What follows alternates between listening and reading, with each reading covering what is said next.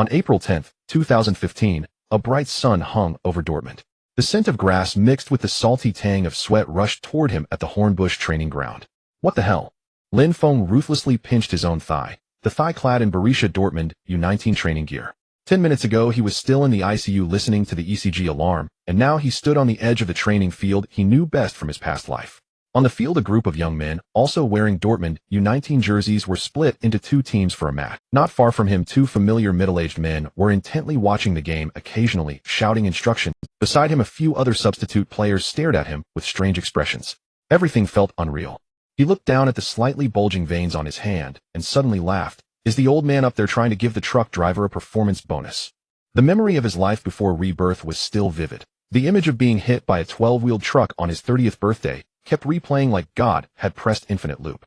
His fingertips unconsciously rubbed the stitches on the edge of the training clothes, as if the excruciating pain of a metal guardrail piercing through his ribs still danced at the ends of his nerves. It seemed he had really been reborn. The environment before him was actually very familiar. This was Dortmund's training base, and the field in front was the dedicated training ground for Dortmund U19. The people before him were also familiar faces from his memory. The two middle-aged men he felt he knew were Hans, the Dortmund U19 head coach, and Michel, the club's youth director. The other young players were also familiar. In his previous life, he had been exchanged to Dortmund U19 at age 8. He had stayed here for nearly 6 months. He was extremely familiar with this place. But at the end of the season his abilities didn't meet Dortmund's requirements. So he had no choice but to return to the domestic league in China. Although he worked very hard later, he only became a substitute player for a mid-to-lower-tier Chinese Super League team. When the accident happened he was already 30. At that age he was about to face retirement. But unexpectedly the crash, ding. A crisp mechanical sound exploded in Lin Feng's ears, startling him so much he nearly knocked over the water bottle rack on the sidelines. A blue light screen appeared before his eyes with the large golden characters Ball King System flashing in tacky gold effect. It was like a Las Vegas neon sign having a rave in his skull. Whoa, a system. Lin Feng's heart stirred, suddenly energized. He never thought the legendary system would host body scan complete. Current basic data as follows. Age 18, looks a bit older, height 181 centimeters, barely passable, stamina 85, a cockroach that never tires, speed 65, even bolt, would get bored, strength 72, could last 3 seconds, arm wrestling shack, coordination 73, could go to wuqiao if football doesn't work out. Lines of information flashed across the screen. Seeing the system's evaluation after each stat, Lin Feng's mouth twitched. This system was a bit off, and more information continued to flash on the panel. Host technical ability assessment complete. Data as follows. Shooting 61, beginner, passing 60, beginner, dribbling 58, trash, heading 69, mediocre, set pieces 58, trash, defense 61, beginner, tackling 62, beginner, positioning 55, trash, ball control 59, trash, overall rating 59. Recommend retiring. System, are you polite? Lin Feng stared at the final line. Overall rating 59, recommend retiring, and completely broke down. The youth director's words from his past life when he was sent back. Your passes are like giving the opponent an extra defender, echoed in his ears again. He could almost smell the burnt glue from the locker room floor where he had scraped it with his cleats.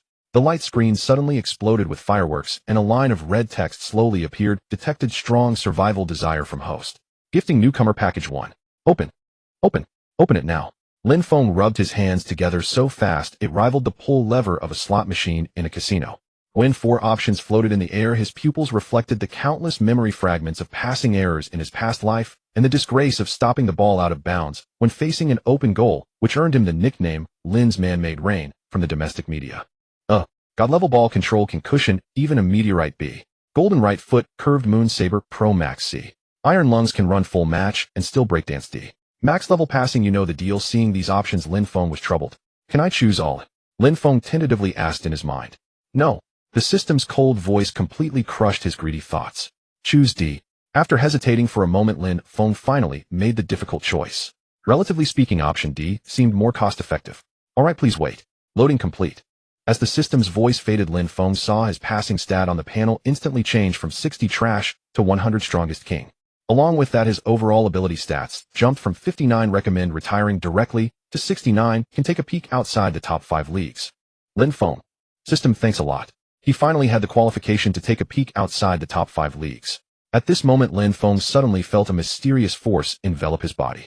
After a moment, he sensed that his body had undergone some kind of change. When he looked around again, everything seemed different from before. because in his vision, any random object he could quickly estimate its distance and position relative to himself, especially moving objects. A single glance, and he could instantly estimate their speed and trajectory. Moreover, he seemed to have a god's eye view of everything around him. From this perspective, he could seemingly keep track of every movement of people and objects around him at any time. Lin Feng knew that these changes were brought about by his passing ability, reaching perfection. This ability to control the whole field felt really amazing. With his current ability, could he finally stay in the Dortmund youth team? After all, the system had given him a rating. He could peek outside the top 5 leagues. His fingernails dug deep into his palm. He could almost see his father sitting in the stands holding a camcorder with trembling hands. In this life, maybe he wouldn't be able to go home and take over the family business. He would disappoint his dad again. Just then, head coach Hans' dissatisfied roar came from a distance. Lin, what are you daydreaming for? It's your... The old German man holding the tactical board reminded Lin Feng of how he had shaken his head looking at his fitness test results in his past life. Lin Feng knew that the coach was very dissatisfied with his abilities. He thought Lin Feng was just here to gild his resume, so he rarely gave him any playing time. But today, because the youth director Michel came to inspect the team, he had to let everyone play. Otherwise, he couldn't. However, only 10 minutes remained in the match. His team was still 2 goals behind. And since the team was composed of U19 substitutes anyway, they were already weaker than the A team. So the remaining 10 minutes were essentially garbage time. So the old man finally gave him a chance to play. But Lin Feng wasn't angry. He understood Hans' decision. After all, his original ability really didn't deserve any special attention from the coach. In the team, everything was based on strength. If you had no ability, don't blame others for targeting you. But now that he was given the chance to play, he would let it all out. Yes, boss. Lin Feng answered and walked to the sideline waiting for the player being substituted to leave the field. At that moment, the system's voice sounded again. System task: obtain a professional contract within 3 days. Reward: golden gift pack. Failure penalty: newcomer gift pack revoked. Lin Feng was momentarily stunned. Can Chinese people even play football? A sneer came from the substitutes bench. Another poser here to embarrass himself.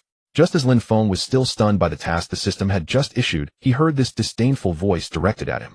He turned his head and saw a tall, blonde, blue-eyed young man staring at him with a contemptuous look. Lin Feng recognized him as Mark, the team's center back. This guy was usually quite annoying and even had a bit of a racist tendency. So he looked down on Lin Feng, a Chinese player, with utter disdain. Now seeing this person he despised actually being sent onto the field, he couldn't help but sneer. Lin Feng said nothing. He just shot Mark a fierce glare. Mark suddenly felt a chill strike his heart, causing him to shudder involuntarily. He couldn't utter any more harsh. Mark, shut the hell up. Hans scolded with disgust. Although he didn't like Lin Feng either, he wouldn't stand by and watch Mark provoke him. Hearing the head coach's rebuke, Mark immediately quieted down. Though he was usually cocky, he dared not challenge. Lin Feng turned away and stopped paying attention to Mark. He had no mood to bother with such trash. Lin. Hans tapped the tactic board impatiently. Remember, your task after you go on the field is defense. Hearing Hans' arrangement, Lin Feng felt a mix of amusement and helplessness. That bastard placed him at left back, giving him no chance to shine. Memories from before his rebirth surged. In the same situation in his past life, he was torn apart at the fullback position. This was one of the reasons the team eventually gave up on him. The team fullback who was substituted off had already reached the sideline. After high-fiving him, Lin Feng immediately ran onto the pitch. Seeing Lin Feng come on, the team players let out a collective sigh. Today the youth development director was watching, and everyone knew what that meant. Everyone wanted to perform well. They had been determined to beat the A team today. But the gap in strength left them 2 goals behind. Now with just 10 minutes left, the head coach had subbed in that Chinese kid who was just there to make up the numbers. This was practically asking for their complete defeat. They knew exactly what his level was. Him on the pitch, and as a defender, was like handing the A team free goals. If the opponent scored another goal, they would all end up on the youth director's blacklist. Looking at the disgusted expressions of his teammates, Lin Feng was speechless. Damn, they treat me like a jinx. Wait and see how you'll lick my boots later. Lin, be careful later. If you get the ball, pass it quickly to avoid a steal. Mr. Michel is watching. Seize the opportunity. The speaker was Paul, the team forward and captain on. He was the only teammate willing to talk to Lin Feng and offer advice. Don't worry, captain. They'll send you good pass. Lin Feng smiled at him. He would respond positively to teammates who showed him kindness. Paul clearly didn't expect Lin Feng to say that. He paused and nodded. Hope so. On the other side of the pitch, a team forward Schneider watched the newly substituted Lin Feng with interest. This blonde had just been selected for the German U19 national team last month, the core of the A team. He had scored both goals today. Seeing Lin Feng come on, he perked up immediately. It seemed a hat trick was possible. If he could complete a hat trick, he might be promoted to the first team soon. If that happened, the thought made Schneider. The whistle blew. Schneider immediately charged with the ball like a tank toward Lin Feng. This guy was indeed the core of Dortmund's U19 team. Fast speed, good ball control. Facing him directly, Lin Feng couldn't accurately judge the direction of his breakthrough. He could only brace himself and step up. Soon the two met on the left flank of the team half. Schneider pushed the ball with his foot, moving it to the left. Lin Feng instinctively stretched out his foot for a steal, but at that moment Schneider quickly pulled the ball back, dragging it to the right. Lin Feng was left empty-handed. Is that all? Before Lin Feng could adjust, Schneider laughed and sped away. You Chinese should all go practice table tennis. The substitutes bench burst into laughter. Even the teammates shook their heads and chuckled. Having broken past Lin Feng's defense, Schneider quickly dribbled into the box and fired a low shot. But the shot lacked power and was easily saved by the team goalkeeper. Schneider angrily kicked a chunk of turf. But when he glanced at Lin Feng, who had just caught up, a smile crept onto his lip. With this guy around, he wouldn't lack chances to score. Damn it. Lin Feng was frustrated. His pathetic defensive value of just over 60 was nowhere near enough against this German young talent. He could already see Michel shaking his head on the sidelines and Hans with a displeased expression talking to him. Both their eyes lingered on him, surely saying no good things. Hey, rookie, don't rush into tackles, it's dangerous. Team goalkeeper Thomas shouted loudly at Lin Feng. Lin Feng didn't say much in response to his own goalkeeper's rebuke. It had been his own fault just now. Soon Thomas threw the ball to restart play. The ball was tossed to team midfielder. After receiving the ball, Knight quickly pulled it and turned dribbling forward.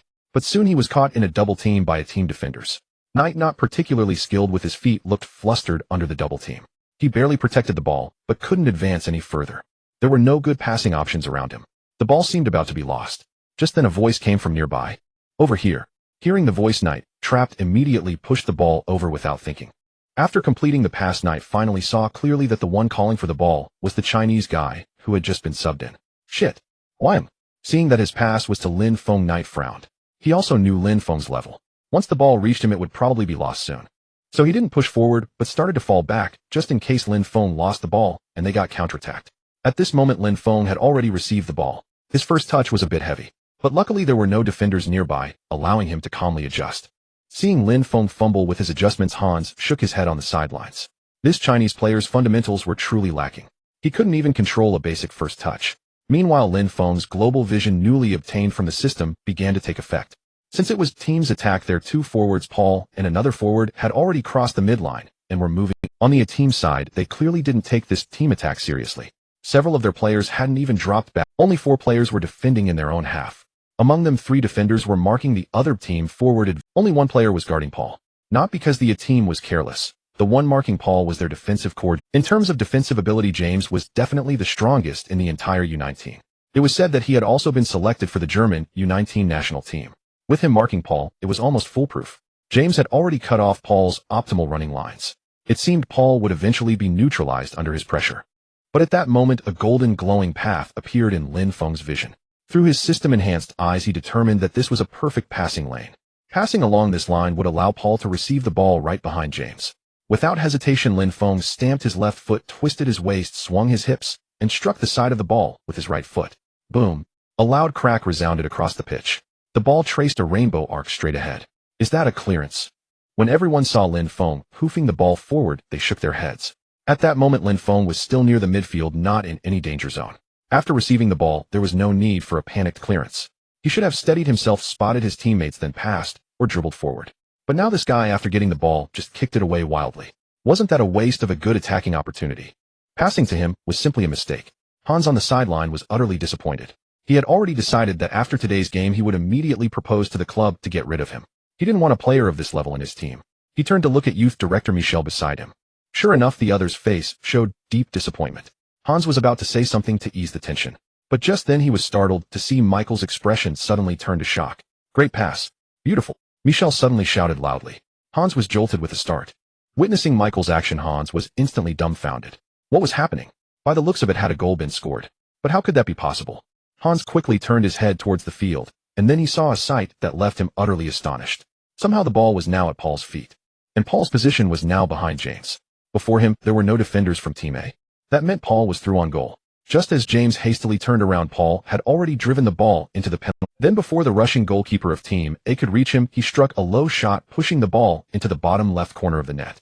In that moment, the entire field fell silent. Everyone stared at the scene in disbelief.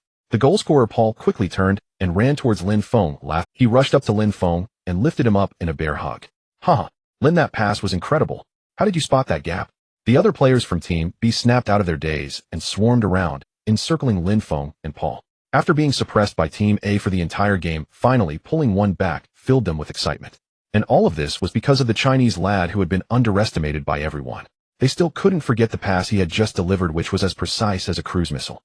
After traversing nearly 40 meters, the ball landed perfectly in the gap before Paul. As a player for Borussia Dortmund's U19 team, Paul instantly understood Lin Feng's intention the moment the ball was released.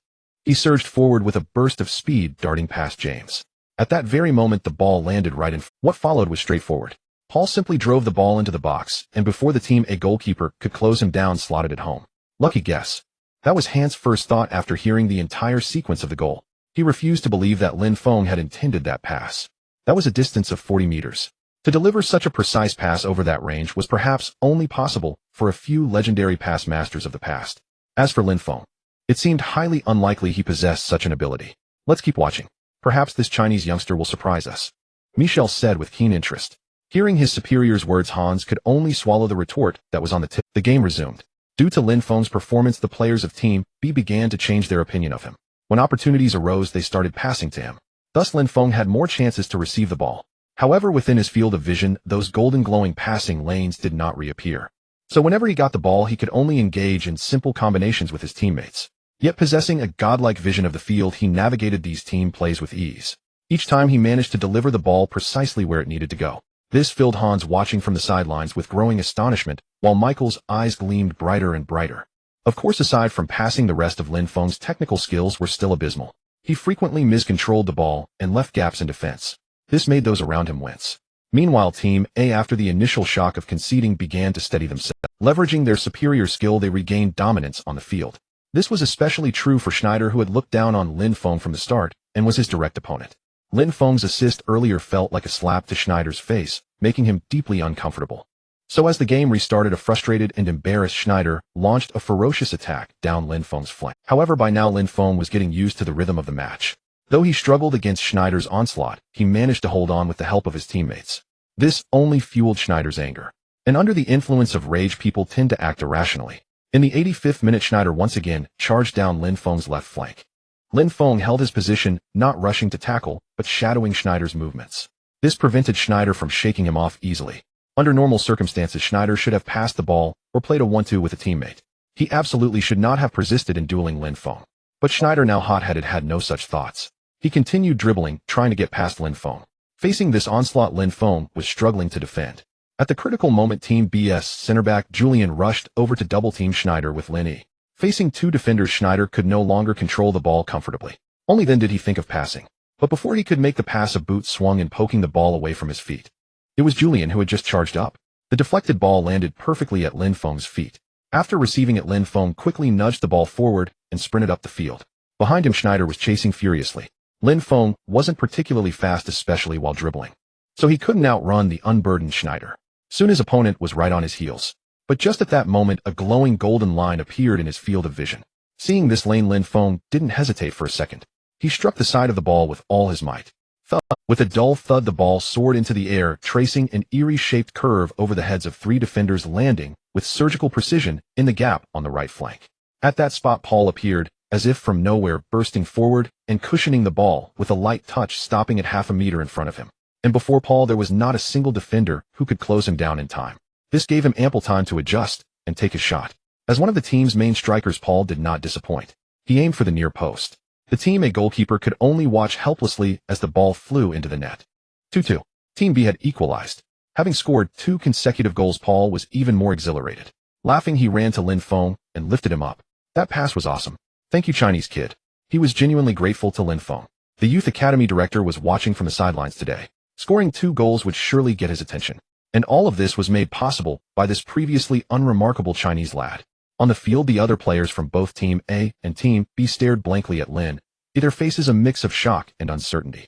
The first pass could be dismissed as a fluke, but just a few minutes later he delivered another one. Surely this couldn't be luck. If such passes were so easy to make by chance, everyone would be a passing maestro.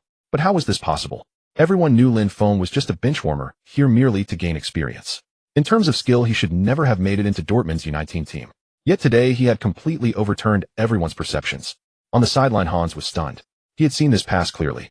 A 40-meter rainbow pass with the outside of the foot. The ball landed flawlessly in front of the advancing striker with just the right pace and weight, allowing him to receive it most comfortably, shake off his marker, and go unknown with the keeper to score. A pass like that, even with natural talent, required at least 10 to 20 years of dedicated practice to pull off. But seeing such a masterful pass executed by a Chinese player he had dismissed seemed utterly surreal. Beside him, Michel was ecstatic. My God, that switch of play. He loosened his tie. Hans, did you see that? A 35-meter diagonal pass with an error margin of less than half a meter. Do you know what this means? Michel had now seen Lin Feng's passing prowess twice, confirming he was a genius.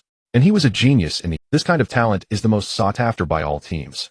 Because what every major club lacks most are geniuses who can deliver brilliant passes.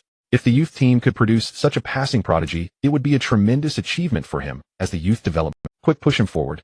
Move him to midfield. I want to see his true level. Michel directly commanded Hans, the team's head coach. Right. Hans replied dazedly. He immediately waved over another fullback, Mark, who was sitting on the bench. Mark was the one who had mocked Lin Feng earlier. Mark, you're going in. Replace Lin's position. Move Lin forward and take Thomas off. This. Mark's face darkened. Lin Feng's two incredible passes had already annoyed him. The person he despised the most was now stealing the spotlight. And now the coach wanted him to replace Lin, not to take him off, but to let him be the team's playmaker. This felt like the ultimate humiliation. Filled with shame, he was extremely reluctant to follow the coach's. What's wrong? Is there a problem? Hans looked at Mark with slight displeasure. No. It's nothing. In the end, Mark lacked the courage to defy the coach's order. Good. Once you're on the field, if you get the chance, pass the ball to Lin and let him organize the attack. And remember, don't cause any trouble for Lin. Hans' final instruction almost made Mark's blood boil. When had that Chinese kid become such a prized asset? But he dared not question the coach's decision. Eventually, he could only nod stiffly to show he understood. In the 87th minute of the match, Team B made another substitution. Fullback Mark came on to take over Lin Feng's defensive duties. Then Lin Feng moved forward to assume the role of attacking midfielder. Meanwhile, Team B's original attacking midfielder Thomas was substituted off. Thomas' expression darkened as he left the pitch, though a hint of resignation lingered in his eyes. He had failed to deliver a single quality pass in over 80 minutes. Yet, that Chinese kid within minutes of stepping onto the field had already provided 2 assists in succession. If he were the coach, he would likely have handed the midfield reins to the newcomer as well. He could only blame his own inadequacy. But with his substitution, he wondered if there would still be a place for him in the team going forward. The competition within Borussia Dortmund's youth squad was fierce. At that moment, Mark, who had just entered the game, approached Lin Feng and said, "The coach wants you to push forward and take Thomas' position." Got it. Lin Feng nodded in understanding and prepared to move to his new position. Hey, Lin. Mark suddenly called out, his face twisted with hesitation. Lin Feng turned his head in surprise, looking at the guy who had mocked him earlier, wondering what trick he was up to now. I apologize for what I said earlier. I'm sorry. Huh. Lin Feng was taken aback by Mark's words. Had this kid changed his ways? This was hardly his usual demeanor. But after a moment's thought, he understood. His recent performance must have caught the head coach's attention. If he played well in the remaining matches, securing a spot on the team, or even becoming a starter wouldn't be too difficult. In the world of football, strength commands respect. If you have skill, everyone will respect you. Even the head coach would view you differently. Mark was just a fringe player. To survive in the team, one had to maintain good relations with the core players. And Lin Feng might soon become, in essence, circumstances dictated actions. Those who failed to read the room would never know when misfortune would strike. From this perspective, Mark was indeed a pragmatist. Having figured this out, Lin Feng was no longer puzzled by the shift in attitude. He nodded at Mark without a word and turned to sprint forward, leaving Mark standing there dazed. Lin Feng wouldn't easily offer forgiveness. Whether to forgive depended on the other's future actions. His forgiveness wasn't so cheap. The match quickly resumed. After conceding 2 equalizers, Team A was thoroughly enraged.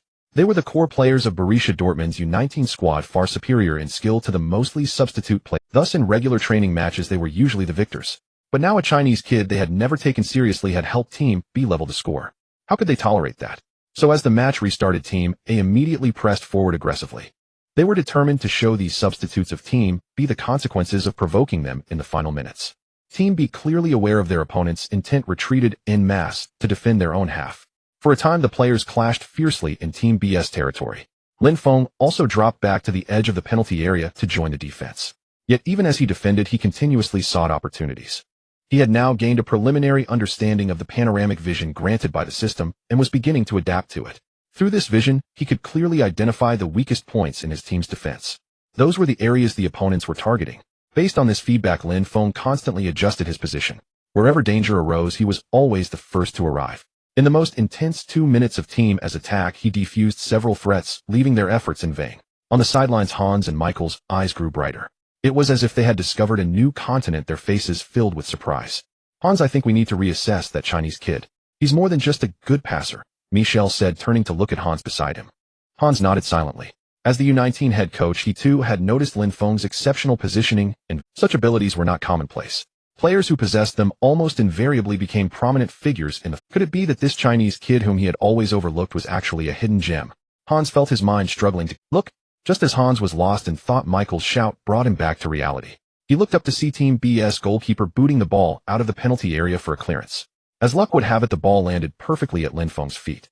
Lin Feng pulled the ball, turned, and looked up to survey the field. Then a golden line appeared before his eyes. Without a moment's hesitation, Lin Feng swung his foot and struck the ball with force. With a dull thud, the ball arced through the air, heading straight for the front field. And on his passing trajectory, a figure had already burst forward. It was Paul again. With Team A pushing forward aggressively, their defensive line had advanced to the midfield. Paul had been lurking near the midfield. The moment Lin Feng received the ball, he had already begun his run. By the time Lin Feng's pass soared into the air, Paul had already breached Team A's defensive line. Team A's defenders, caught off guard, scrambled to turn and chase back. As a forward, Paul was exceptionally fast. Without any reduction in speed, he quickly opened a gap of several meters between himself and the pursuing defenders. Just then, the airborne ball began its descent. The landing point was precisely in front of Paul. He gently cushioned the ball with his foot, and it obediently bounced onto the grass half a meter ahead. This did not impede Paul's forward momentum. He nudged the ball forward and charged toward Team A's goal. Team A's goalkeeper had already rushed out of his goal. Seizing the moment, Paul delicately chipped the ball. It traced an arc over the goalkeeper's head and nestled into the back. 32. In the dying moments of the match, Team B had sealed a victory. Paul, who had completed a hat-trick, pumped his fists in exhilaration. Ignoring the teammates rushing to celebrate with him, he sprinted straight to Lin Feng. Then, under the stunned gaze of everyone, he dropped to one knee, lifted Lin Feng's right foot, and mimed the act of beep. The referee's final whistle tore through the mist hanging over the training ground.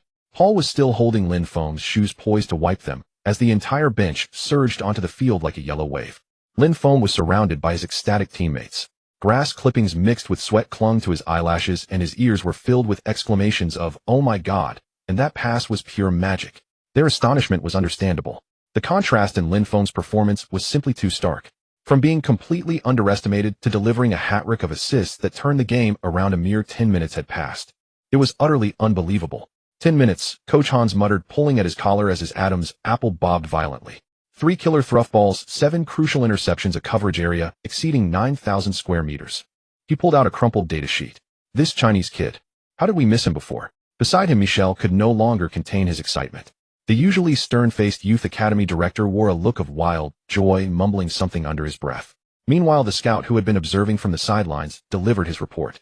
Name: Lin Feng. Playing time: 13:45 inch. Touches: 11. Key passes: 3. Passing accuracy: 100. Damn it. Hans yanked at his tie, his cheekbones twitching uncontrollably. He recalled the scout report from 3 days ago. The player lacks positional awareness and long pass accuracy. Recommend observation with the U17 squad. And now that same Chinese youth, deemed to have no professional future, had delivered 3 long passes worthy of a maestro in just over 10 minutes, creating 3 goals. Quick, find his file. I want to sign him, Michel declared decisively. Hearing this, Hans was momentarily stunned, but soon nodded in agreement. If they didn't secure this player, some other team would snatch him away. That would be a massive loss. They had to sign him before word got out to other clubs. Inside the director's office, slivers of sunlight filtered through the blinds, dotting the room with specks of light. Michel pushed a contract across the oak desk, speaking gently. This is Borussia Dortmund's level professional contract. If you have no objections, you can sign your name here. From now on, you'll be a true professional player for Borussia Dortmund. Lin Feng took the contract and began to read it carefully. He had been called directly to the office by Michel right after the match. He wasn't surprised that they wanted to sign him. If they had any professional acumen, they wouldn't let a talent like him slip away. So he remained calm. Besides, this was just the most basic level contract in Dortmund's system. The main terms were simple: a 3-year contract with a weekly salary of 800 euros. It also stipulated a release clause of 10 million euros. There were other clauses about appearance fees, goal bonuses, and championship bonuses, none of which were very substantial. Lin Feng didn't pay much attention to the other minor details. After reviewing the terms, Lin Feng looked up at Michel and said with a smile, "Mr. Michel, I have no issue with the other terms, but isn't the release clause a bit high? After all, my salary is only 800 euros. A weekly wage of 800 against a 10 million release clause." This old fox was playing a clever game.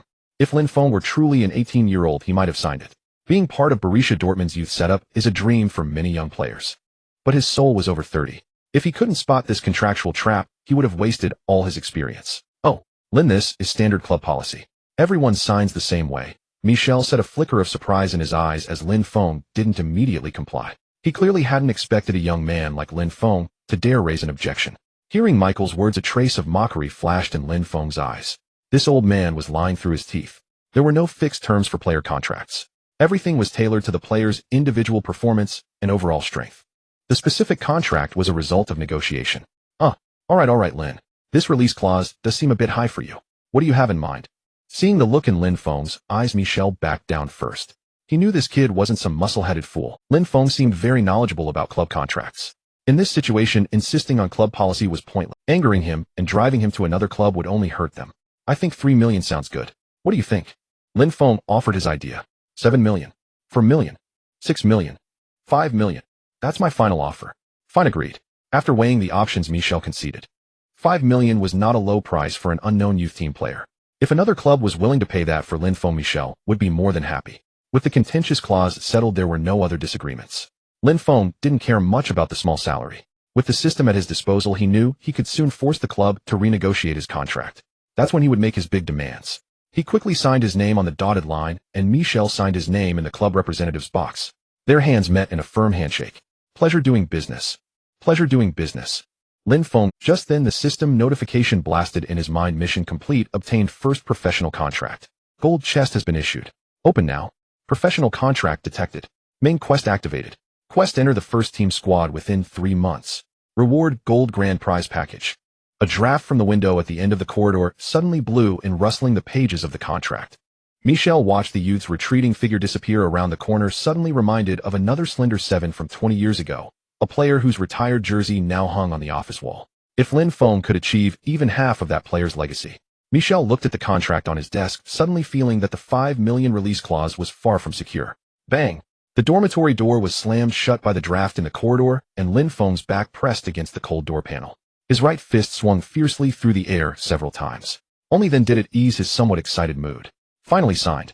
He had finally become a professional footballer. With the help of the system, he believed he would carve out a path in professional football entirely different from his past life. This was precisely the road he had always wanted to take, but never had the chance to. Reborn in this life, he was naturally determined to strive for it. As for returning home to inherit a fortune worth billions, that was never his ambition. Of course, mainly because that fortune wasn't going anywhere. He called up the system panel, and the golden treasure chest in the center was still shimmering with light. He tapped to open it. The lid of the chest flew open. Golden treasure chest opened. Congratulations, host. You have obtained Xavi Hernandez magic spin of love master level. You have gained 5 points of coordination. Instantly, countless images exploded in his mind. The red sand of Barcelona's La Masia, the tactical board in the Camp Nou locker room imbued with the scent of pine, and those subtle footsteps measured by boot studs ignored by the cameras. Lin Feng felt his calf muscles twitching as if countless invisible threads were rewiring his muscle memory. Damn, this is way more intense than extra reps in the gym. He staggered, steadying himself against the desk, knocking over a mug of overnight ice water. The liquid spread across a poster of Mats Hummels, precisely obscuring a corner of the Borussia Dortmund crest. After a long while, that peculiar sensation faded. Lin Feng assessed his body and realized it had become far more agile than before. His mind was also filled with detailed memories of Xavi's signature move, magic spin of love. Those memories seemed to have merged with his body, indistinguishable from his own. Lin Feng was overjoyed. This was the signature skill of Xavi, a master passer of his generation. With this move, Xavi had toyed with countless established stars on the pitch. And now the system had directly granted him this reward. This was absolutely incredible. Along with it, his coordination had increased by 5 points. This was likely the minimum coordination required to execute the master-level spin. So this was an absolute. Suddenly hurried footsteps echoed in the corridor. Lin. Paul burst through the door, bringing in a gust of cold wind, blades of grass still clinging to his blonde hair. Mark said we're going to the old City Wall bar to celebrate your pro contract. Wait, why are you so pale? Lin Feng rubbed his throbbing temples and said with a wry smile, maybe I caught a chill in the shower. Speaking of which, he grabbed his training jacket from the back of the chair. Didn't you say last week that if I made the squad you'd give me that Reyes signed jersey? Hey, that only counts if you actually play. Paul pretended to put him in a headlock, but suddenly noticed the contract copy spread out on the desk. Wait, why are there correction marks on the release clause? That tightwad Michel actually allowed. Before he could finish, a harsh car horn blared from downstairs. Mark leaned out of his BMW M4 convertible, his chrome hearts necklace swinging in a silver arc under the streetlight. Guys, If you dawdle any longer, well, missed the Bionegitone deal on signature cocktails. The guy clearly came from a well-off family, evident from his luxury car and usual attire. His reason for treating everyone today was mainly to mend his relationship with Lin Feng. Given Lin Feng's demonstrated skill, he was likely to become a key midfield core in the team. If Mark wanted more possession on the pitch, he had to stay on good terms with him. Otherwise, Lin Feng could easily make things difficult for him during games. Lin Feng, having lived two lives, instantly grasped Mark's shift from arrogance to humility. He had no issue accepting this goodwill overture. After all, football is a team sport. Getting along with teammates is a required course. Now that someone had expressed goodwill and apologized for past actions, and he had suffered no real loss, there was nothing to hold on to. That was why he had agreed to Paul's invitation. As the engine Ruhr rumbled through the graffiti-covered streets of Westphalen, Lin Feng felt the system's miraculous changes from the back seat. The rhythm of the windshield wipers, the vibration as tires passed over manhole covers, even the ticking of Julian's Longin's watch, all seemed to morph into a distinct passing rhythm. The neon sign of the old city wall bar blurred into patches of light in the drizzle. As he pushed open the oak door, the scent of tobacco and dark beer washed over him. An old TV on the wall was replaying highlights of Borussia Dortmund U19's recent defeat. Max slammed his tequila glass on the bar. Damn, are they replaying this crap to cheer us up? Easy there, my striker. Finn spun a pool ball with his bandaged fingers. You should thank that stupid sliding tackle, otherwise I'd be starting in next week's derby. The goalkeeper lifted his jersey, revealing the fading bruise on his ribs. Lin Feng took the ginger ale. Paul handed him the cold bubbles bursting on his tongue. He noticed the TV cut to the league table. Borussia Dortmund U19 sat fourth in Group B, a full 7 points behind leaders Schalke 04. So, Julian tapped his lighter on the cigarette pack. Next week at the Veltins Arena, we not only have to deal with those blue miners mad pressing, but also brace for our own fans' whistles. He nodded toward the TV, which showed fans burning scarves. Max suddenly slammed the tactical manual on the table, shaking dice into a glass of absinthe. Those reporters in their air-conditioned rooms don't know a damn thing. They have no idea Tobias' knee is swollen like a grapefruit, or that Finn's rib nearly punctured his lung. His red-rimmed eyes reflected the amber liquids behind the bar. The others also wore bitter expressions. Guys, don't lose heart. This match might be different. We have Lin now. At Paul's words, everyone's gaze focused on. A glimmer of hope lit up their eyes. Lin Feng felt uncomfortable under their stares. Why are you all looking at me? I just signed with the team. I'm a total rookie. Paul's arm pressed heavily on his shoulder as he exaggeratedly said to the group, who would have thought I could score 3 goals in the last 10 minutes of today's training match? And all 3 were assisted by Lin. Lin was like he suddenly had a third eye. He waved his arm, nearly knocking over a fruit platter. 3 long passes over 40 meters, each arc drawn as if with a compass. The feeling, recalling it, Paul's face lit up with excitement. Even though it was just a training match, the exquisite sensation of scoring was unforgettable. Hey Lin, don't be too partial later. You've got to send me some good balls too. Max said, half jokingly, half seriously. As a striker, the craving for a good playmaker was ingrained in his bones. He had witnessed Lin Feng's performance today. If Lin could deliver such passes in official matches, scoring goals would be the mere thought of it made Max want to laugh out loud. The others shared the same sentiment. Given Lin Feng's displayed ability, he was likely to become the team's midfield core. If they wanted to improve, they would have to rely on him. Don't get too excited yet. Quit is still on the team. We don't even know if Lin will get to play. At that moment, Mark spoke up. His words plunged the group into silence. Lin Feng's heart stirred as well. He knew exactly who Quit was. He was the current midfield core of the Borussia Dortmund U19 team, the one leading the team today. Word had it that Quit had already been called up to the U20 German national team. Being selected at just 18 was a testament to his caliber. And indeed, he was a player with broad vision, precise passing, and exceptional footwork. He had been an undisputed core starter for Borussia Dortmund U19. And this very player was his direct competitor. Thinking about it, Lin Feng felt the immense pressure weighing on him. The morning mist had not yet dissipated when Lin Feng's sneakers crushed the dew beside the training ground. He had deliberately arrived 2 hours early, repeatedly practicing the technical moves he had acquired from the system.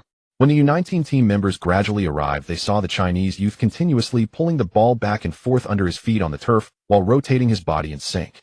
The ball seemed to be imbued with a soul beneath Lin Feng's feet, flexibly spinning with his steps and movements. Damn, did he sneak a sip of Paul's spinach soup last night? Max nudged the shoulder of goalkeeper Yuri. Who knows, but I really hope I get to be on his team today. Yuri shrugged as he spoke. Upon hearing this, Max couldn't help but nod in agreement. Unbeknownst to them, Lin Feng's performance had already earned the trust of many teammates. Once everyone had arrived, assistant coach Tobia blew the whistle to gather the players. After they had all lined up, head coach Hans began to outline the day's training content. Today we will focus on midfield breakthroughs. Quit, you demonstrate the standard move. The blonde youth stepped forward proudly, gently cushioning the ball with his instep. The ball traced a crescent arc in the air, and upon landing, he deftly controlled it with the outside of his foot.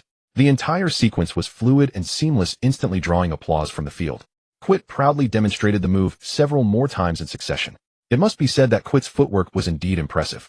The ball seemed to come alive under his feet, obediently spinning and turning with his every movement.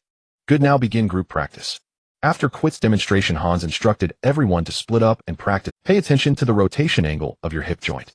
Hans explained the technical essentials on the sidelines. When shielding the ball, you should like. His voice suddenly trailed off, for at that moment his gaze was completely captivated by a figure on the field.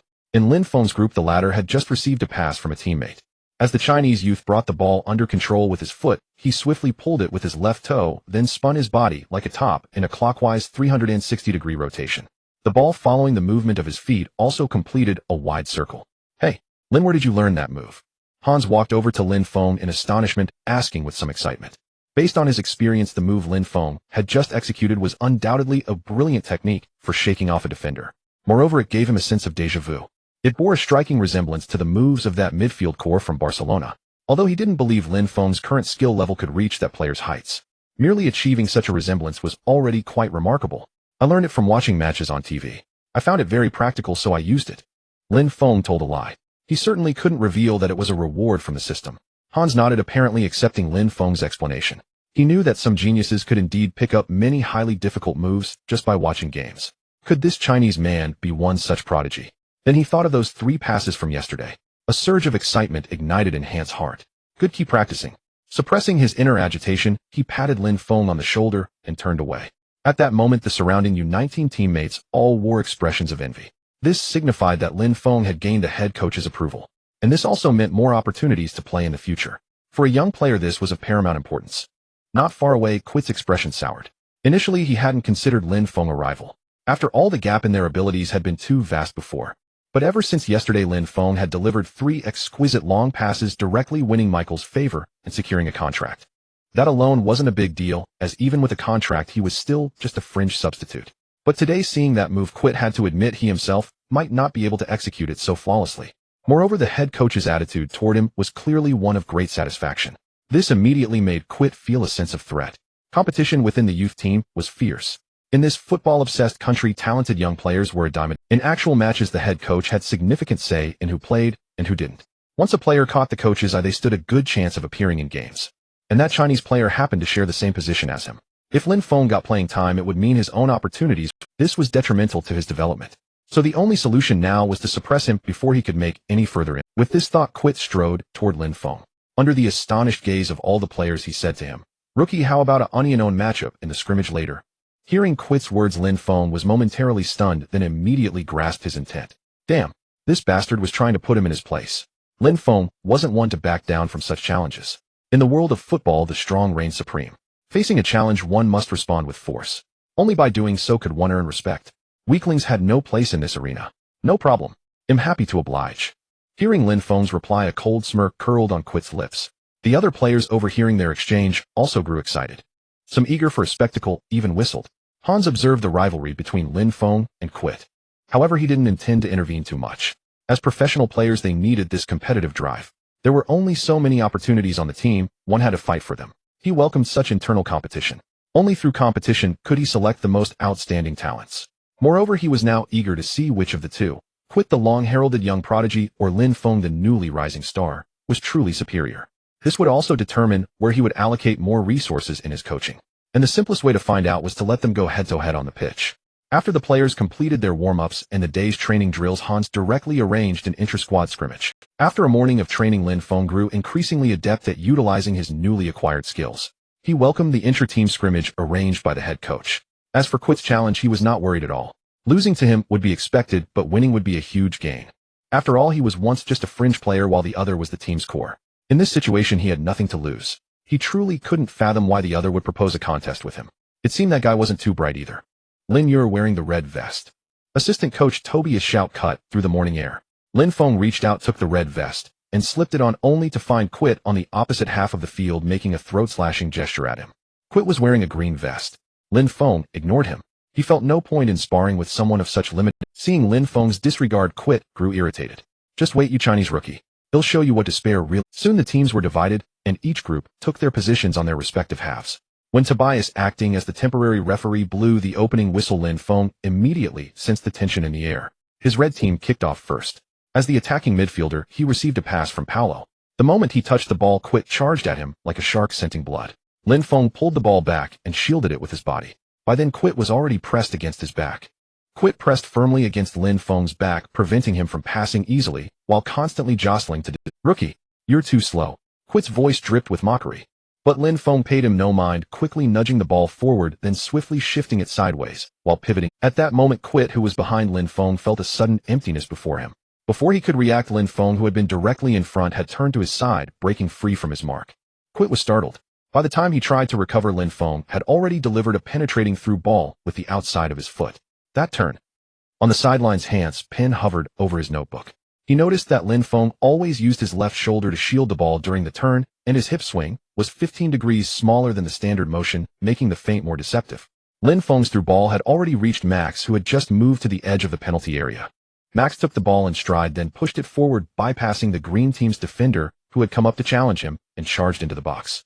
Before the opposing goalkeeper could rush out, he took a shot. Unfortunately, his aim was slightly off, and the ball rolled past the far post and out of play. Max slapped his thigh in frustration. He then raised his thumb apologetically in Lin Feng's direction. Incredible penetration. And that vision. What a pass. Hans muttered to himself, his eyes gleaming. His look was as if he had discovered a rare treasure. Meanwhile, Quit's expression was as dark as could be. He knew he had been fooled by a rookie. This thought was hard for him to accept. Then something even more unpleasant happened. Lin Feng walked over to him and said with a smile, "So do you still think him slow?" He spoke in German slowly so Quit heard every word clearly. Quit's face grew even more sullen. "Don't get cocky. He'll show you what I'm made of," he gritted out. Lin Feng didn't provoke him further, just shrugged and ran off. The match continued. After nearly scoring early on, the red team's morale soared. Their formation pushed forward, threatening the green team. Lin Feng, as the midfield core and playmaker, became the starting point of every attack. On the green team's side, Quit, the midfield core, was completely fixated on Lin Feng, sticking to him like a leech. As a result, Quit's attention to organizing attacks waned. This made the green team's offense disjointed, and every attack would fizzle out after just a few passes, either being intercepted or devolving into individual efforts that posed no threat. This infuriated Hans, who was watching from the sidelines. "Quit. You're not a defensive midfielder. Don't." Hearing the head coach's shout, Quit's face turned ugly. He had to temporarily abandon his pressure on Lin Feng and focus more on the team's organization. With Quit no longer glued to him, Lin Feng felt much more at ease. Given his current skill level, dealing with tight man marking was still quite strenuous. Now that Quit wasn't shadowing him, he had more room to operate. An opportunity soon came. 10 minutes into the match, Lin Feng received a pass from a teammate near the center circle. The moment he received the ball, a faint golden line appeared in his field of vision. Without a second thought, he launched a long pass. The ball flew straight toward the edge of the penalty area without any delay. On its trajectory, Paulo had already sprinted forward. He instantly beat the offside trap, collected the ball on the edge of the box, then pushed it forward and charged into the penalty area, onion with the goalkeeper. Facing the flustered green team goalkeeper rushing out, Paulo calmly slotted the ball into the bottom left corner. Great goal. Hans, who had witnessed the entire goal, couldn't help but cheer from the sideline. He had seen clearly that Lin Feng, the moment he received the ball, as if blessed with a third eye, had unhesitatingly delivered a long through ball. The ball traveled nearly 30 meters, threading through the gaps between the green team's defenders like a guided missile, landing perfectly at Paulo's feet. Hans was certain that Lin Feng had not looked up before making that pass. This was astonishing. The only explanation was that the entire pitch's layout was mapped in his mind. He could clearly judge the positions and running paths of every player on the field. Only then could he deliver a killer pass without any prior observation. But was that possible? Hans found himself doubting. The player was only an 18-year-old youth. Could he possess such game intelligence and overall vision? It was too incredible. Yet if not, how else could one explain that pass? Could it have been a fluke? Hans shook his head. If this one was a fluke, then what about the passes from yesterday? A fluke once or twice might be possible, but not every time. Eliminating all impossibilities, the most likely answer became clear. This Chinese youth was truly a genius. A young talent with extraordinary vision and game intelligence. This realization ignited a fire in Hans' heart. In today's teams, there is no shortage of powerful forwards, ironclad defenders, or hardworking role players. What is scarce is a creative core capable of delivering exquisite passes. A good playmaker can elevate a team's performance to a whole new level. And now within his own squad, a future super midfielder might be emerging. How could Hans not be thrilled? On the pitch, Paulo, who had just scored, rushed over to Lin Feng excitedly and lifted it. "Great job, Lin." Paolo shouted in Lin Feng's ear with a laugh. He had been lurking among the green team's defenders, and when Lin Feng got the ball he had only made a tentative run out of striker's instinct. He hadn't expected Lin Feng to deliver the ball instantly, he had even prepared himself to be offside. Such situations are common in matches. After all, not every forward run is rewarded with a pass. But to his surprise, the moment he dashed past the green team's defensive line, the ball was already at his feet. The rest was simple. He just needed to push the ball forward and face the goalkeeper unknown. Paolo had never played such an effortless game in his career. All he had to do was run forward and shoot. All this was thanks to the Chinese lad before him. Several other red team players nearby also ran over to celebrate the goal with them. Amazing. What a Lin. Remember to send some good balls my way too. And me. They praised him, looking at Lin Feng with eager eyes. In a team, aside from players in the same position, everyone loves a teammate who can deliver great passes. It means that if they make a good run, their chance of scoring increases dramatically. Scoring goals is the most important metric for any player. So at that moment, Lin Feng's teammates on the red team had completely changed their opinion of him. They even began to curry favor with him. All of this, seen by Quit from a distance, made his expression turn extremely. When Tobia blew the whistle to restart the match, Quit's face had already darkened like a goalkeeper's glove that had been struck by the ball 3 times. This U19 midfield prodigy glared fiercely at Lin Feng's back, then abruptly tugged at his own shorts. The grass stains from his earlier clash with Lin Feng now clung to his knee like a badge of shame. Hans frowned from the sidelines. He had already noticed Quit's unusual state. This guy doesn't seem right. Look at his expression, like a bulldog ready to snap at anyone. No sooner had he spoken than the green team kicked off from the center circle. Quit dribbled forward, then suddenly changed direction, charging straight at Lin Feng. He intended to use his skills to thoroughly humiliate this detestable Chinese rookie. At that moment, Lin Feng also noticed Quit storming toward him with murderous intent. Seeing the opponent's expression, he instantly understood what Quit was planning. To be honest, with his current defensive abilities, if he were to face Quit unknown, he would indeed be utterly outclassed. Apart from his passing and that signature spin move, his other skills were abysmally poor. Especially his defensive technique, it was practically garbage. In such a situation, trying to stop a talented player like Quit was nothing short of a pipe dream. So Lin Feng immediately began to retreat. This retreat wasn't out of fear of Quit, but rather to find teammates to help him double-team the opponent. Since he couldn't defend Quit alone, he would seek cooperation from his teammates. After all, football is a team sport, going solo leads nowhere. Seeing Lin Feng fall back, Quit grew even more arrogant. He accelerated and chased after him. But just then a figure suddenly dashed in from the side and slid in to tackle the ball at Quit's feet. It was red team defender Mark. As a seasoned defender, Mark's defensive skills were solid. This tackle was both precise and ruthless. Startled, Quit quickly flicked the ball up and leaped into the air, barely dodging Mark's tackle. But before he could catch his breath, the ball he had just chipped was intercepted by Lin Feng, who had rushed over from nowhere. Having stolen the ball, Lin Feng didn't wait for Quit to counterattack. He immediately launched a long, powerful pass, sending the ball flying forward. On his passing route, Max was already sprinting. After controlling the ball at the edge of the penalty area, he unleashed a violent long-range shot. However, his shot wasn't kept down, and the ball sailed high over the bar. Max waved his arm in frustration, but still turned back to give Lin Feng a thumbs-up for the pass. Meanwhile, Quit was nearly driven mad with rage. He had intended to toy with Lin Feng, but instead ended up being dispossessed, and it had led to a threatening attack. It was like trying to steal a chicken only to lose the bait. The frustration was indescribable. Coward. You only know how to play dirty tricks from behind. Quit couldn't help but taunt Lin Feng loudly. Lin Feng looked at Quit as if he were an idiot, completely unafraid. He simply couldn't understand why the other was so foolish. It's common for players to have silent rivalries. But turning such conflicts public is a different matter altogether, as it goes beyond healthy competition. It's strictly forbidden by head coaches and club management. Not to mention they were just youth team players. Even established superstars, if they become alienated within the team and incur collective wrath, would be purged. Of course, if it's just a conflict between two individuals, the club will consider who contributes more to the team. And Lin Feng didn't believe he was inferior to Quit. But this would take time to prove. So the immediate priority was to make the club believe his role in the team was greater than. Then when an irreconcilable conflict arose, the club would lean in his favor. Seeing Lin Feng's gaze, Quit flew into a rage. He wanted to confront Lin Feng, but feared the head coach's presence. In the end, he could only glare fiercely at Lin Feng before turning away. The match quickly resumed. The green team's goalkeeper kicked the ball out. Julian overpowered a green team player near midfield to win the first header. He nodded the ball to Lin Feng. Lin Feng trapped it under his control. Just then Quit charged at him. When they were 3 meters apart, Quit suddenly flashed his studs, seemingly recreating the infamous De Jong kick on Alonso. Oh no!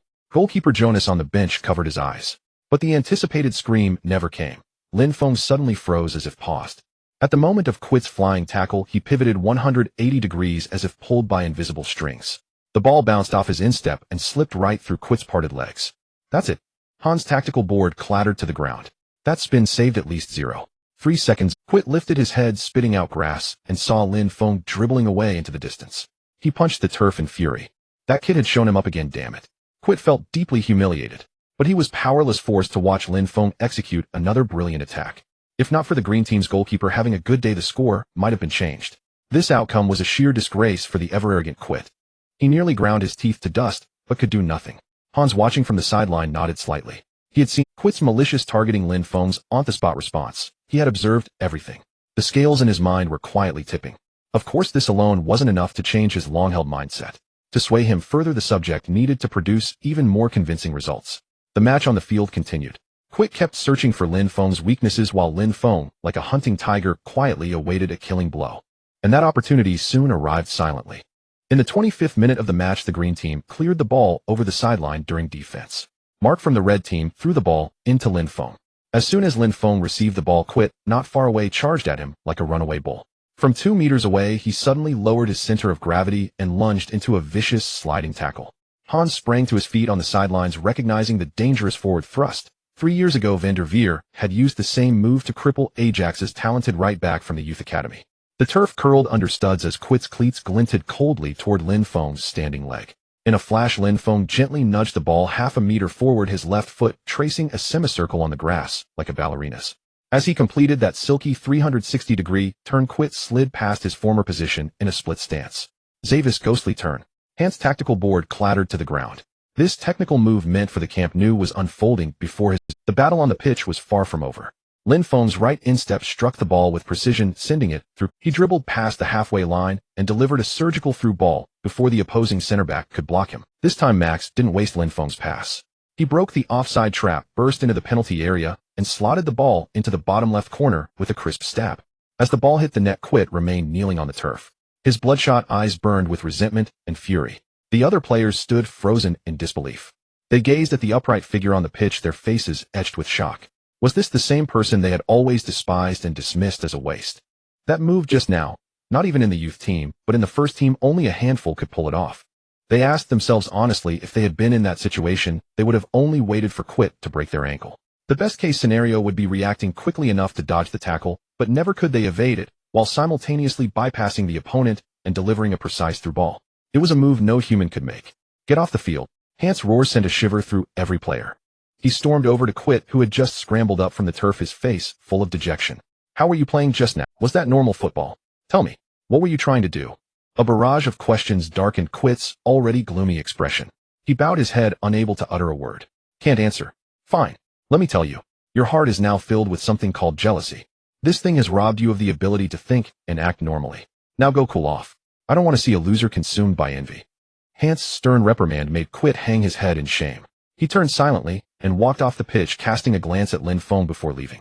But he found that the other didn't even spare him a direct look. This only deepened his sense of defeat. So the other didn't even deign to look at him. After Quit left, the match resumed. The substitute midfielder from the green team no longer targeted Lin Feng. The game finally returned to normal. However, this exposed Lin Feng's weaknesses. Apart from his passing and ability to evade tackles, his other technical skills were quite average. His ball control, dribbling, and defensive interceptions were still far behind those of other players on the field. But thanks to his exceptional passing, these lackluster fundamentals weren't too glaring. After all, a teammate who could occasionally deliver great passes. Well, it didn't matter if he sometimes miscontrolled the ball or got tackled during a dribble. But after the green team tightened their defense, Lin Feng's passing opportunities dwindled. It wasn't until the 35th minute that he delivered a 45-degree outward curving cross. The ball arced through the air and landed right in front of Paul. Unfortunately, Paul's header lacked precision, and the ball skimmed over the crossbar and out of play. Although the goal didn't go in, it still made Hans widen his eyes in astonishment on the sidelines. He was now increasingly certain that Lin Feng was a passing prodigy with a gift for distribution. The 45-minute training match ended with a 20 victory for the red team. For a side mostly composed of substitutes, this was a significant breakthrough. The biggest contributor to this success was, of course, Lin Feng, who provided both assists. After the match, all the U19 players began to take Lin Feng, this Chinese player they had previously looked down upon, seriously. Especially Paul and Max, who scored today, grew closer to Lin Feng.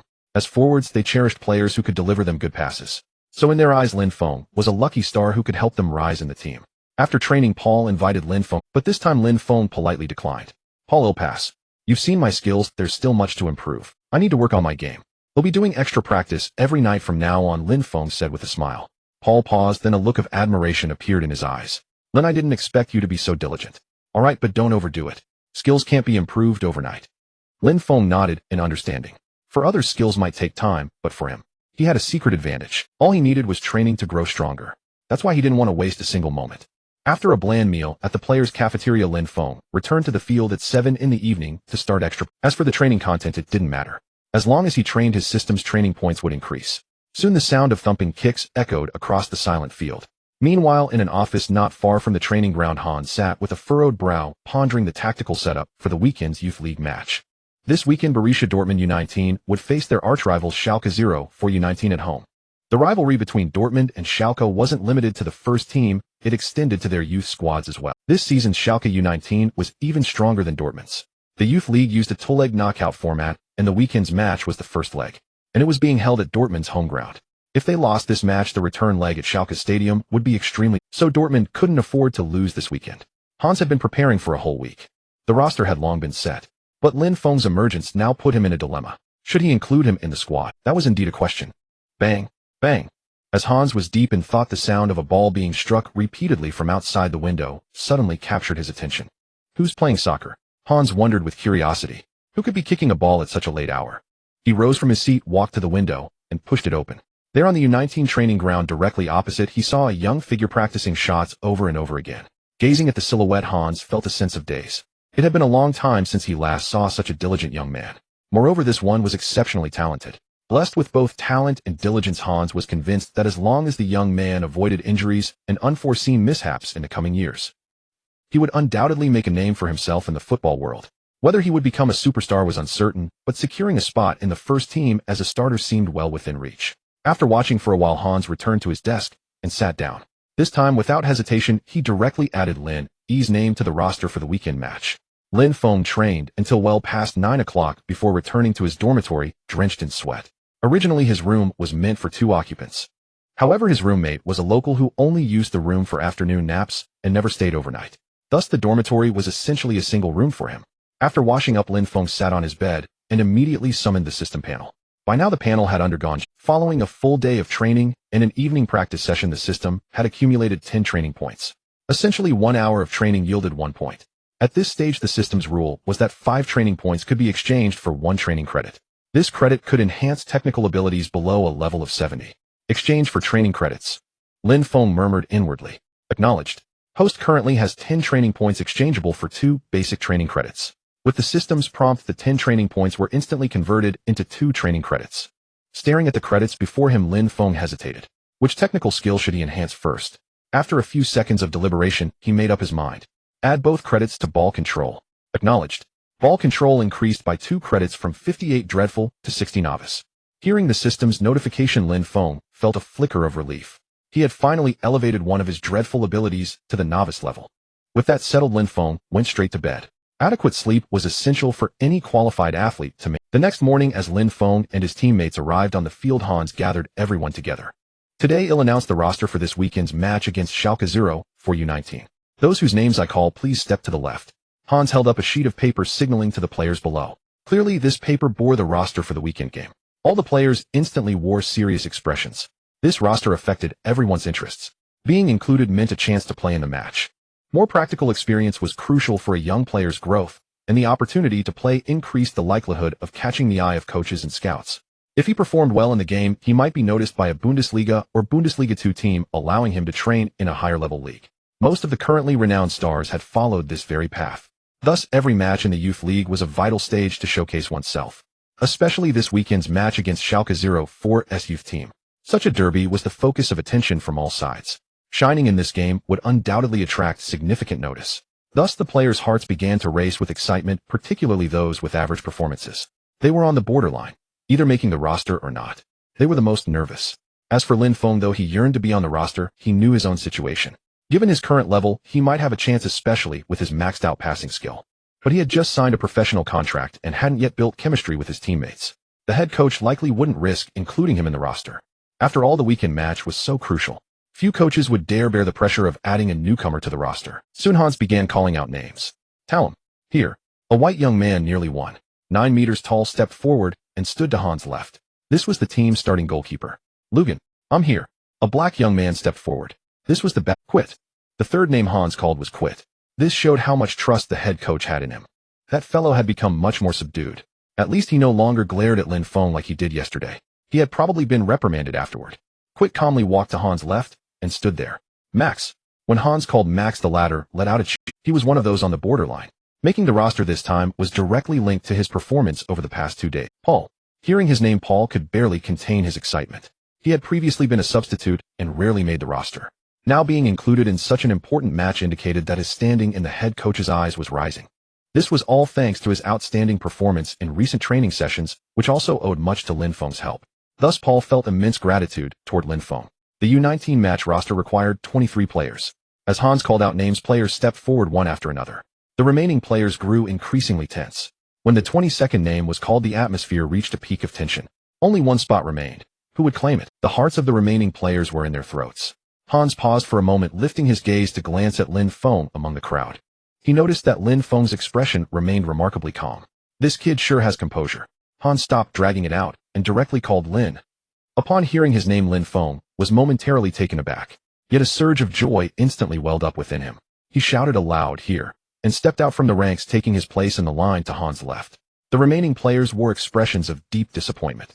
Hans folded the paper in his hand and addressed the unselected players. "You did not meet my selection criteria this time, but if you train diligently, opportunities will come in the future. I hope you won't be disheartened by this." Turning to the selected players, he continued, "Your inclusion in the roster is based on my comprehensive evaluation of your recent performances. However, do not become complacent. If you rest on your laurels and cease to improve, you will inevitably be removed." Hearing Hans' words, the young players all wore solemn expressions. They understood that Hans' words were not mere intimidation. Here no position was set in stone. For a player to secure a long-term, starting role, relentless effort was required. Otherwise, elimination was inevitable. Having delivered the day's most crucial message, Hans waved his hand and arranged targeted training for the selected players. This training primarily simulated the tactical characteristics of Schalke 04's U19 team, allowing for specific countermeasures. Lin Feng began his first true team practice with his teammates. Initially, he worried that unfamiliarity with his teammates might lead to coordination issues. However, after half a day of practice, his concerns vanished. This was of course due to the system's enhancement. Coordination with his teammates was no problem at all. Whenever he received the ball, the system's vision immediately told him where to pass. This made his ball handling on the field exceptionally rational. He knew exactly when to hold the ball and when to pass. He always made the most correct decisions. His teammates found it comfortable to play with him for as long as they ran into position. Lin Feng's passes would surely reach them. If not for his lack of other fundamental skills, Lin Feng would have undoubtedly become the absolute core of the entire field. Even so, he performed remarkably well. At the very least, his performance was on par with the team's key players. This greatly gratified Hans, who was watching from the sidelines. His choice had been correct. 2 days passed in the blink of an eye, and Saturday arrived. Today was the day of the first leg of the German Youth League quarterfinals. Speaking of the German Youth League, its format differs from the well-known Bundesliga. The U19 League first holds qualifiers in the first half of the season to select 24 teams. These 24 teams are then divided into groups of 6, from which the top 16 are determined. These 16 teams then compete in a knockout format. Through two-legged home and away matches, the top 8 are selected. In the previous round of 16, Borussia Dortmund's U19 successfully eliminated Werder Bremen's U19 to advance to the quarterfinals. Now facing their local rivals Schalke 04's U19, the two teams were destined for a fierce encounter. After lunch and a brief rest, the Borussia Dortmund U19 players, led by their head coach, arrived at their home ground, the Hohenbuskei Football Park. This was a small stadium with a capacity of around 2,000 spectators. The match was scheduled for 3:00 p.m., and over half an hour before kickoff, a sparse crowd of fans began arriving at the stadium to purchase tickets and enter. The influence of youth league matches naturally cannot compare to Bundesliga games, which attract tens of thousands of spectators. However, the 2,000 seats were typically filled.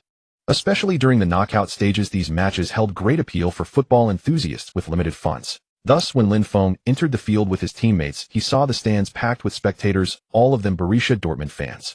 Among them were also many players, family members, and scouts from various clubs.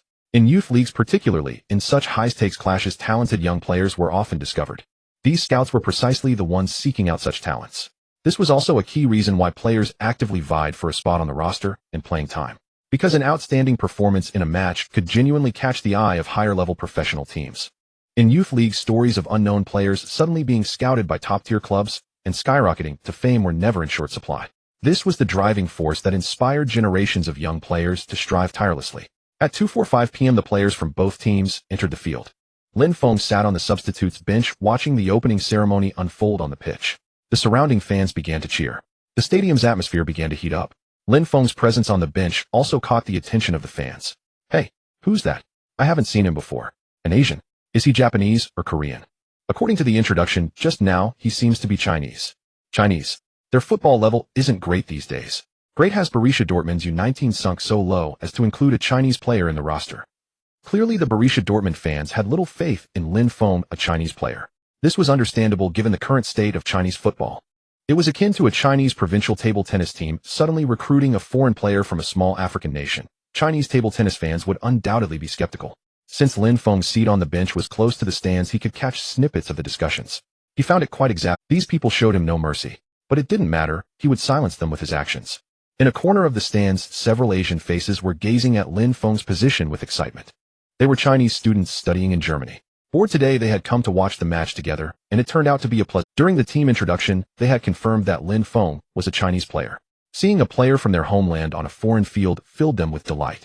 However, seeing Lin Feng only on the bench and not starting, they couldn't help but feel a pang of disappointment. On the stadium stands, Wang Song's hands trembled as he pulled out his phone. This young man from Jiangxi, studying mechanical engineering at the Technical University of Dortmund, never imagined he would spot a fellow countryman at a youth league match. He fumbled to open the Douyu livestream. As a seasoned football fan, his Douyin account often posted highlights of various matches. He also occasionally streamed live from matches, amassing tens of thousands of football fans on his account. He clicked the live stream option and entered the broadcast room. The title was set as Chinese player appears in German U19 league. Folks, look, number 17 on the bench is our compatriot. Wang Song aimed his camera at Lin Feng, who was warming up. Among the first 30 viewers to flood in, a user named Luaning Youth Coach Wang immediately asked, "Are you sure he's of Chinese descent? Not Japanese or Korean?" The official roster says Lin Feng from Shimin City, Hebei Province. Wang Song shoved the pre-match brochure in front of the camera. It clearly displayed the player information for both teams. When Lin Feng's distinctly Chinese name appeared on screen, the live stream room instantly buzzed with excitement. The barrage of comments exploded, and the viewer count quickly surpassed 500. Holy crap, a real one. Did Dortmund scout drink fake liquor? Never seen him in youth leagues before. Is this his U19 debut? Any stats? Too bad he's a sub, would have been great as a starter. Be grateful. We're lucky to see a Chinese player on European fields at all. Why ask for more? Exactly, don't be too demanding. Who knows, we might see this Chinese player on the pitch in the second half. Meanwhile, both teams had completed the pre-match ritual. With the referee's whistle, the match officially began. Dortmund U19 kicked off first. Max passed the ball back to Quit behind him. After receiving the ball, Quit immediately dribbled forward. However, two opposing players quickly closed in on him. From caught off guard by the double team, Quit first tried to use his speed to slip through the gap between them with the ball. But his movement was slightly too slow, and one defender poked the ball away. This caused Quit to lose control. As he attempted to reclaim it, another defender booted the ball far down the field. Losing possession right from the start put immense pressure on Dortmund's defense. The ball was passed to Schalke 04's number 10 in the forward area. After receiving it, the number 10 dribbled past two defenders with ease. Then Dortmund's defensive midfielder Schneider, in desperation, made a sliding tackle foul. Before the referee could even finish pulling out the yellow card, the opponent took a quick free kick. The number 7 striker darted out like a cheetah, slotting home an unknown shot. Goal! The ecstatic number 7 spread his arms and began to run. Other Schalke 04 players rushed over to celebrate the goal with him. On the stadium stands, the home fans erupted in piercing boos accompanied by waves of sighs. Hans kicked a water bottle in fury. He rushed to the sideline and roared at Quit, the culprit behind the lost possession. This goal was entirely Quit's fault. If he hadn't lost the ball so quickly, Dortmund wouldn't have been caught off guard. Conceding so early put Dortmund in a tough spot. Damn, they scored already. This is 2. Dortmund's midfield is like paper. Looks like this Dortmund youth team isn't up to par. Chinese bro, warm up fast. Don't mess with him. Going up now is just taking the blame. Exactly, now's not the right time to go on. In Wang Song's livestream room, comments scrolled wildly. Wang Song panned the camera over the bench. Lin Feng was wiping his shin guard with a white towel. Wang Song gave him a 3-second close-up. Sweat beaded on his sharply defined jawline, and his eyelashes cast fine shadows in the sunlight. So handsome. I want all his info. Can you get it, streamer? He'll send you a super rocket. Several comments, clearly from female fans, enlivened the livestream room even more. Seeing these chaotic comments, Wang Song was speechless. Damn, a handsome guy has innate advantages. He hadn't even stepped onto the field yet, and female fans were already asking for his contact info. This irked Wang Song, an average-looking engineering student. The match continued on the field. After conceding, Dortmund U19 launched a counterattack. Schalke 04, however, had clearly come prepared. After taking the lead, they immediately switched to a defensive counterattack strategy. Their defense was highly targeted. They focused on contesting control in the midfield. Whenever Dortmund had the ball in midfield, a Schalke 04 player would immediately press aggressively. In this situation, Quit, as the midfield core, found it tough. Whenever he received the ball, he was immediately subjected to high-pressure pressing from at least two opponents. Perhaps the early interception affected his mentality. Subsequently, when he received the ball under pressure, he lacked the confidence to hold on to it. Every time he got the ball, he immediately passed it away. Of course, if that alone were the issue, passing it with enough threat would still be commendable. The problem was that most of Quit's passes under pressure were backward. The few forward passes he attempted often resulted in errors. As a result, Dortmund's midfield operation was severely impacted. Getting the ball to the forward line became exceptionally difficult. Their attacking momentum couldn't form a real threat. In contrast, Schalke 04's counterattacks were effective, frequently creating dangerous opportunities. If not for Dortmund U19's goalkeeper being in good form today, the score might have been far from 10. What kind of crap is this? My 12-year-old grandson plays better. Dortmund's number 10 is terrible today. I heard he's in the U20 national team. Is this the level of German football now? What is Hans doing? Why did he start this guy? Seeing their team so passive, the Dortmund fans around the stands, various complaints emerged, and some even started booing. Hearing the commotion, Hans on the sideline looked grim, but he was also in a dilemma. It had only been 20-odd minutes into the first half. Making a substitution now would be hard to justify. Yet the situation on the field was worrisome. Just as he was torn, the dynamics on the pitch shifted once more. In the 29th minute of the match, Quit had just received the ball near the center circle when two defenders from Schalke 04 charged at him. Realizing the danger, Quit had no choice but to pass the ball back. However, in his haste, his pass was a bit underpowered, causing the ball to roll slowly across the pitch. Schalke 04's number 10 Adarian reacted swiftly, darting forward to intercept the ball before any Borussia Dortmund player could reach it. After winning the ball, Darian quickly assessed the situation on the field and delivered a precise through ball that sliced through Dortmund's defense, finding their number 9 striker Ricken in the front. Relying on his exceptional physique and speed, Ricken muscled past the Dortmund defenders, creating an unknown opportunity with the goalkeeper. Quit stumbled in his attempt to chase back, but tripped over his own laces, scraping his palms on the turf, leaving 2 streaks of blood. Worthless. The roar from the northern stands startled the pigeons on the sidelines. As Ricken dribbled into the penalty area, Quit was still lying on the grass. Dortmund's goalkeeper Darim had no choice but to rush out to challenge the unknown. Ricken seized the opportunity to chip the ball over Darim's head, sending it into the net. When the scoreboard flashed 20, a cacophony of piercing boos erupted from the stands. What the hell is this crap? Are the Dortmund boys sleepwalking today? It's over. We shouldn't have come to the game today. So damn frustrating. They should sub out number 10. He's clearly off his game today. The Schalke 04 bench burst into laughter. Their head coach Hoffmann deliberately said loud enough for everyone to hear, "Did Hans spend the scouting budget on a vacation? How is this youth training level so poor?" Hoffmann's words immediately darkened the face of Hans, who was standing nearby. He glared at Hoffmann, but was completely ignored. Fuming with anger, Hans could only vent his frustration on the Dortmund players on the pitch. He roared loudly at his disciples on the field, especially Quit, whose passing error drew a torrent of abuse. Quit's face was grim, but he dared not retort, keeping his head down in silence. The match quickly resumed. Schalke 04, leading by 2 goals, continued their high-pressure pressing. Dortmund, on the other hand, was demoralized and couldn't mount any meaningful attacking threat. The Dortmund fans in the stands watched their team's passive performance with frustration. Some hot-tempered fans even left the stadium early. In the final minutes of the first half, Schalke 04 created several dangerous attacks. If not for the outstanding performance of goalkeeper Darim, the score might have changed again. Watching his team's poor display from the sidelines, Hans made a firm decision in his heart. When the referee blew the whistle for halftime, the Dortmund players on the field finally breathed a sigh of relief. The first half had been agonizing for them. Everyone trudged dejectedly towards the locker room. Lin Feng also stood up, preparing to follow them back. Just then Hans called out to him, "Lin, don't go to the locker room. Go warm up. You're coming on." Lin Feng was momentarily stunned, but soon a smile of joy spread across his face. He nodded and said, "Okay, boss. Just watch me." With that, he began warming up on the sidelines. Seeing Lin Feng warming up, Quit's face immediately darkened. He knew that if someone was coming on, he was the most likely to be substituted. This realization made him feel as if he had swallowed a cockroach. Yet he was utterly helpless. After all, his performance today had been far from satisfactory. And it was all the fault of that Chinese guy? If his appearance hadn't affected his preparation in the days prior, how could he have played so poorly? At that moment, his aversion to Lin Feng deepened. Meanwhile, in Wang Song's livestream, fans were frantically, "Hey, That guy named Lin Feng is warming up. Is he coming on? Great. Finally got to see it. Finally we'll see a Chinese player on the European stage. Don't get too excited. Sending him on now isn't the best timing. Given Dortmund's current situation, if he can't turn things around, he'll likely take the blame. Now that you mention it, that's true. Damn, the coach is setting our Lin up for a fall. Hope God blesses him. Let's hope he doesn't perform too poorly. It would be even better if he could score a goal. Hold on, Lin. You've got to rise to the occasion. The fans in the stands also noticed Lin Feng warming up. They began to murmur among themselves. Are they bringing on this Asian player? Can he solve the problem? I think Hans is grasping at straws. What can a Chinese player do? Lin. Never heard of him. Why is Hans having him warm up? The Schalke 04 players also dismissed Lin Feng's arrival with contempt. Another Chinese player? Are they joking? Look at his skinny frame. What threat could he possibly pose?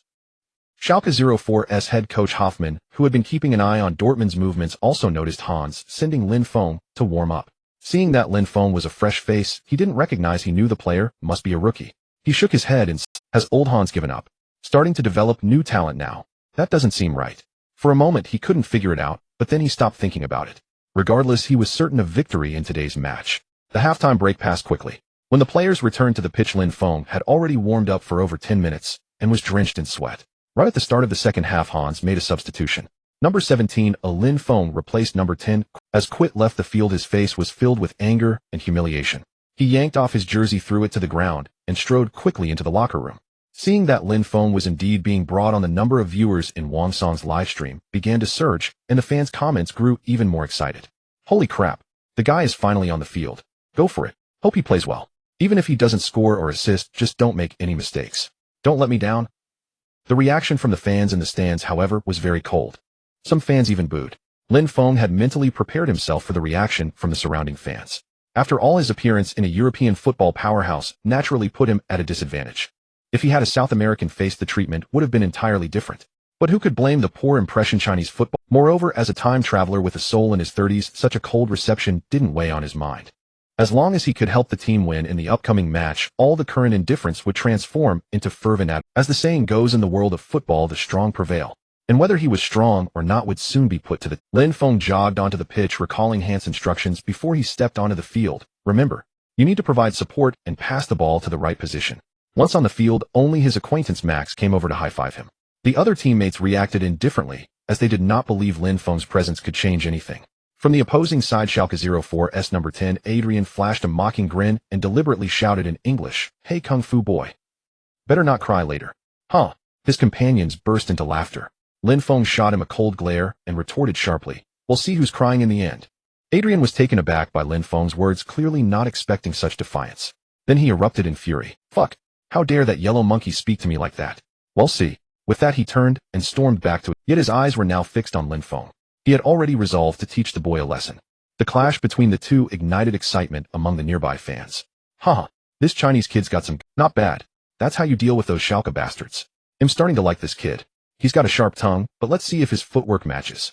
Hope his feet are as good as his mouth. With this casual act, Lin Feng instantly gained more respect from the fans. The referee blew the whistle to start the second half. Schalke 04 kicked off. Riding their momentum, they launched a swift attack right away. Number 9, Ricken passed the ball back to Adrian behind him. Adrian immediately dribbled forward, choosing to break through on the left flank, where Lin Feng was positioned. Seeing Adrian charging at him, Lin Feng began retreating in tandem with the opponent's advance. As he moved back, he scanned left and right, seeking support from his teammates. He knew all too well that with his current defensive skills, rushing in would be suicide. To stop the opponent, he could only rely on his teammates' help. But Adrian was dribbling forward at breakneck speed. Before Lin Feng could find a teammate to double-team the opponent, Lin Feng could retreat no further. Any more retreat, and had be easily bypassed by a burst of speed. So he had no choice but to charge forward with gritted teeth. Unsurprisingly, Adrian pulled the ball away with a feint and glided past him. "Go home and suckle on your mother's milk." Adrian's taunt hung in the air. Lin Feng's face darkened. After breezing past Lin Feng's defense, Adrian didn't wait for other defenders to close in and immediately sent in a cross. Ricken, charging in the center, leaped for a diving header. The ball sailed just over the crossbar, grazing the top of the goal and flying out of bounds. Gasps echoed from the stands. Then came a torrent of boos. "That Chinese guy's defense is pathetic. He got beaten so easily. I told you the Chinese can't be trusted. They take out one dud and bring in another fool. Dortmund is finished today. This game is unwatchable. Might as well leave early." In Wang Song's live stream, silence reigned. The Chinese fans, once hopeful, fell into collective silence after witnessing Lin Feng's performance. Their optimism had been premature. Wang Song and his companions wore worried expressions. As seasoned fans, they could clearly see the deficiencies in Lin Feng's defensive abilities. Though they wouldn't complain like other fans, disappointment was unavoidable. There was indeed a gap in the fundamentals of China. On the sidelines, Hans covered his forehead. He was now questioning whether substituting Lin Feng had been the right call. The kid had performed well in training, but real matches were vastly different. Now had been directly beaten in his. This could be a severe blow to a young player's confidence. All he could hope was that Lin Feng's nerves were tough enough. Watch the coverage. Hans cupped his hands around his mouth and shouted onto the field. The Dortmund defenders nodded silently and acknowledged. It was clear the coach was displeased with their failure to step in and cover for Lin Feng earlier. Sundarim took the match resumed. With Hans' instructions, the defensive support on Lin Feng's side strengthened. With teammates' help, Lin Feng finally managed to withstand the opponent's attacks. The game became a stalemate. However, Lin Feng struggled to get the ball. His teammates, unfamiliar with him, rarely passed the ball, even when he was in a better position. This was normal. Most players instinctively pass to those they trust. Lin Feng had yet to earn that trust. Thus, nearly 10 minutes into the second half, Lin Feng had touched the ball only once. And when he did, he saw no golden passing lanes. So he hurriedly passed it off. For those 10 minutes, his performance was merely average. No mistakes, but no brilliance either.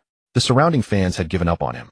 Yet, just then the situation in the 56th minute, a pass from Schalke 04's left winger was intercepted. The Dortmund defender, unwilling to dwell on the ball, scanned the field and launched a long pass forward. His target was Lin Feng, hovering near the center circle. Lin Feng trapped the ball under his foot.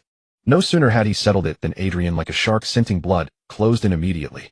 Adrian expertly used his body to press Lin Feng, preventing him from controlling the ball easily. His hands were busy with subtle fouls, pushing and tugging at Lin Feng. At the same time, he whispered trash talk into Lin Feng's ear. "Chinese boy. So arrogant, but is this all you've? Why don't you go back to your country and play table tennis?" By Adrian's experience, this combination of moves usually rattled young players. Then he could seize the ball. It rarely failed. He didn't think this Chinese kid would be any different. On the surface, Adrian's tactics seemed to work. Lin Feng clumsily shielded the ball, but his body wavered under the pressure. Lin Feng's face was stern, as if struggling to maintain composure. Max nearby rushed to support him, but he was immediately picked up by a Schalke defender. Other Dortmund players were too far to help. Hans' eyes flickered with worry as he shouted for the team to guard against a counterattack. He too thought Lin Feng would lose. Many Dortmund fans in the stands closed their eyes, unable to bear watching their team lose possession and concede on the break. Wang Song, phone in hand, was filled with anxiety. Just when everyone had written him off, Lin Feng suddenly moved. At this moment, Lin Feng was not feeling well. His body was rather frail. Under such pressure from his opponent, he immediately felt immense strain. He knew that if this situation continued, the only outcome would be being directly tackled by the opponent. So he had to make, and the only trick he had up his sleeve was Harvey's signature move, the magic spin of love, which he had acquired through constant practice over the past 2 days. Lin Feng had become quite proficient in executing this move. And Adrian's defensive position at this moment was perfect for him to use this escape maneuver. So without any hesitation, Lin Feng's body moved swiftly. His left shoulder dipped slightly, and his right foot's outer edge casually nudged the ball. Adrian, who was pressing Lin Feng, noticed the movement. A sneer escaped his nostrils. He had seen too many rookies try this clumsy trick of sudden direction change. It might fool amateur players, but deceiving him was wishful thinking. His body quickly followed Lin Feng's move. He believed his reaction would be faster. Then he could block the position and directly steal the ball. But the moment he shifted his weight, he was horrified to find Lin Feng vanish from his sight. Yes, he simply disappeared. When he frantically searched for the figure, he realized Lin Feng had somehow turned to his side. And the ball, as if glued to Lin Feng's left instep, traced a crescent moon, drawing a perfect 180-degree arc around his pivot foot. This sudden turn caused Adrian, who had lost his balance, to lose his defensive position. Is this Harvey's magic spin of love? How does this guy know that move? God, did I just see things? Gasps erupted from the stands.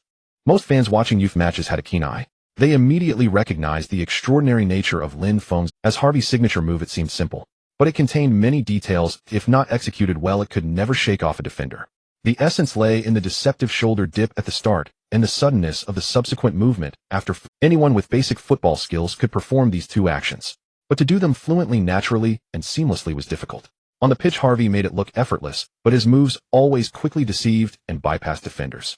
An ordinary player would not achieve the same effect. The difference lay in the authenticity of the feint and the abruptness of the turn. That was the difference between a master and an ordinary person. The skill Lin Feng acquired was master level, though it was hard to say if it rivaled Harvey's. But it was more than enough to deceive a youth team player like Adrian. Having lost sight of Lin Feng, Adrian staggered and lunged into empty air. Before he could adjust, he saw the Chinese lad he had always looked down upon sprinting away with the ball. The afternoon sun cast a long, thin shadow of the youth racing along the sideline, Lin Feng's jersey hem flapping noisily in the wind. Other Borussia Dortmund U19 players immediately began to surge forward. Schalke 04's defensive midfielder Royce hurried over to cover. Just then a pale golden arrow appeared before Lin Feng's eyes. Now, without hesitation, as Royce rushed in, Lin Feng raised his right foot and slammed it down. Bang! The strike hit the side of the ball. Driven by immense kinetic energy, the ball swiftly carved a bizarre arc across the grass. Royce felt a blur as the ball shot past him. His gaze followed the rolling sphere. Then he was astonished to see the ball, as if guided by eyes, swiftly thread through the gap between two Schalke 04 defenders, heading straight for the top of the penalty arc. Before reaching the arc, the ball even made a noticeable curl. This curl allowed Max, the Borussia Dortmund U19 forward, charging down the middle to control the ball without any deceleration. He then pushed the ball forward and burst into the penalty area. Before the Schalke 04 goalkeeper could rush out, he fired a low shot. Like a bullet, the ball zipped past the Schalke 04 goalkeeper and nestled into the net. As the net trembled, silence fell over the stands, followed by a thunderous roar of cheers. Beautiful. Goal. What a strike. What a pass. That Chinese guy has some skills. Amazing. Chinese kid. The fans who had previously doubted Lin Feng were now changing their tune. In the world of football, outstanding performance makes all prejudice vanish instantly. Wang Song's live stream was flooded with comments. Holy shit. Awesome. Is this a pass from our Chinese player? So sick. That pass was like it had out. Lin Feng, you're my idol now. With a pass like that, the national team must have him.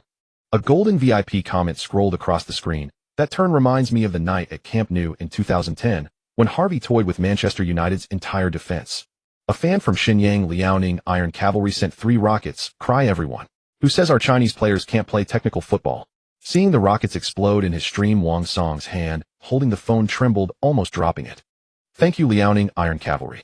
If you're enjoying this, send some gifts.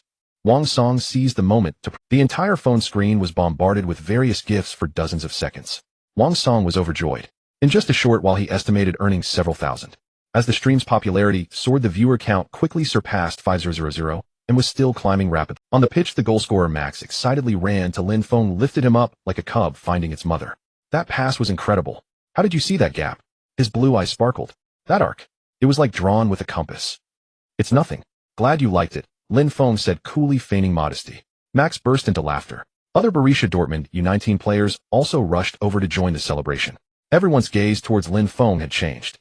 Though they knew from training matches that Lin Feng was a good passer, it had never been tested in a real game. Who knew if he could perform under official conditions? Many players shine in practice, but falter in formal settings. But after Lin Feng's sequence of the escape move and assist, everyone knew this Chinese player truly had skills. And that earned him the respect he deserved.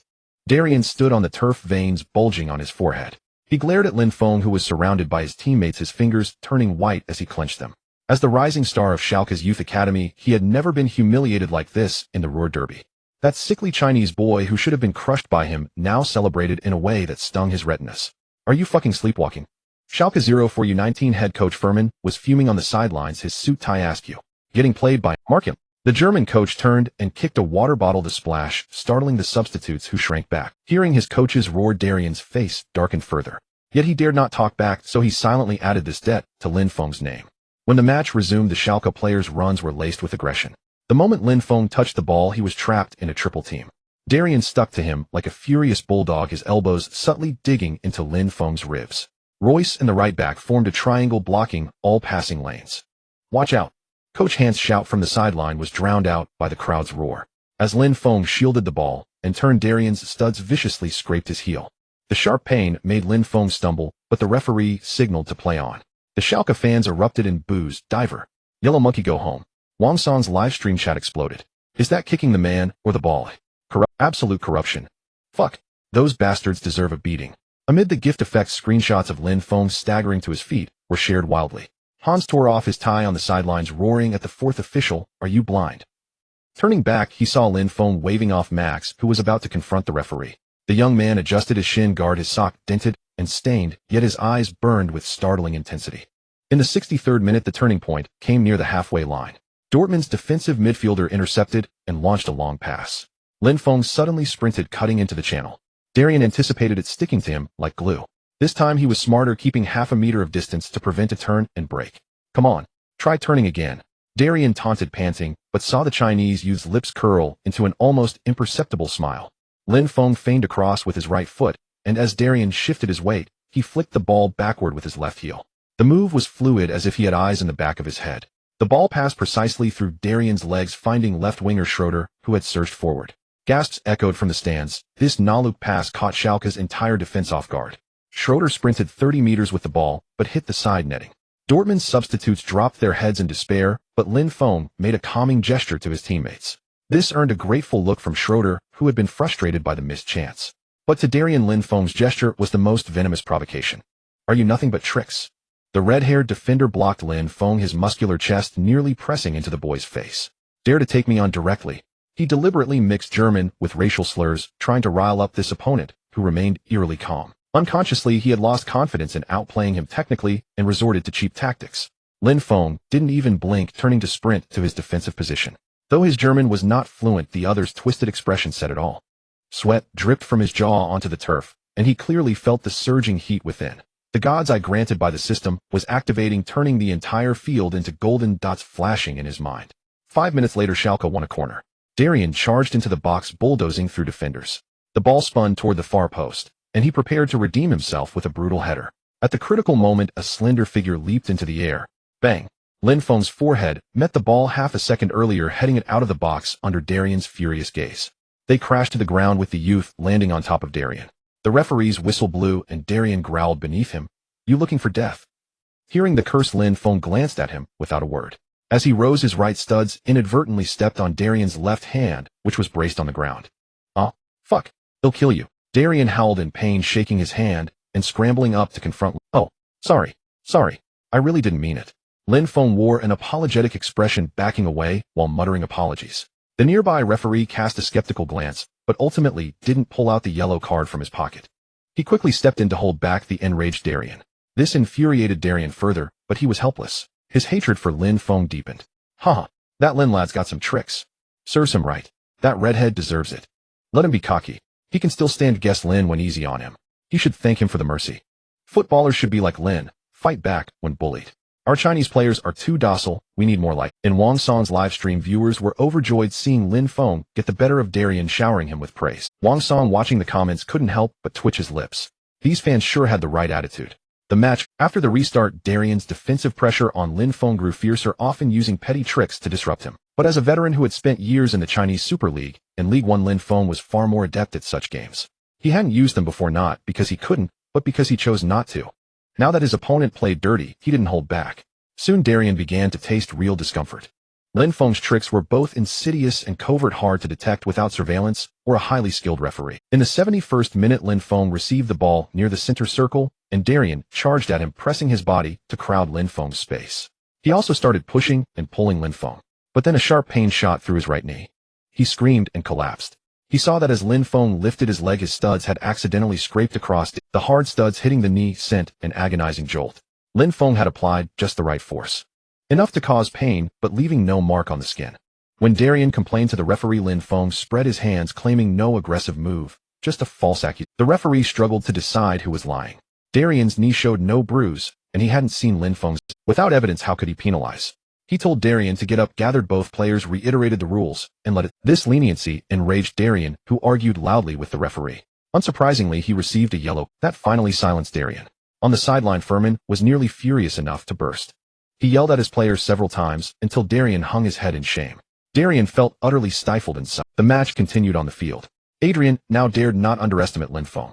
However, the frustration in his heart only made his defense against Lin Feng increasingly ferocious. Lin Feng, meanwhile, had completely let loose, allowing his opponent to resort to rough tactics. After all, if it was mutual harm, who was afraid of whom? In the 75th minute of the match, Borussia Dortmund intercepted the ball in their own half. As Lin Feng dropped back to receive the ball, he deliberately slowed his pace, allowing Adrian to cling to him like a shark that had caught the scent of blood. The moment their bodies made contact, the young man suddenly came to an abrupt halt, then subtly jutted out his rear. Adrian, unable to break in time, crashed his abdomen straight into Lin Feng. At full sprint, the impact was excruciatingly painful. Adrian let out a muffled grunt, his entire body instantly curling up like a shrimp. Seizing the opportunity, Lin Feng swiftly pulled the ball around, turned, and burst forward. By the time Adrian recovered and chased after him with a face full of fury, a faint golden arrow had already appeared in Lin Feng's field of vision. Without a moment's hesitation, Lin Feng delivered a long pass, sending the ball soaring. The football traced a beautiful arc heading straight for the center of the penalty area. On the trajectory of the pass, Julian had already surged forward from the middle. Meeting Lin Feng's pass, he executed a diving header. The power and placement of Lin Feng's pass were perfectly judged, allowing Julian's header to be executed in the most comfortable manner possible. From a side view, Julian's header appeared incredibly fluid. This made the angle and power of his strike flawless. Although the Schalke goalkeeper made a diving save, he was powerless to stop the ball from flying into the net. 2-2. The score was leveled. The moment the ball hit the back of the net, a frenzy of cheers erupted from the stands. The roar of nearly 2,000 fans plunged the entire stadium into madness. What a brilliant pass. I can't believe that Chinese boy could make a pass like that. What's his name? F-E-N-G-L-I-N. Lin. Let's cheer for him. Lin. Lin. Suddenly fans in the stands began shouting Lin Feng's name with heavy accents. Goal. Goal. Wang Song's hand holding his phone was shaking wildly as his hoarse roar echoed through the... Did you see that, folks? That's our Chinese player. 2 assists. Isn't that incredible?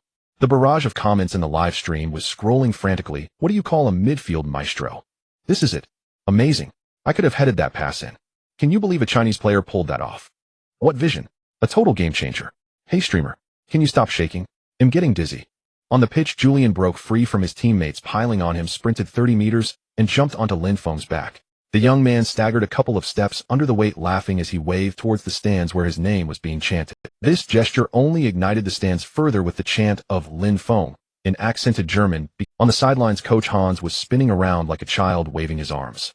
I knew that kid could do it. Huh. I have a keen eye for talent. Hans couldn't help but feel a sense of pride. Meanwhile, the Schalke coaching bench was dead silent. Furman tore open 2 buttons on his shirt, slamming his tactics board with a loud bang. He stormed to the edge of the field and roared at his defense. I told you to mark number 17. What the hell are... On the pitch, Adrian was panting heavily, leaning on his knees, his bloodshot eyes fixed on the celebrating crowd. Just then he saw Lin Feng give him a playful wink and a mocking smile. This ignited his fury completely. Like a mad bull, he charged at Lin Feng, grabbing him by the collar amidst the astonished gazes of those nearby. You did that on purpose. Adrian spat. Was that deliberate just now? Lin Feng meanwhile raised his hands high, his face a mask of innocence. He then turned his head to look at the referee not far away. Lin Feng's innocent expression further provoked Adrian. In a fit of rage, he shoved Lin Feng.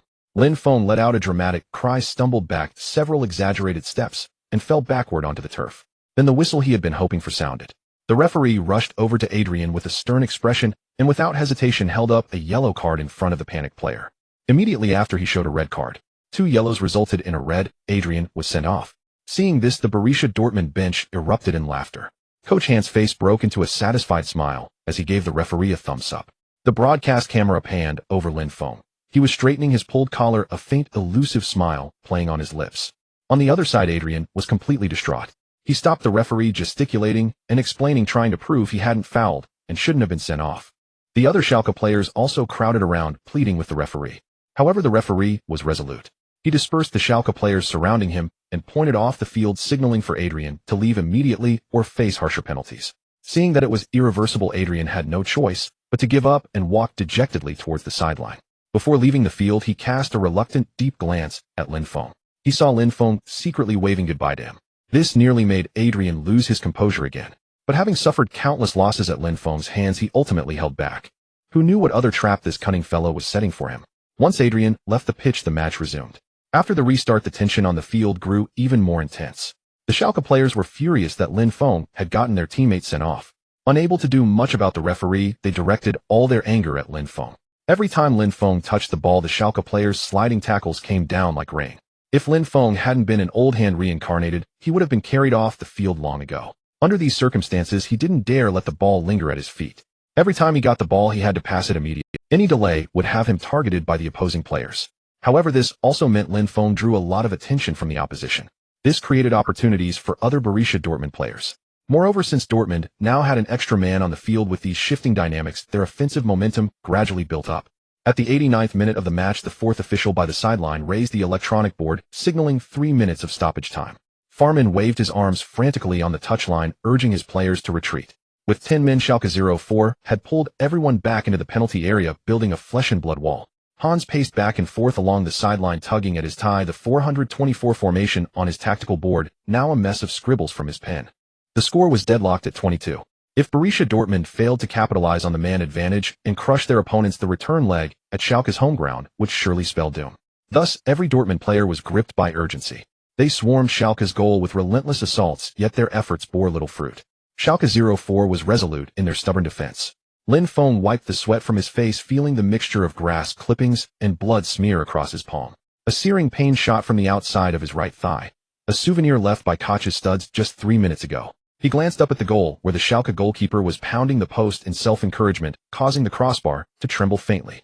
He felt a pang of helplessness. When the opponent parked the bus in front of the goal, the only path left for Dortmund was an aerial bombardment. And that relied heavily on luck. Last attack. The referee glanced at his watch. The match had already reached the 92nd minute. Dortmund had possession. The referee had already placed the whistle between his lips, ready to signal the end of the game. The fans in the stands held their breath, waiting for the final assault. Players from both sides had converged in front of Schalke. Nearly 20 heads were crammed into the tiny penalty area. Julian received the ball at the edge of the box, and immediately 2 Schalke players closed in to double-team him. In haste, Julian could only pass the ball to Lin Feng, who had come to support. A Schalke defender shadowed Lin Feng closely. The moment Lin Feng touched the ball, the defender pressed up against him.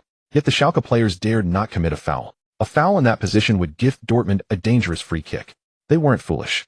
So the Schalke player merely used his body to pin Lin Feng, denying him space to control the ball. Under such circumstances, even a successful pass would likely be ineffective. If they could just hold on, the match would be. Lin Feng kept the ball at his feet, feeling the pressure on his back. After a half of intense duels, he had grown accustomed to the opponent's defensive pressure. So the instant he received the ball, he executed his signature spin move, a feint to the east, attack to the west, twisting his body to the side of the Schalke defender. In that split second, a red arrow suddenly appeared before his eyes, pointing directly toward Schalke's goal. This color of arrow had never emerged before. Based on Lin Feng's past experience, whenever an arrow appeared, it signaled an opportunity. The pale golden arrows had always indicated passing lanes, but this red arrow aimed straight for the goal. Could this mean he should shoot? Without a moment's hesitation, Lin Feng drew back his right foot and struck the ball. A thunderous crack erupted across the pitch. The ball soared high, arcing over the cluster of bodies in front of the goal, then suddenly dipped at its apex, as if an invisible hand guided it toward the top right corner. The Schalke goalkeeper's view was blocked by the crowd in front of him, so he didn't react in time. By the time he sensed the danger, it was too late. The ball curved past the defenders and nestled into the top right corner. The net billowed like a white wave. Goal. The moment the scoreboard flickered to 32, the winter night air seemed to ignite. Lin Feng spread his arms and sprinted toward the corner flag, kicking up a trail of grass clippings. He heard the roar of the fans surge like a mighty torrent, saw Coach Hans kneeling on the sideline weeping with joy. He also saw his teammates charging toward him. Then he was buried under a pile of ecstatic teammates. What a strike. An absolute world-class goal. Wang Song's camera shook violently, capturing the jubilant stands as he screamed himself hoarse. Holy crap. Holy crap. Holy crap. A last-minute winner. That's insane. How can anyone score such a magical goal? This guy is a beast. No words. From now on, I'm Lin Feng's diehard fan. 2 assists and a goal. Lin Feng is about to take off. Lin Feng saved Borussia Dortmund U19. Holy crap. Am I dreaming? Can a Chinese player really do this? Buddy, pre-order the next match's live stream right now. You have to keep streaming for us. Exactly. Keep streaming. They'll send you a super rocket. Me too. A barrage of rockets exploded across Wang Song's livestream screen. In just a few minutes, at least a dozen rockets had been credited.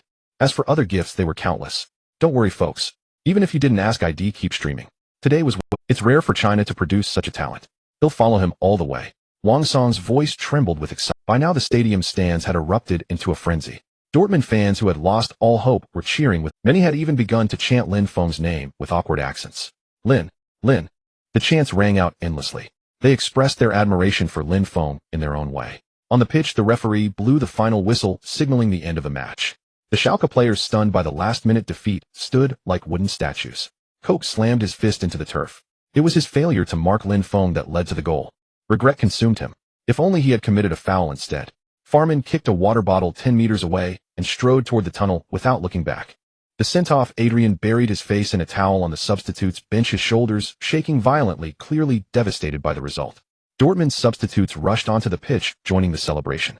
This hard-fought victory filled every Dortmund player with immense joy. When the celebration subsided and they rose to their feet, Lin Feng's jersey was torn beyond recognition. Paul pulled Lin Feng up from the ground, laughing and throwing an arm around his shoulder. The other players instinctively gathered around them. Unnoticed, Lin Feng had truly earned the acceptance of his teammate. Hans greeted his disciples with a broad smile, patting each player as they passed. When Lin Feng reached him, Hans pulled him into a warm embrace. "Congratulations, Chinese boy. You played brilliantly today." The air in Borussia Dortmund's locker room was thick with sweat and the scent of victory. Lin Feng slumped against his locker, letting the team medic treat the wound on his right leg with iodine. The cold sting made him gasp, but it couldn't quell the surging fire in his chest. At that moment, the system's voice echoed in his mind. "Mission complete. First professional match MVP. Reward 10 basic attribute points. These can be used to enhance the host's fundamental abilities.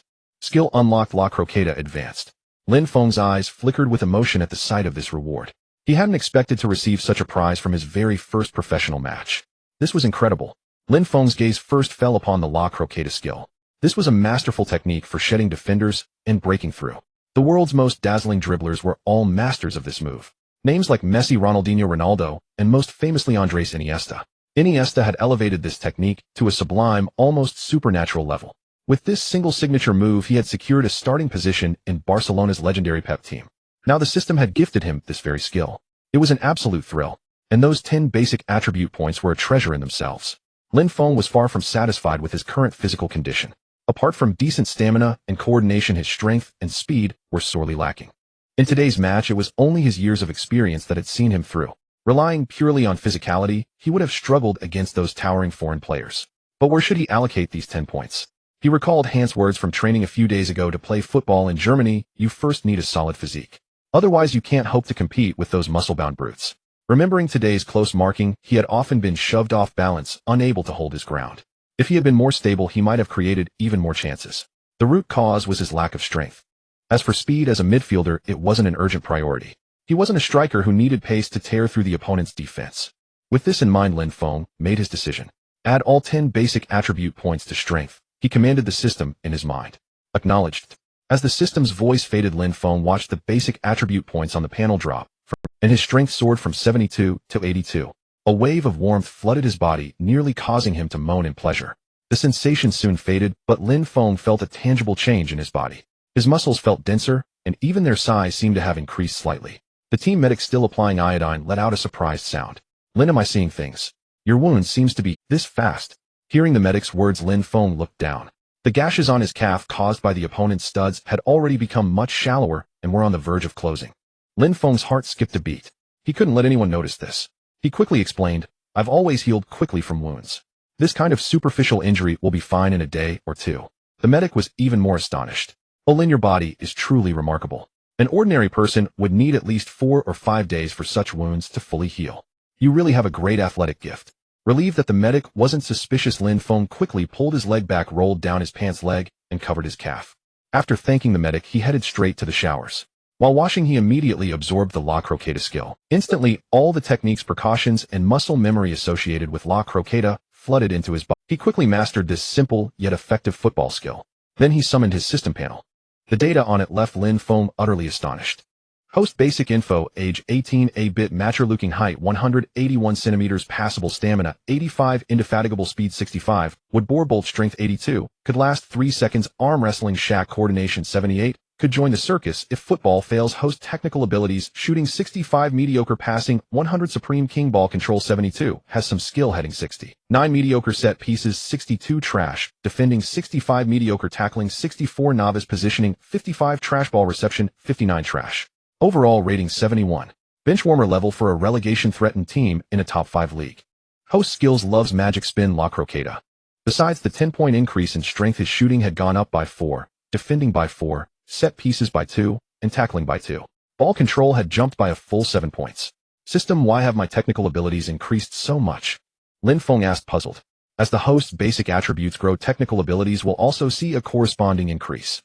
The minimum ball control required to master advanced La Croqueta is 72, so the system has directly upgraded the host's ball control to 72.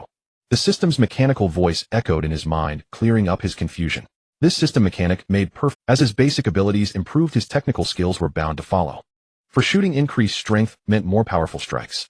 For tackling and defending, greater strength would naturally make those actions more effective. As for La Croqueta, it demanded excellent ball control. Without it, executing the move correctly would be impossible. This whole upgrade was an incredible bargain. Most importantly, his overall rating had climbed by 2 points, reaching. While this level, according to the system, only qualified him as a substitute for a lower-tier Bundesliga team, it was a vast improvement over being locked out of the top 5 leagues entirely. These changes filled him with greater confidence for the upcoming Youth League match. Perhaps in the second leg against Schalke 04 next week, he could spring another surprise. Whether they would appreciate it was another matter. With that thought, Lin Feng began to eagerly anticipate next week's game. Where did you get this video? It's almost at 100,000 shares. Luo Ming, the editor-in-chief of Titan Sports, looked at Zhao Yuan, the head of the editorial department, and asked. On his phone screen, a video showed Lin Feng shaking off defenders and scoring a game-winning goal. In the footage, Lin Feng moved with ease amidst a siege of foreign players, ultimately leading his team to victory. As a sports media editor-in-chief with a keen nose for news, Luo Ming immediately sensed the sensation this could create. Chief, I stumbled upon this video while browsing today. The whole internet is buzzing about it. I looked it up. The young man in the video is our national player Lin Feng. He was originally from the Hebei provincial team and later transferred to train with Borussia Dortmund's U19 squad. I never expected him to already be playing for Dortmund U19. And his performance is absolutely outstanding. This kid is bound to become a sensation. I think we need to send someone to get in touch with him immediately and secure the first-hand scoop. Zhao Yuan said excitedly. Luo Ming pondered for a moment, then looked up and instructed, I want all information about Lin Feng from elementary school onward. Also contact our correspondent in Germany immediately and have him go to Dortmund to meet Lin Feng. Got it. He'll get on it right away. Zhao Yuan replied, grabbing his phone and heading out to handle the task. Left alone in the room, Luo Ming furrowed his brow in thought for a moment, then a smile gradually spread across his face as he murmured to himself, how many years has it been? Finally, someone interesting has emerged. I hope you won't disappoint me. Meanwhile, Wang Song was being bombarded by an influx of private messages. Streamer, tell us, is that player named Lin Feng really from our country? Holy crap, Lin Feng's performance was incredible. Are there any more game videos? Streamer, do you have any info on Lin Feng? Streamer, when's the next match? Don't forget to remind us. Wang Song never imagined that simply posting a few highlights from his live stream on domestic Chinese platforms would cause such a stir. Within just 12 hours of the matches, the topic future star of Chinese football emerges in Bundesliga youth training had surged to third place on Weibo's trending list. On Douyu, the video titled, Chinese youngster scores 2 goals and an assist in German league, was racking up views at a rate of tens of thousands per minute. A famous football forum was now entirely abuzz with discussions about Lin Feng. In short, Lin Feng had already become a full-blown sensation in China. After the match, he had wanted to approach Lin Feng, but Dortmund staff blocked him from entering the player's rest area. No matter how much he explained, they refused to let him through. In the end, he had no choice but to give up. However, he had learned that next weekend Dortmund U19 would travel to Schalke's home ground for the second leg of their match. He had already decided that he would find a way to contact Lin Feng then. His phone rang, and Wang Song picked it up to see an unfamiliar number. Pressing the answer button, a man's voice came through. Hello, is this Mr. Wang Song? I'm Wu Jun, the German correspondent for Titan Sports. I'd like to ask you about the video you posted earlier. Is that alright? Hank, the sports editor-in-chief of Ruhr Nachrichten, took off his reading glasses and stared at 3 match photos on his desk, each from a different angle. At the center of the frame, a black-haired youth was delivering a pass with the outside of his left foot that cut through the entire defensive line, reminding Hank of a certain South American prodigy's debut at Westfalenstadion 20 years ago. These photos had been brought in that morning by an intern reporter under his command who covered the youth leagues. The derby between Dortmund U19 and Schalke U19 still drew some attention. Call Schmidt in here, he said, pressing the intercom button. Soon a blonde-haired young man in his 20s entered the office. He was the intern reporter Schmidt who had taken the photos. Schmidt, you've done well. Now go write a match report focusing on this Chinese youngster. He was the highlight of the game. We'll put it as the lead story on the second page. Yes, Mr. Hank. He'll get on it right away. A look of excitement spread across Schmidt's face. He never imagined his report would land the lead spot on the second page. Usually after a weekend of matches, the front page headlines were all about the Bundesliga and other major leagues. The second page typically featured news from other secondary leagues, while youth league matches were usually relegated to the back pages. After all, it wasn't mainstream. But now the editor-in-chief wanted his story on the second page's lead, a clear sign that he deemed it important and marketable. It was also a recognition of his work. As a fresh intern reporter, having such an opportunity was a source of great joy. The next day on the streets of Dortmund, the Ruhr Nachrichten featured a report on the match between Dortmund U19 and Schalke 04 U19. The match itself was unremarkable, but it featured a Chinese player who, after coming on, created 3 goals in one half. He turned the tide, leading Dortmund U19 to a comeback victory. That added some buzz. The combination of tags, Chinese player 3 goals in a half comeback win, immediately caught the attention of many. Suddenly, the name Lin Feng, along with Dortmund U19, entered the sights of many German fans, especially Chinese students in Germany. For them, the emergence of a compatriot in any German league was bound to cause a stir. It had been a long time since a Chinese player appeared in German leagues after Hao Junmin left Schalke 04, and Lin Feng's dazzling debut only fueled the imagination. This made it all the more compelling. Word had it that within days of the match, over 100 students had already organized online to attend the second leg between Dortmund U19 and Schalke U19 on the weekend. Reports said sign-ups were overwhelmingly enthusiastic. It was easy to foresee that the second leg's venue would be packed with Chinese fans. The grass of the U19 training ground was still damp with morning dew as Lin Feng scraped his shin guard against his cleats. His newly upgraded strength proved effective in physical drills. In a clash with center-back Marcus, he held his ground for the first time. Again, the assistant coach blew his whistle. In the 7th round of the scrimmage, Lin Feng's substitute team was still down 0-2. The moment Lin Feng received the ball on the right flank, the starting team's defensive midfielder immediately closed in blocking his path. Facing the challenge, Lin Feng swiftly pushed the ball left with his right foot. As the defender shifted his weight, he quickly touched it with the inside of his left foot, executing a double-touch move. This lightning-fast La Croqueta left the defender off balance. Lin Feng then drove the ball forward, breaking free from the defense. Before the opponent could recover, he delivered a precise diagonal through ball, finding Paul sprinting into the box. Paul received it in front of an open goal and gently tapped it in. Bravo! The sudden burst of applause from the sidelines caught Lin Feng's attention. Outside the training field's chain link fence, a middle-aged man in club uniform was rapidly jotting down notes. The employee badge on his chest glinted in the sunlight, bearing the words, Chief Scout. Hey Dennis, what brings you here? Hans walked to the sidelines and greeted the middle-aged man. He knew this man well. It was Dennis Bohr, the chief scout of Borussia Dortmund. This was the great scout dedicated to unearthing talent for Borussia Dortmund's first team. He had discovered many young prodigies for the first team over the years. He was a very prominent figure throughout the entire club. Yet today the man had actually appeared outside the U19 training ground. This left Hans utterly astonished. Coach Hans, hello. I came specifically for him today. As Dennis spoke, he pulled a copy of the Ruhr Nachrichten from his coat. He pointed to Lin Feng's photo on the second-page headline for Hans to see. Seeing this, Hans immediately understood. The man had set his sights on a target. He couldn't help but marvel at the other man's keen instincts. He himself had been pondering observing Lin Feng a bit longer before reporting the situation to the club. But he never expected Dennis to come for an evaluation ahead of time. No wonder the man was the chief scout. This level of professionalism was truly commendable. I must say, Dennis, your nose is incredibly sharp. Lin is a fine young lad.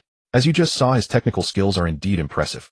Now that he understood the other's purpose, Hans began to recommend his protege. If one of his players could catch the chief scout's eye and make it to the first team, even if only as a substitute, it would be a tremendous affirmation of his work. Though he had dozens of players under his command, not a single one truly met the conditions for the first team.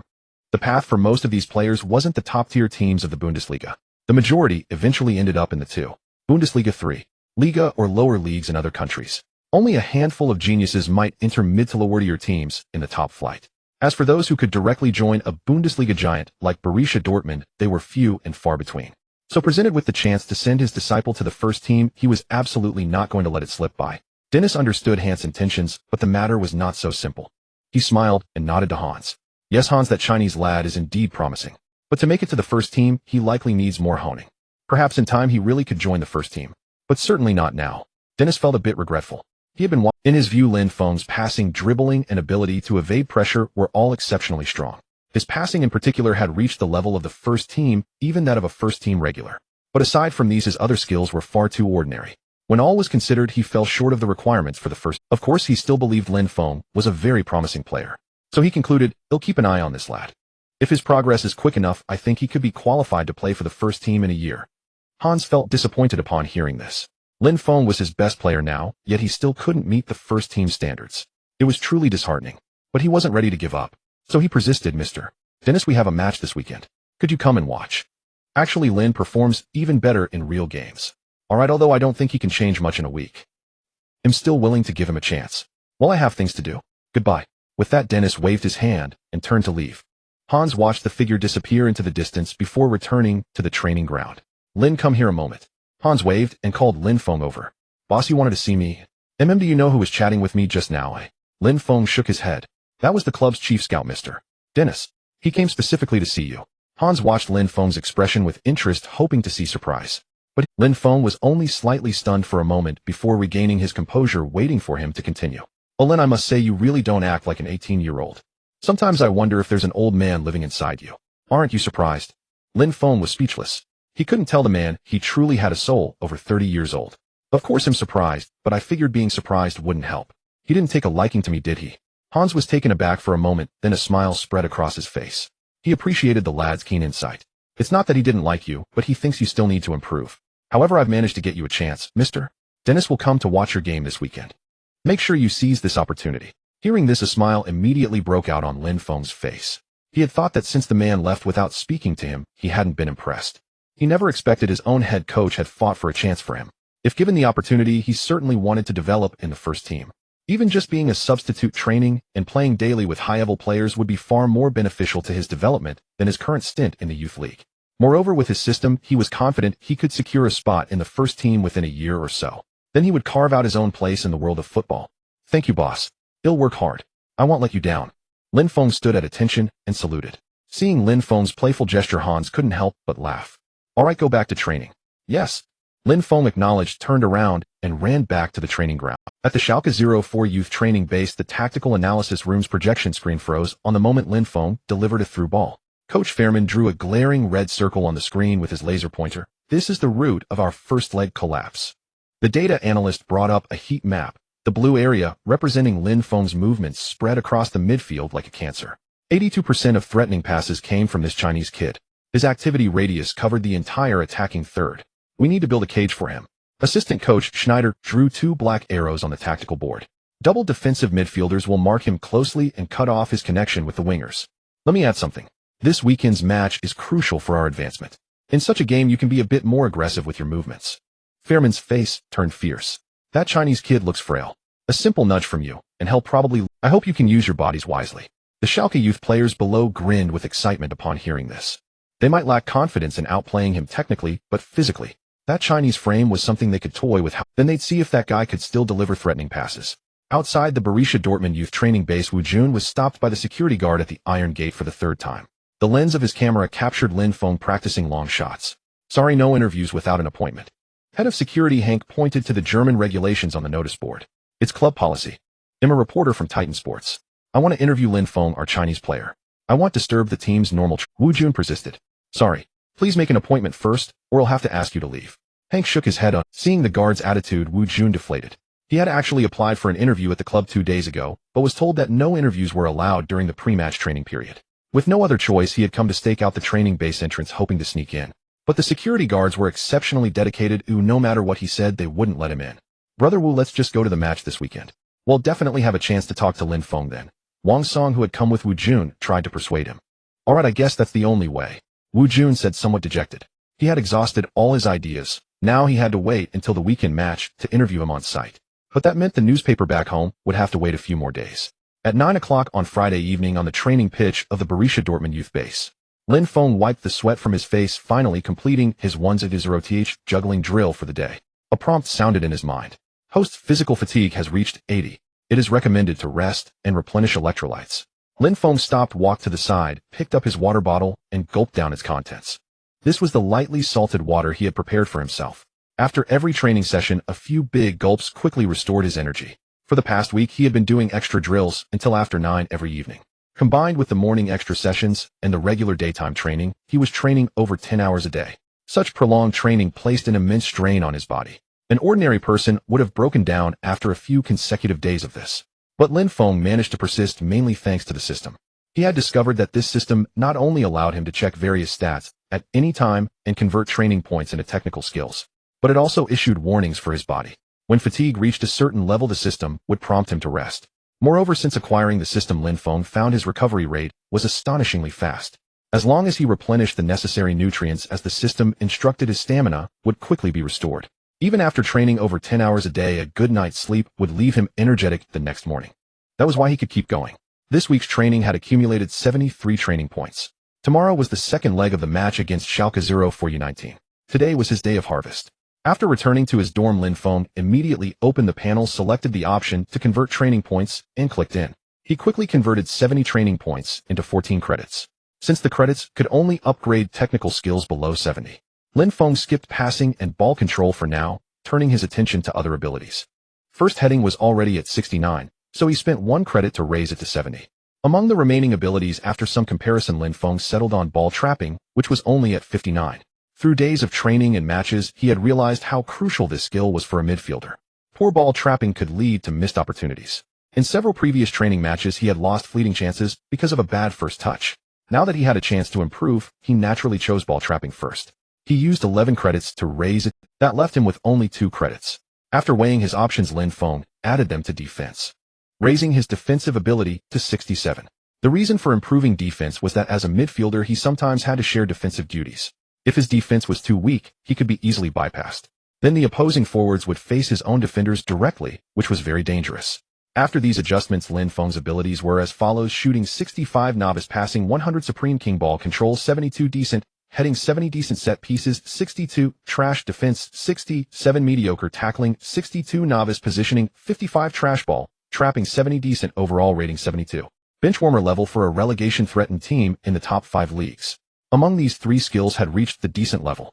Based on his recent observations, any skill at the decent level was already outstanding in youth leagues. With 3 such skills plus maxed out passing, he could dominate in youth leagues.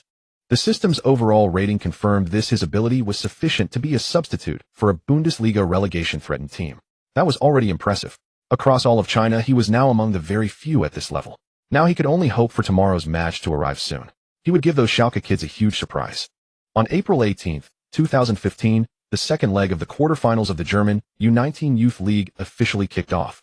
The stands of the Schalke 04 U19 youth team's home ground, the Uckendorf Comprehensive School Stadium, had become a sea of fervor. The stadium, capable of seating 4,000 spectators, was completely packed.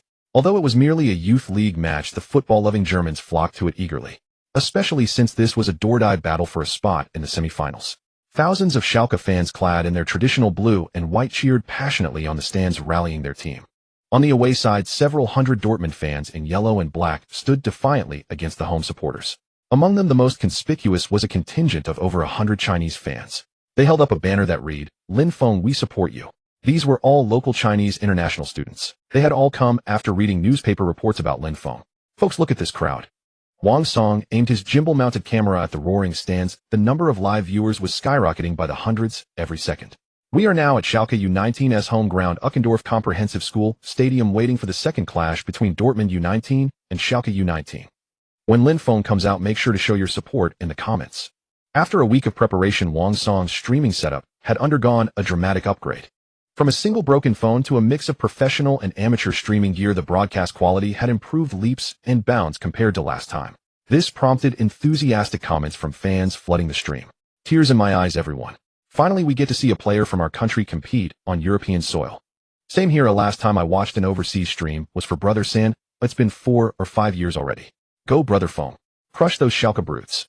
Today's stream is much more professional. Hope Lin Feng's performance lives up to the streamer's effort. This stadium is still a bit small. Oh, I really hope Lin Feng makes it to the first team soon. Then we can watch him play at Westfalen. That would be awesome. Bro, you're thinking too far ahead. Making the first team is still too tough. I'd be satisfied if he ends up playing for a Bundesliga 2 team. If he's even better and joins a Bundesliga relegation battler, I'd be over the moon. Indeed, as much as it pains me to admit, that's the reality of Chinese football. It's already a big deal to have a player in Bundesliga 2 now. Can't ask for too much. Sigh. Heartbreaking. Heartbreaking one. The atmosphere in the stream suddenly turned somber. Wang Song felt helpless. He knew the fans were speaking the truth. Given the current state of Chinese football, having a player in Bundesliga 2 was already a remarkable feat. One truly couldn't ask for too much. And now Lin Feng was making a name for himself in the U19 Youth League, with a high probability of advancing to Bundesliga 2, or even a Bundesliga relegation team. That was why Chinese fans, starved for success, had poured so much passion into following an 18-year-old young. In a sense, the fans waiting in the stream were all fools with complicated feelings for Chinese football. Those who were slightly smarter had long abandoned this troubled arena after repeated national team failures. But it was precisely because of these fools that Chinese football could continue. And Wang Song was one such fool. That was why he had prepared his own equipment and was doing this live broadcast so earnestly with little reward, just to pass on that spark of Chinese football. Beside Wang Song, Wu Jun was adjusting a telephoto lens on a tripod. Although he hadn't yet interviewed Lin Feng, he was determined to get the match video footage first. Just then he caught a glimpse of a familiar face in a corner of the stands. Dennis, Dortmund's chief scout, was in a low conversation with a companion, both holding notebooks and professional camera equipment. This discovery instantly excited him. As a sports journalist based in Germany, he naturally knew the key figures of the major Bundesliga clubs. He didn't know which player Dennis was here to see, but since he had come, if Lin Feng performed well in the match, he was sure to catch the scouts. If he were noticed, making it to Dortmund's first team might not be impossible. If that happened, Wu Jun dared not. The thought was too beautiful. But he kept the news to himself, quietly adjusting his camera to snap several close-ups. If Lin Feng ever made it to Dortmund's first team, this would be invaluable news material. In the away changing room, Lin Feng listened to the roaring cheers from the tunnel, gently tracing the Dortmund crest on his left chest with his fingertips. Hans was making the final pre-match speech. I don't need to tell you how important today's match is. Win this, and we're in the semifinals, just one step away from the title.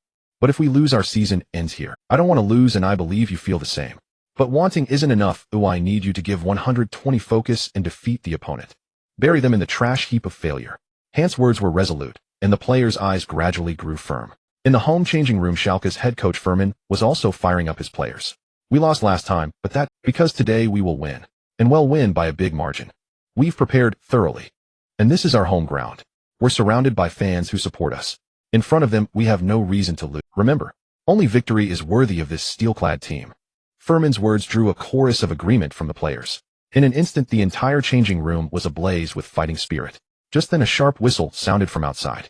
It was time to take the field. In the player tunnel, Lin Feng took a deep breath. The scent of damp turf mingled with the rubbery smell of anti-slip granules filling his nostrils.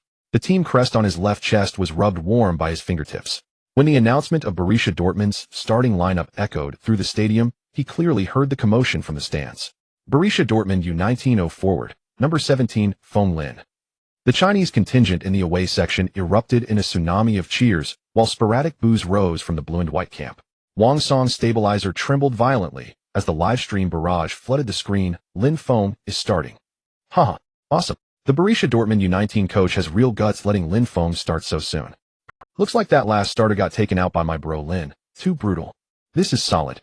Brothers, fire up, support my Feng. On the broadcast desk, Wu Jun nearly knocked over his tripod as his telephoto lens frantically tracked the Dortmund bench. Quit sat gloomily on the bench while Coach Hans' gaze remained fixed on Lin Feng's back. There the number 17 jersey billowed slightly in the spring breeze. In the stands, Dennis Penn suddenly left a long ink streak across his notebook. He turned to his assistant and whispered, Hans dares to debut a rookie in the Ruhr derby. This is either reckless desperation or... The scout's eyes swept over Lin Feng's slender ankles. This kid has something hidden from us. Excitement gleamed in his eyes as he spoke. On the pitch, the opening ceremony concluded swiftly. In the final coin toss, Borussia Dortmund U19 won the right to kick off, while Schalke U19 chose the side. Both teams took their positions on their chosen halves, awaiting the referee's whistle. The moment the kickoff sounded, Marcus immediately passed the ball back to Lin Feng behind him. As soon as Lin Feng received the ball, the Schalke striker charged at him like a war chariot. Facing the aggressive opponent, Lin Feng deftly nudged and flicked the ball, executing a la croqueta to evade the Schalke striker's tackle. Beautiful. Amazing. A chorus of gasps erupted from the stands. Particularly among the Chinese exchange students who had come to watch, cheers resounded in unison. Dennis' eyes also gleamed with approval. The footwork Lin Feng had just displayed was undoubtedly of Bundesliga, yet the astonishment was far from over. On the field, as Lin Feng dodged the Schalke player's tackle, a vivid red arrow suddenly appeared before his eyes. Having experienced this before, Lin Feng instantly recognized it as a system prompt indicating a shot opportunity. What puzzled him was that he was still at midfield, just past the halfway line, nearly 50 meters from the goal. Could he take a shot from this distance? Lin Feng instinctively glanced up toward the Schalke 0-4 goal. He saw the Schalke goalkeeper standing near the edge of the penalty area, perhaps because the match had just started and the ball was still around midfield. He felt no danger whatsoever. What was there to hesitate about? Lin Feng tapped the ball forward slightly, then raised his right foot high. At its peak, it came crashing down. Like a massive sledgehammer, it struck the side of the ball with force. Bang! A sharp crack echoed across the stadium. The ball soared into the air. Holy shit! Is that a shot? From that far? What a pointless attempt. Young and reckless. Can that even go in? Gasps rippled through the stands. Dennis couldn't help but shake his head with a wry smile. Too young, too hasty. Yet in the next moment his pupils contracted sharply. Everyone around him also widened their eyes in astonishment. Above the pitch, the black and white ball traced a parabola through the air. Like a precision-guided missile, it aimed straight for the Schalke goal. Schalke goalkeeper Reef only then sensed the danger and began scrambling back toward the goal. But his speed was no match for the ball flying through the air. By the time he reached the 6-yard line, the ball was already over the penalty area. It then began to dip downward. As Reef charged into the 6-yard box, the ball hovered above his head. Reef leaped, desperately stretching his right hand as far as possible to block the ball. But his position was still far from the goal, and his effort failed to touch the ball at all. Finally, the ball whistled past his fingertips, grazing the junction of the crossbar and post before nestling into the net. Beautiful. Goal. Goal. Superb strike. Lin Feng. Incredible. In the stands, Wang Song pumped his fist, surrounded by waves of roaring cheers. The red banners of the student contingent fluttered like flames, while the blue and white stands fell into dead silence. Wang Song's live stream was already flooded with messages and gift effects. Holy crap. Awesome. How did that go in? Was that a chip? Even a missile isn't that accurate. Damn. I'm hyped. Mom's asking why I'm watching on my knees. Chinese Messi. No Chinese Beckham. Streamer. I need all of Lin Feng's info now. I'm his diehard fan from today. On the media podium, Wu Jun's hands were... That stunning shot had completely unnerved him. He knew that if Lin Feng's performance today reached China, it would cause an enormous sensation. In an era of dwindling football talent and declining competitive results, Lin Feng's display would stand out like a crane among chickens across the entire nation. As long as he developed normally, he would undoubtedly become the top figure in Chinese football. At that thought, Wu Jun could barely resist contacting China to report this. But he held back. After all, the match had just begun. He would wait and see. Meanwhile, Dennis was running his hands through his hair, repeatedly reviewing the camera footage. As a professional scout, he understood the brilliance of this goal better than most. A chip shot from midfield that hit the mark. Most would chalk it up to luck. But Dennis disagreed. To execute such a superb chip, a player first needed exceptional vision to quickly perceive the goalkeeper and defender's positions. Then decisive judgment was crucial, as opportunities slipped away in an instant with hesitation. Additionally, immense confidence in one's technique was required. From that distance, even if others spotted the chance, they might not dare to attempt it for fear of failure and ridicule due to lack of self-belief. Finally, a touch of luck was involved. Dennis had noticed Lin Feng lifting his head to observe before shooting. Then he took the shot. This indicated that the long-range strike was a calculated move, not a random blind effort. A player with such qualities had boundless potential ahead. Interesting. Perhaps today was truly worthwhile. Dennis murmured to himself. The Borussia Dortmund bench erupted like a boiling kettle as assistant coach Hoffmann slammed his tactical board to the ground. Hans tore at his tie, his bloodshot eyes locked onto the figure with jet black hair racing across the pitch. The Chinese youth, who had been relegated to the last seat on the bench just 3 days ago, was now buried beneath a pile of 6 frenzied Dortmund players. My God. Hans' fingernails dug deep into his palms. Before the match, he had still been uncertain about granting the starting position. After all, the player was a rookie who had just joined the team and played only half an official game. Though he had performed brilliantly in that half, whether he could sustain that level remained uncertain. Starting him directly carried significant risk. Yet in the end, Hans had placed him on the starting lineup. It was a high-stakes gamble. Losing would invite harsh criticism. But now it seemed he had won. This goal alone proved that his decision to start the player was absolutely correct. With this realization, the weight of pressure on Hans' shoulders lightened noticeably. However, Quit, whom Lin Feng had replaced in the starting lineup, was far from pleased. Furious at being benched before the match, he had still hoped for Lin Feng's poor performance. Starting and coming off the bench were entirely different. Playing well as a substitute didn't guarantee success as a starter. If the rookie failed, it would be Quit's chance to shine. He would mock that detestable fellow mercilessly. Even head coach Hans would face his scorn. How dare he make me a substitute? There would be consequences. But the 0-1 score on the electronic board stung like a sharp slap across his face. Dazed and disoriented, his earlier thoughts vanished. Now he feared he might rot on the bench forever. The Schalke coaching box erupted with the sound of shattered porcelain. Head coach Fairman smashed his thermos, storming to the sideline to grab defensive midfielder Schmidt by the collar. Are you a fucking training cone? Crush that Chinese kid. I don't want to see him have a single comfortable touch of the ball. His spittle was visible in the setting sun. If he dribbles past you again, you're out to the regional league. Schmidt, drenched in spit, dared not wipe it away. Don't worry, boss. He'll make his life hell. Schmidt thumped his chest. On the pitch, Dortmund's celebration, Lin Feng rose from the ground. His jersey, crumpled from the intense celebration, was covered in grass clippings, yet his smile was undeniable. The Dortmund U19 players now looked at Lin Feng with entirely changed eyes. A player who could score such a stunning long-range shot in an official match commanded everyone's respect. As both teams returned to their halves, the referee blew the whistle to restart the game. Trailing Schalke U19 launched a fierce attack, but Dortmund, mentally prepared, tightened their formation and shifted to defense. Though Schalke's assault seemed aggressive, it posed little immediate threat. Dortmund, while defending, didn't abandon off. Counterattacking opportunities arose from time to time. Lin Feng's role in these transitions became evident. As the midfield core, his performance had earned the trust of his teammates. Every counterattack saw the ball delivered to his feet first. And that was when Schalke's defensive midfielder Schmidt, whenever Lin Feng received the ball, Schmidt closed in immediately, using his powerful frame to pressure him, hoping to force a mistake through physical confrontation. To Schmidt's astonishment, the frail-looking Chinese youth held his ground against the intense pressure. Within that slender body seemed to harbor immense strength. Each collision felt like Schmidt was battling a bull. He had to give his all to avoid being overpowered. Lin Feng too found it challenging. The system's strength boost had significantly enhanced his power. A strength stat of 82 was exceptional in the football world. But the bear-like black giant opposite him was also remarkably strong. Every duel demanded Lin Feng's full focus, affecting his midfield passing and control. Neither could gain a decisive advantage. Seeing Schmidt fail to suppress Lin Feng, Fairman grew furious. A towering bear-like figure at 185 meters was helpless against a scrawny Chinese kid. It was an utter disgrace. He began shouting at Schmidt from the sidelines. Under the coach's urging, Schmidt grew more anxious and his tackles became more aggressive. In the 15th minute, as Lin Feng received the ball near the center circle, Schmidt charged again, determined to strike. He slammed into Lin Feng without holding back. If the collision connected, even with Lin Feng's extraordinary strength, he would lose balance. Then Schmidt could seize the chance to dispossess him. Based on past experience, Lin Feng would meet him head-on. That was exactly what Schmidt wanted. If Lin Feng engaged in physical combat, he couldn't orchestrate plays. In the blink of an eye, their bodies were about to collide. But suddenly Lin Feng vanished from Schmidt's sight. Schmidt lost his target. Unable to stop his momentum, he stumbled through the air, nearly falling. Regaining his balance, he saw Lin Feng nearby, poised to pass the ball. Fuck! Schmidt fumed. How dare he play me? Where's the promised physical battle? The coward backed off. Enraged, Schmidt prepared to charge again. At that moment, Lin Feng raised his right foot. Before his eyes, a pale golden arrow shimmered into view.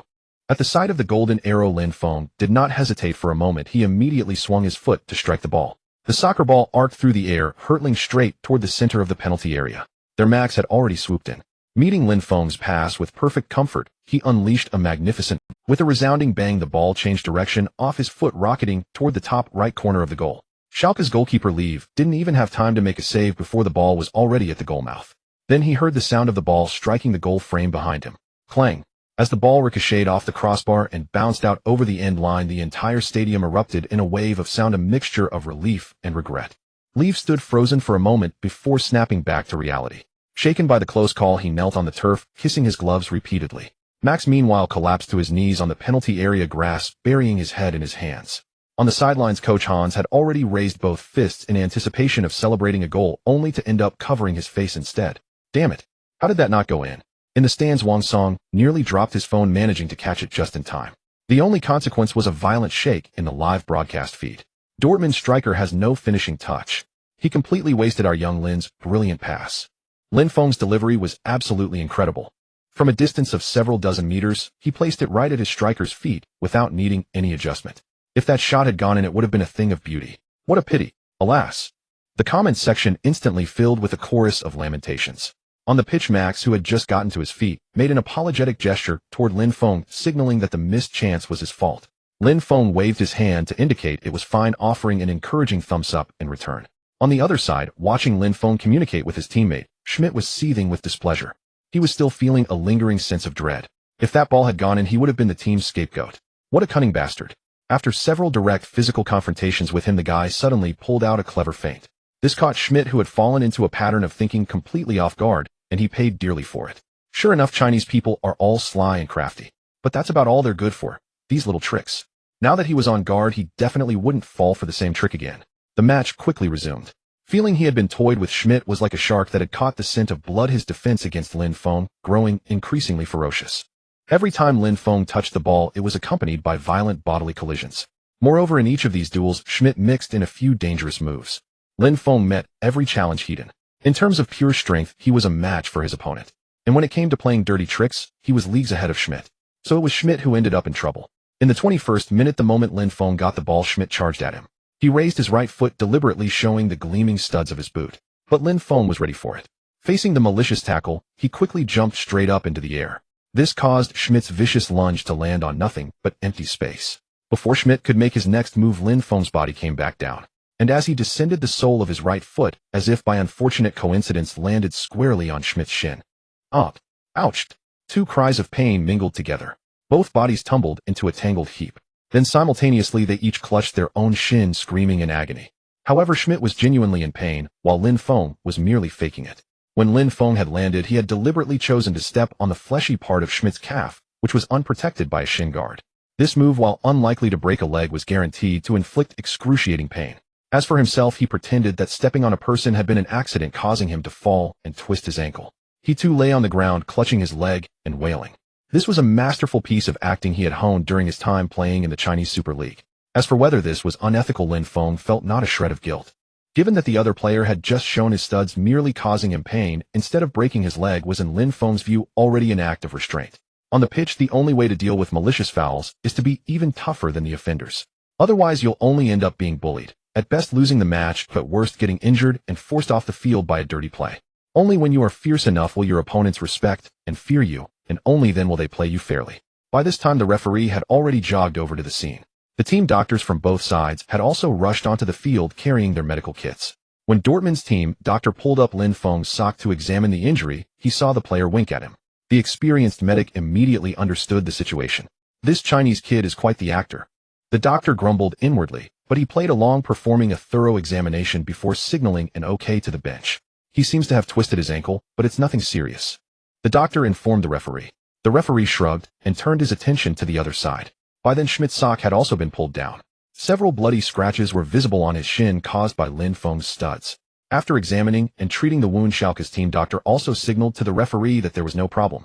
By this point, the sharpest edge of Schmidt's pain had subsided. However, the intense lingering ache from that moment was still fresh in his memory. He looked over at Lin Feng, who was still lying on the grass, a look of suspicion in his eyes. He couldn't be sure whether the other player had done it on purpose. He wanted to lose his temper, but couldn't find a legitimate reason to do so. A deep sense of frustration welled up inside him. Just then, he suddenly saw Lin Feng give him a subtle wink, a hint of mockery playing on his face. Fuck! Schmidt understood instantly. The bastard had done it deliberately. With a loud curse, he got up to confront Lin Feng, but he was quickly grabbed by his quick-thinking teammates. Seeing Schmidt's reaction, Lin Feng put on an expression of innocence and bewilderment. This only infuriated Schmidt even more. Fuck! You son of a bitch! You damn liar! Schmidt, unsurprisingly, the referee immediately brandished a yellow card. That was the final straw for the big dark-skinned player, completely breaking his composure. If his teammates hadn't been quick to pull him away, the scene might have escalated into an assault on the referee. On the sidelines, Schalke's head coach Fehrman was absolutely livid. He stormed to the edge of the technical area and unleashed a torrent of abuse at Schmidt, who was still fuming. The verbal lashing immediately silenced the enraged player. In the end, Schmidt could only hang his head and listen to the reprimand. Watching this unfold, Lin Feng inwardly lamented the missed opportunity. As the head referee blew the whistle to resume the match, the evening breeze on the pitch suddenly grew fierce. Standing near the center circle, Lin Feng could clearly see the bulging veins on Schmidt's forehead. This hulking defensive midfielder was wiping sweat with his jersey, but the dark clouds gathering in his eyes could not be wiped away. In the 29th minute, Klaus sent a through ball from midfield. Lin Feng feigned an attempt to receive the ball with his back to the goal, but the moment he touched it, he used his left heel to flick the ball to the right. This deceptive move instantly shifted Schmidt's center of gravity, but as he stumbled to adjust his footing, Lin Feng had already cut into the gap in the flank with the ball. This move was a variant of the magic spin of love. At the moment of receiving the ball through body feints, he deceived the defender's center of gravity and swiftly completed the breakthrough. More of these petty tricks. Schmidt gritted his teeth as he chased, but hesitated just as he was about to slide in for a tackle. He remembered the sharp pain from 3 minutes ago when the opponent's studs grazed his shin. Moreover, he was already carrying a yellow card. Another one would send him off the field.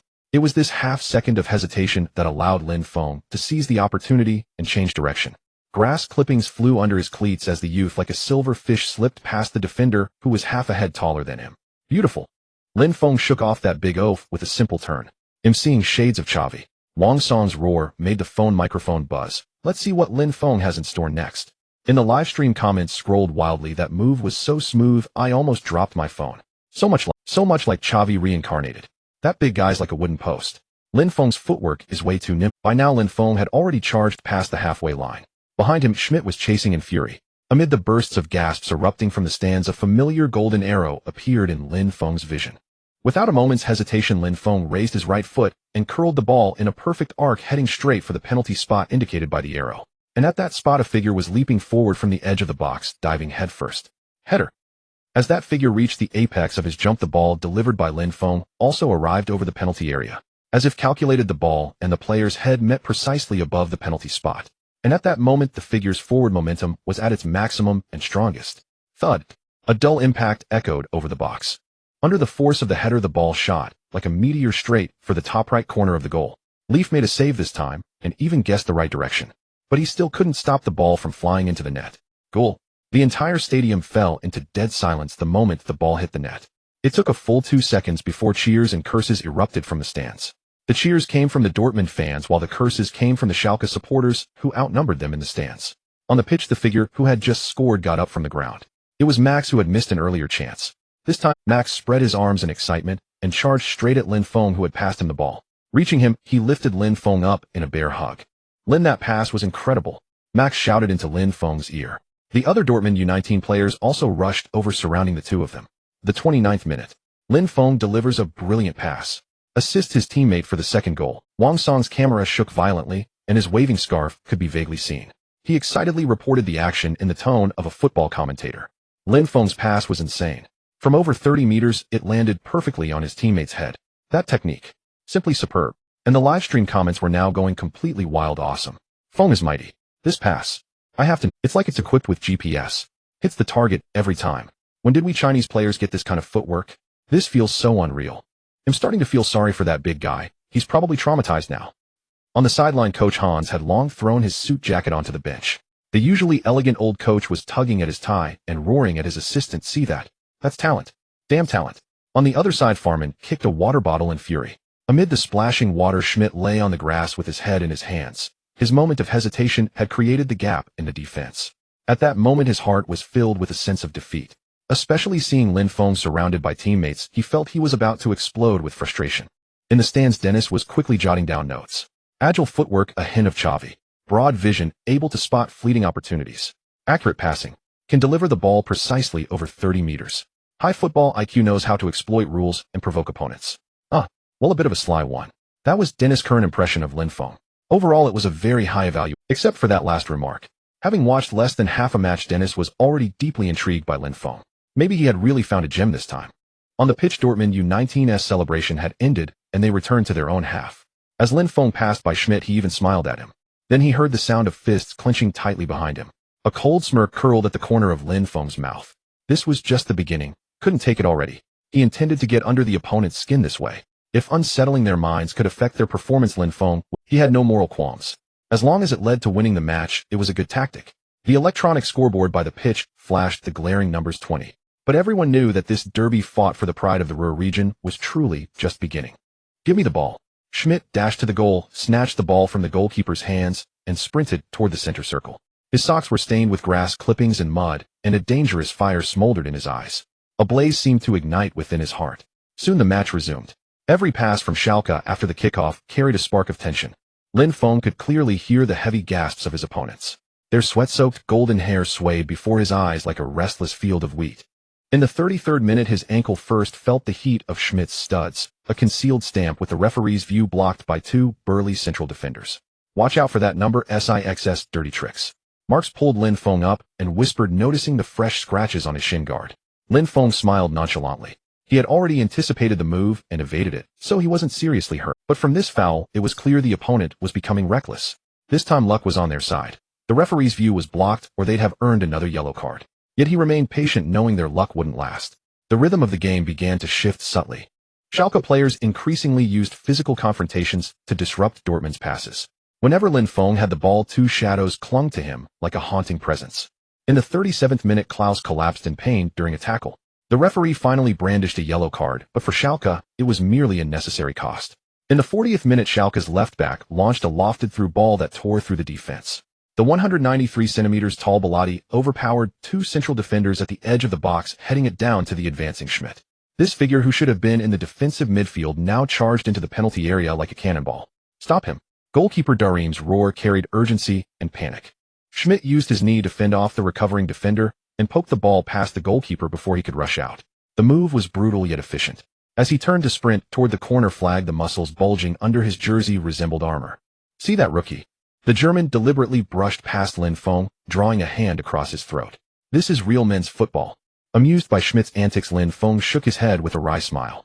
Say that after you've leveled the score.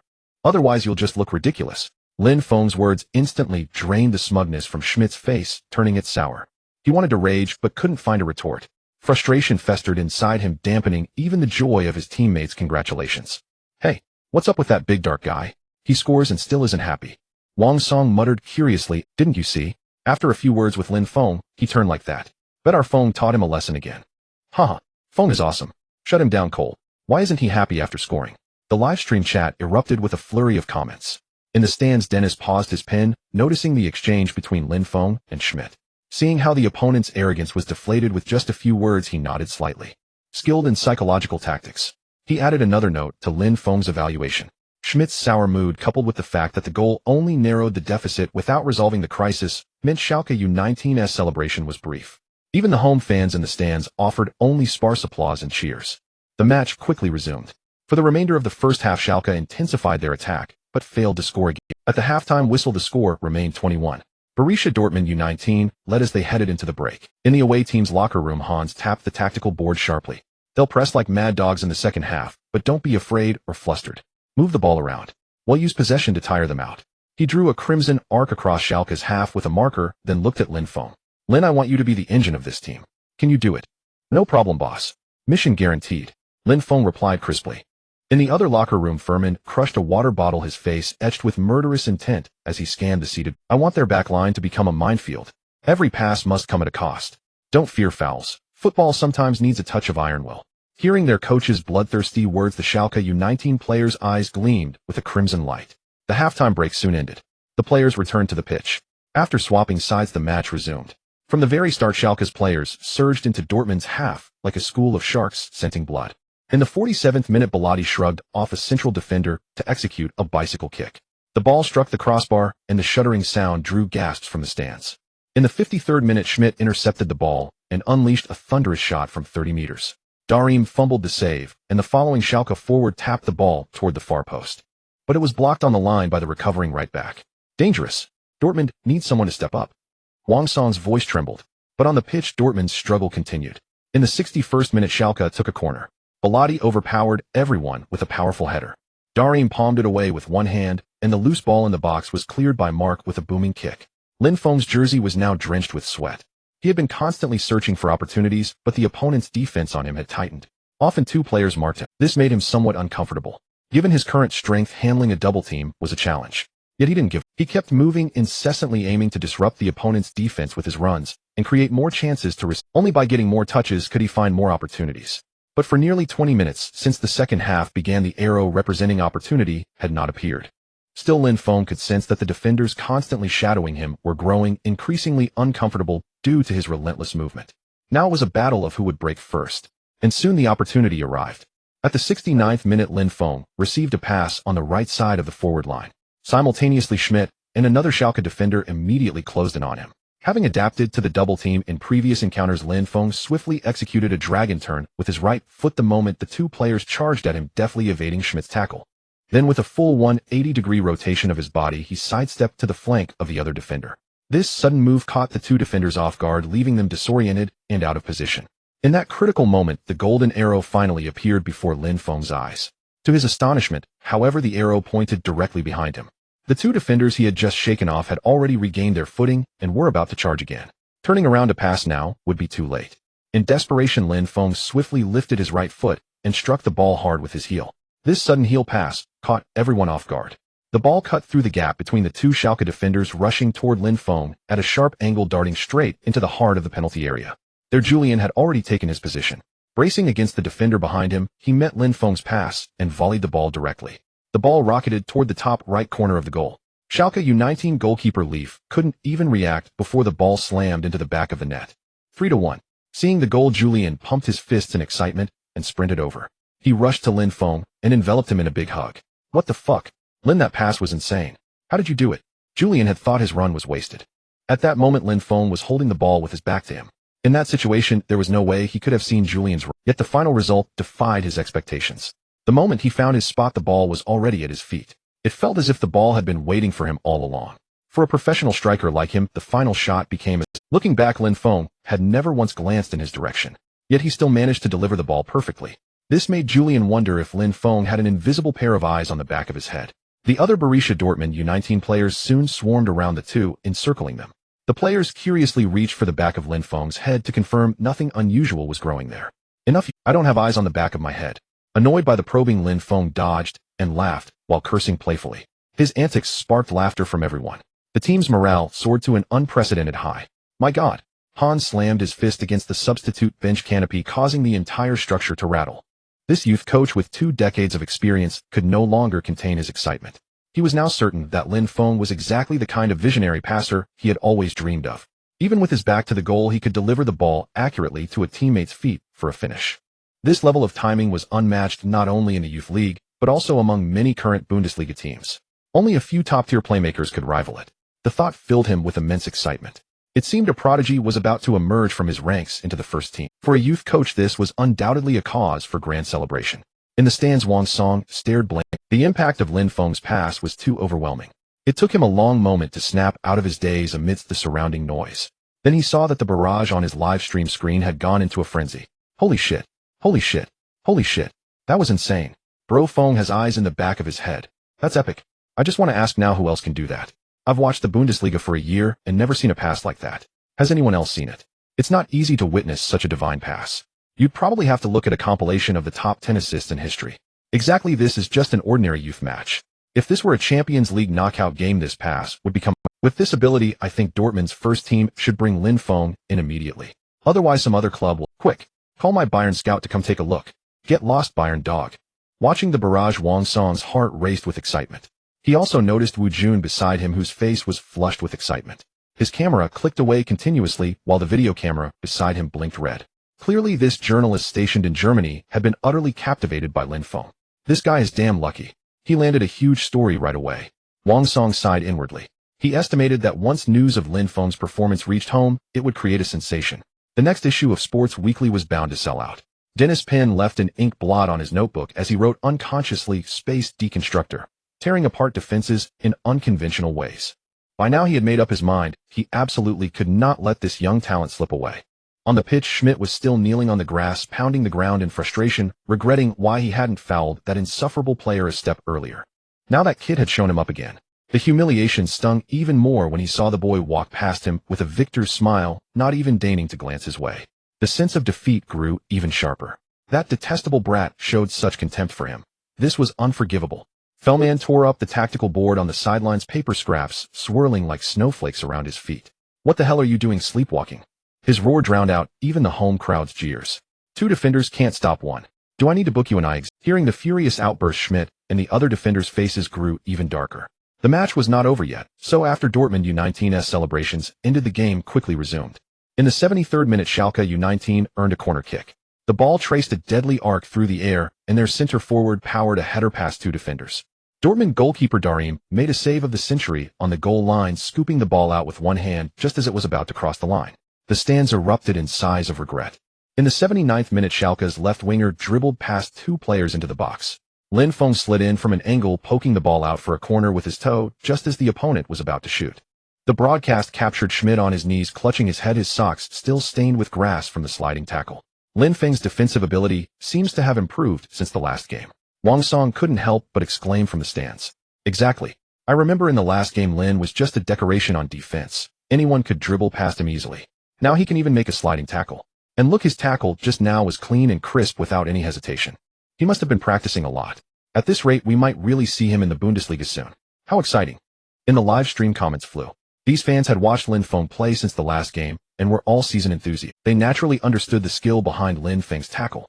Comparing it to his performance in the last match, they deeply appreciated his rapid improvement. On the pitch, the match continued. In the 85th minute, rain began to fall. Furman waved his arms on the sideline, shouting like a trapped beast, "Push up. Everyone push up." He was completely frantic now. Schalke's defensive line had advanced to the center circle and goalkeeper Leif's figure flickered in the rain. They had abandoned all defense.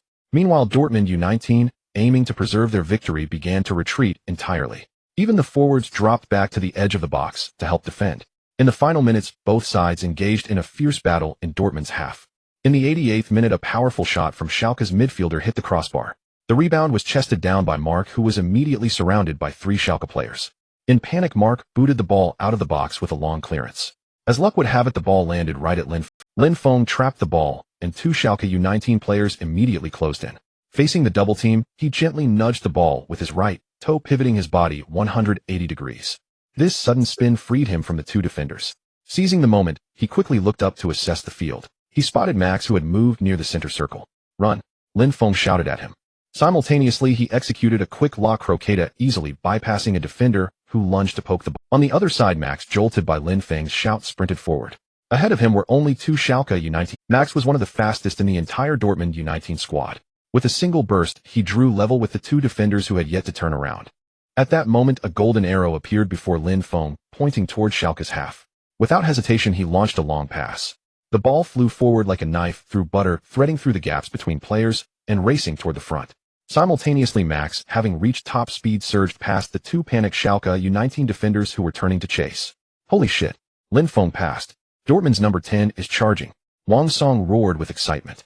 On the sideline, Coach Hans's nails dug deep into his palms, and in the stands, Dennis's pen stabbed ink spots into his notebook. On Schalke's bench, Furman was frantic. Stop him. Foul him. But Max was too fast, crossing the halfway line before the defenders could even foul him. Meanwhile, Lin Feng's pass arrived perfectly in front of him. Without slowing down, Max simply pushed the ball forward and charged toward Schalke's box. Now there was nothing left in his path. Although the two Schalke defenders he had beaten were chasing desperately from behind, they couldn't close the gap. Soon Max dribbled to the edge of the box. Schalke goalkeeper Leaf rushed out charging. Facing Leaf, Max remained calm. Choosing the right moment, he fired a low shot that slipped past Leaf's side and nestled into the net. Goal. In the final moments, Dortmund U19 broke through again. Goal. Another assist from Lin Feng. 41. Dortmund crushes Schalke. Lin Feng is incredible. Guys, send gifts. Wang Song roared, clutching his phone. The live chat was flooded. Holy shit. Lin Feng's pass just now must have been 50 meters. And it found the forward perfectly. The craziest part is that the pass was like it was calculated, threading through the crowd. Especially under pressure. Doing that makes me wonder if his ball has some high-tech device to dodge obstacles. That's definitely the best pass of the day. I've never seen anything like it. Right now, probably no one in the national team can pass like that. You're too kind to the national team. You should ask if there's any player in the entire Bundesliga who can make such an amazing pass. I'm kneeling. From now on, I'm a diehard fan of Feng. I won't miss a single one of his games. Yeah, with Lin Feng's performance today, Dortmund's first team will probably call him up soon. Just imagine, haha. It's awesome to think about. Can't wait. In the live stream, they were already enthusiastically discussing their hopes for Lin Feng joining the... Meanwhile, in a corner of the stands, Dennis packed his things to leave. He couldn't wait to call first-team coach Klopp. D. When the head referee blew the final whistle, cheers erupted across the rain-soaked pitch. Lin Feng lay on his back on the drenched turf, the icy rain washing over his burning cheeks. The cries of his teammates rang in his ears as Max threw himself onto him, splashing muddy water with the scent of grass into his mouth. You've been hiding your skills well. Captain Neuhaus pulled them both up, ruffling Lin Feng's black hair vigorously. That last pass to break free. I nearly crushed my water bottle on the bench. Lin Feng winced slightly from the rough treatment, but the smile on his face was impossible to hide. Suddenly, a clear Chinese shout came from the stands. Lin Feng looked up to see over 20 Chinese fans waving homemade support boards. At the forefront, a middle-aged man with a professional camera around his neck, the lens glinting in the rain, was Wu Jun, the German correspondent for Titan Sports. He had forgotten his journalistic duties, transforming into an ardent fan. Beside Wu Jun, Wang Song was still live streaming. The live stream room buzzed with activity. Congratulations. Heartfelt congratulations to Borussia Dortmund U19 for advancing to the U19 Youth League semi-finals. And congratulations to our Chinese player Lin Feng for his stellar performance. The match ended too quickly. I haven't had my fill. When is the next U19 semi-final? I'm booking my spot early. Guys, I just checked. The U19 Youth League semi-final is scheduled for next Saturday at 3 p.m. local time. That's around 9 p.m. in China. As for Dortmund U19's opponent, it's just been announced: Bayer Leverkusen U19. That's a strong team too. Leverkusen. From what I know, their youth team's strength is not to be underestimated. No kidding. Which team in the semi-finals is weak? Stronger teams mean better matches.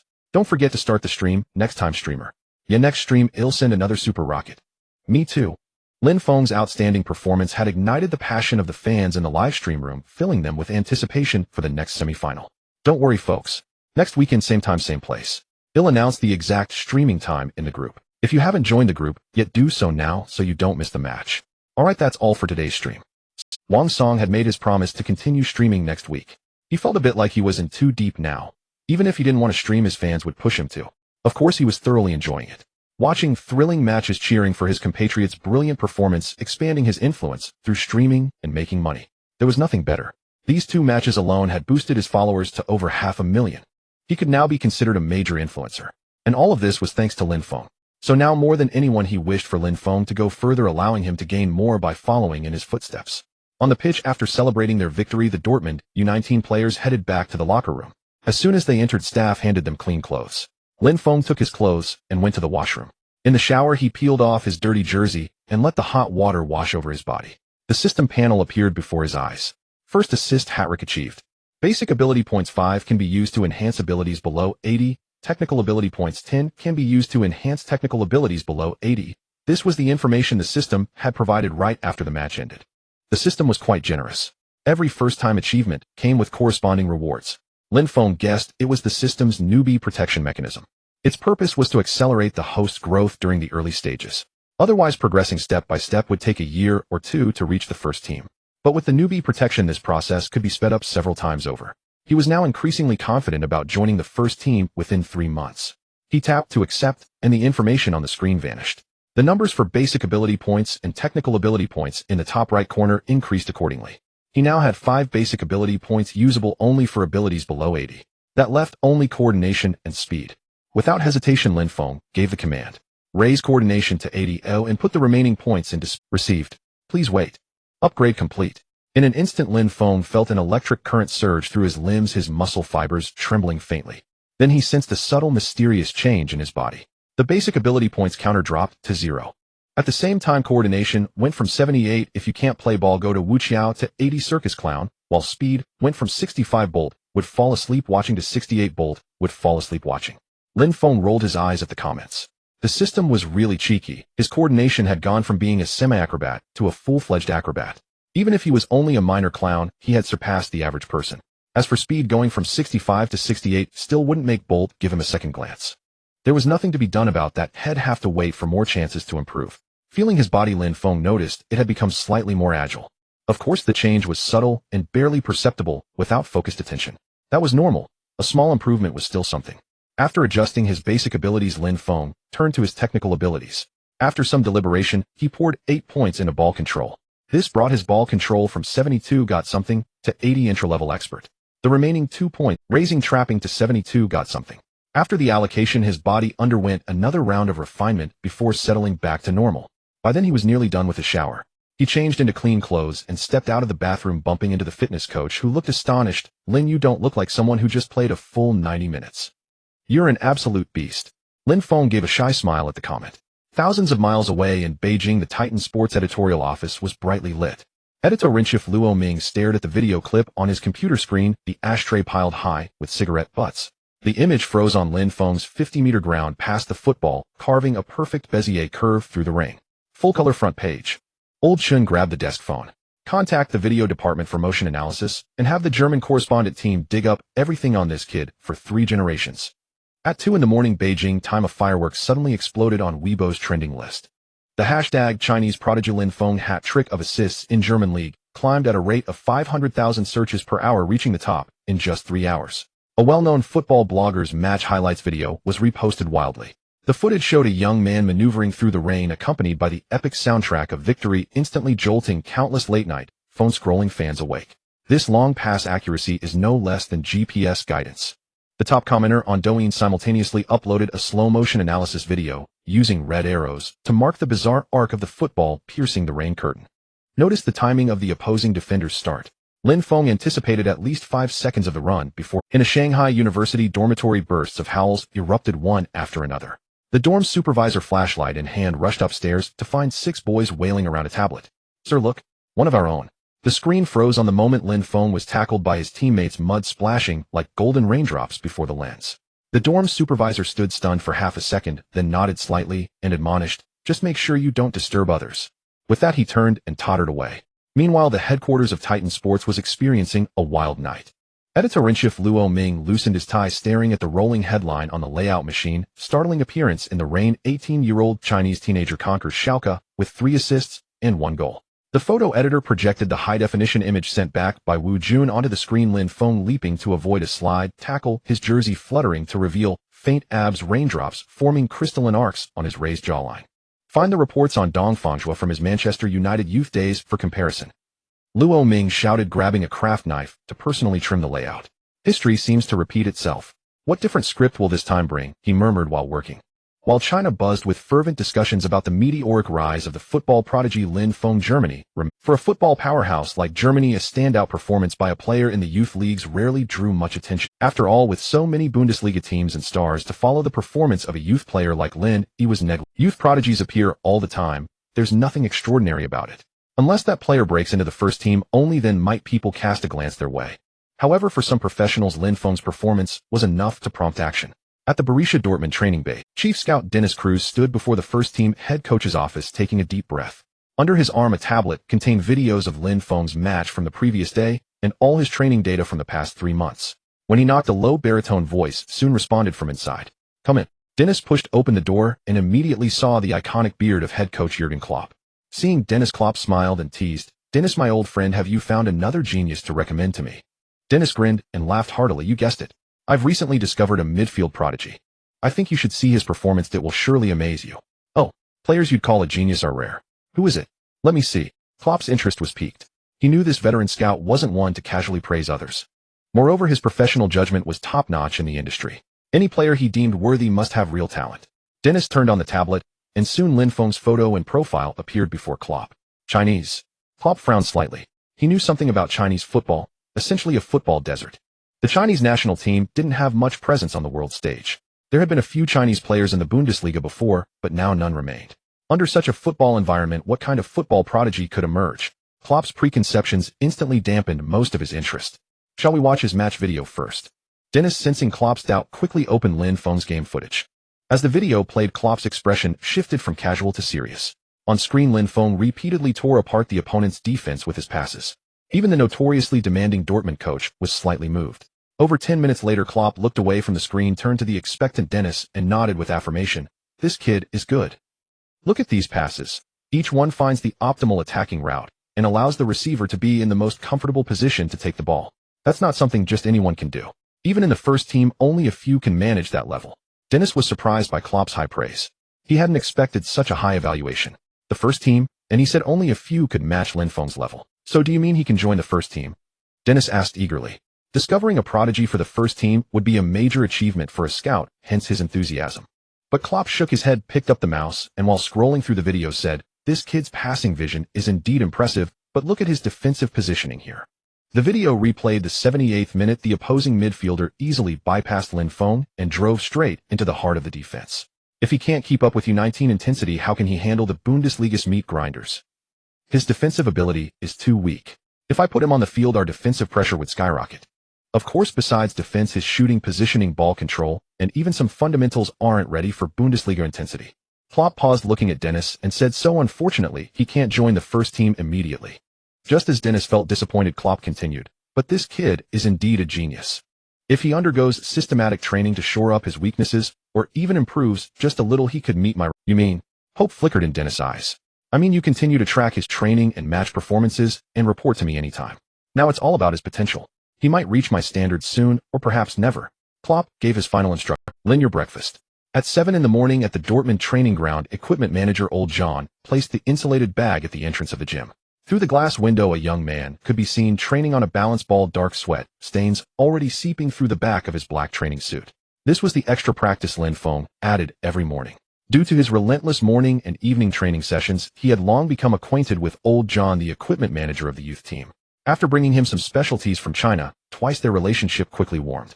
Sometimes while having breakfast, Old John would bring a portion for Lin Feng. "Thank you, Uncle John." Lin Feng expressed his gratitude and then resumed his training. Old John could only shake his head helplessly. In all his years as an equipment manager at Dortmund, he had never seen a player as diligent as Lin Feng. The young man started training almost every day before 6 in the morning and wouldn't stop until after 9 in the evening. Counting it all up, aside from eating and sleeping, he devoted at least 11 to 12 hours to training. Old John even worried if his body could withstand such a load. However, after watching Lin Feng train like this for over 10 days, he gradually felt relieved. Because although the young man was always exhausted and drenched in sweat every day after a night's sleep, he would be full of energy again the next morning. Old John could only sigh and call him a monster. With such intense training, Lin Feng's training points were also increasing rapidly. He could now exchange for 2 points in a single day. Since the match against Schalke U19 up to this Friday, in nearly a week, he had accumulated 79 training points. After another half hour of training, Lin Feng finally saw the training points number in the system jump to 80. At that moment, he stopped. Panting heavily, he picked up a towel nearby to wipe off the sweat cascading like a waterfall. Lin Feng commanded in his mind, "Convert all training points into technical ability points." Received. Host currently has 80 training points, which can be exchanged for 16 technical ability points for upgrading abilities below 70. Proceed with exchange. The system's cold mechanical voice sounded. Exchanged. Received. 16 training points exchanged. With the system prompt, the data on the panel changed. The training points were cleared, replaced by 16 technical ability points. Lin Feng then pulled up his basic ability list, and after a moment's thought, issued a command. Add 5 points to shooting, 3 points to defense, and 8 points to tackling. Received. Please wait. Points added successfully. With the continuous system prompts, Lin Feng saw that in his technical ability list, shooting, defense, and tackling had all become 70. At the same time, the overall rating changed from 73 bench level for a relegation-threatened top-tier team to 75 starting level for such a team. Seeing this change, a smile spread across Lin Feng's face. His hard work had not been in vain. With his current level, even if he couldn't make it into Dortmund's first team, he could hold his own at a mid to lower tier boon. With this strength as a foundation, at least he didn't have to worry about being kicked out. He had already decided if Dortmund's first team didn't call him up by the summer transfer window at the end of the season, he would seek a trial at a smaller club. The current youth team could no longer hold his interest. For better development, he needed a bigger stage. Of course, all of this was on the condition that he first won the Youth League Championship this season. Before the day's training session, Hans announced the starting lineup for Saturday's match against Bayer Leverkusen U19. Unsurprisingly, Lin Feng continued to start after his previous debut, while former midfield core Quit's face turned extremely sour, but he could do nothing about it. In the internal scrimmage a few days ago, despite giving his all, he couldn't suppress that annoying Chinese guy. On the contrary, he was utterly outplayed. In this situation, reclaiming the starting spot was nothing short of... In professional football, strength reigns supreme. If you lack ability, nothing else matters. The other players were happy to see this. After all, with Lin Feng on the field, as long as they could create an opening, he would surely pass the ball. Who wouldn't like a teammate who helps them score more goals? Thus, Lin Feng's starting position was now unshakable.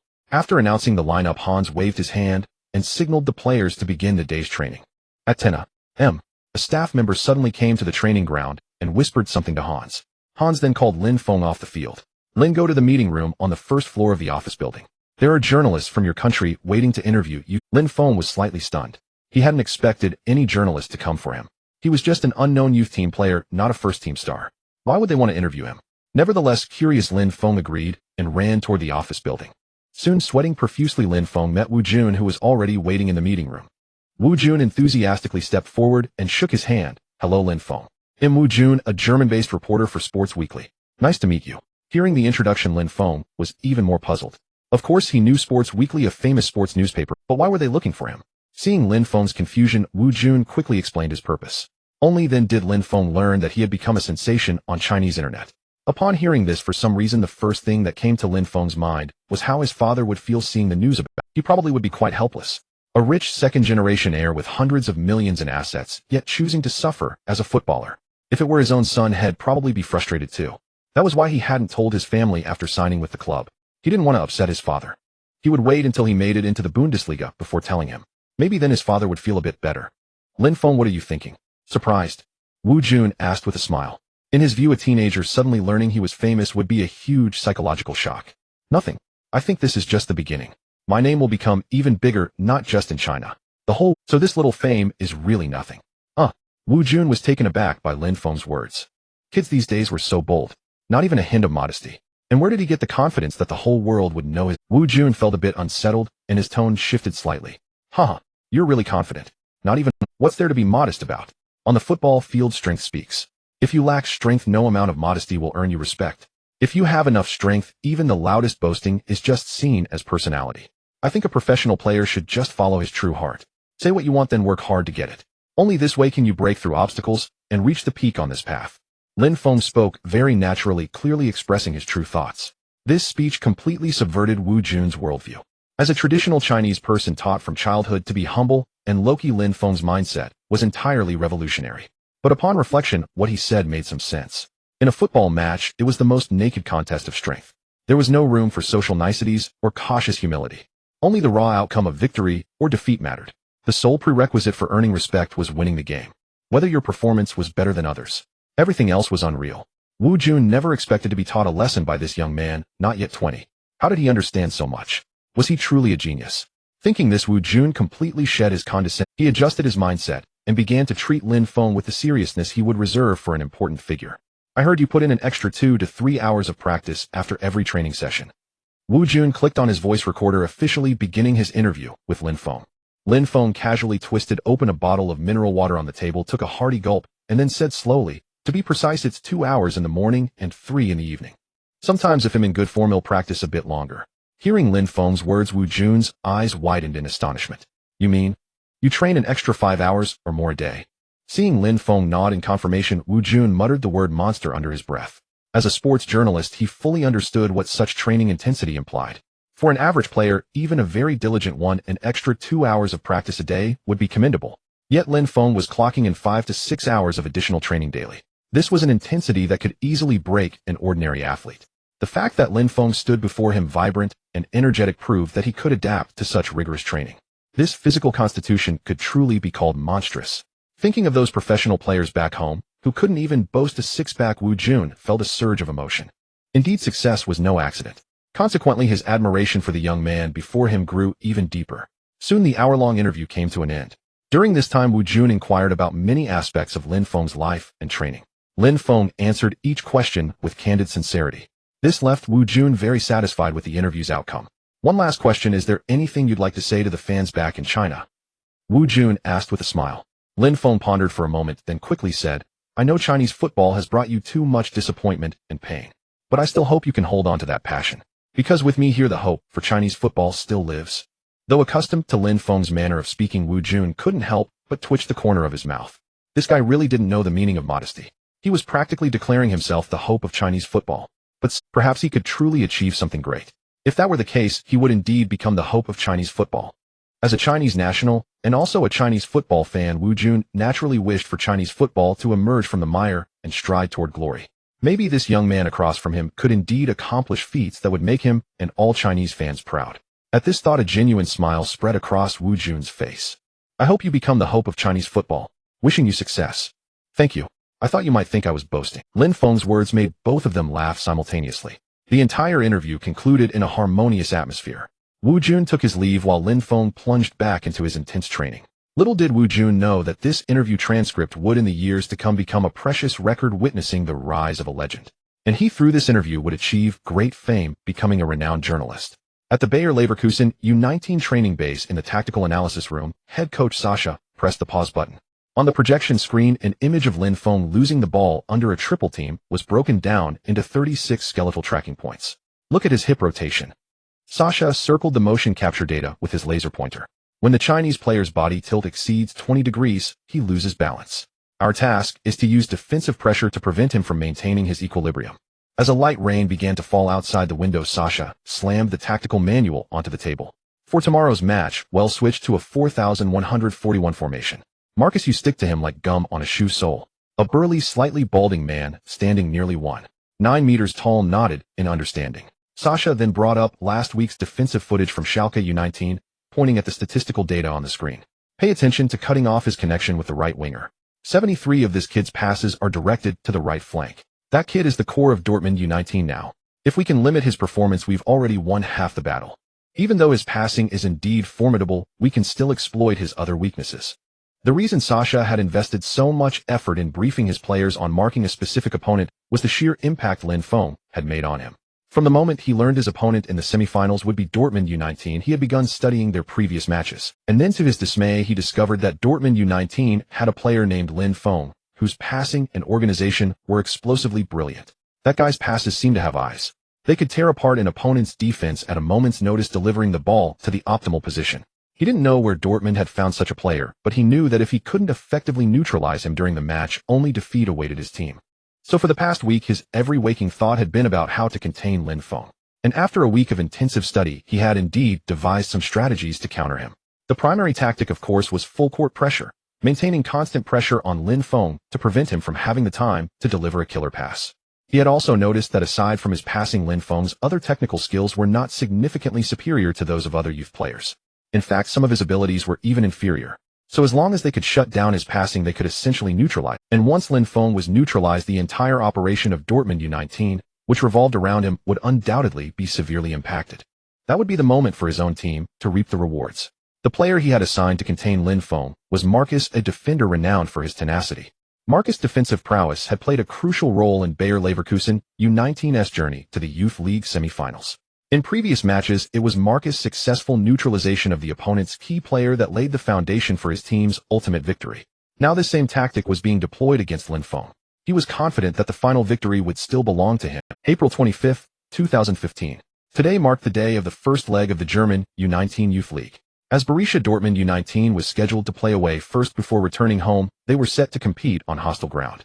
At 1:49 p.m. outside the Ulrich-Haberland Stadium, home of Bayer Leverkusen, U19, a chance of the yellow and black forward rang out. As the bus carrying the Borussia Dortmund U19 players arrived at the stadium entrance, over 30 traveling Dortmund fans erupted in cheers. Their deep yellow scarves gleamed strikingly under the April sun. Though not numerous, they were all seasoned veterans.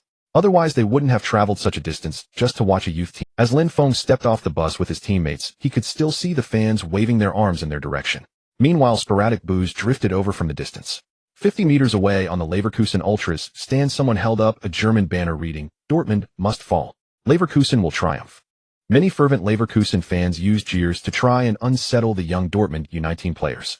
"Hurry to the locker room, change, and warm up," Hans urged the players loudly, leading the way into the away team's changing room.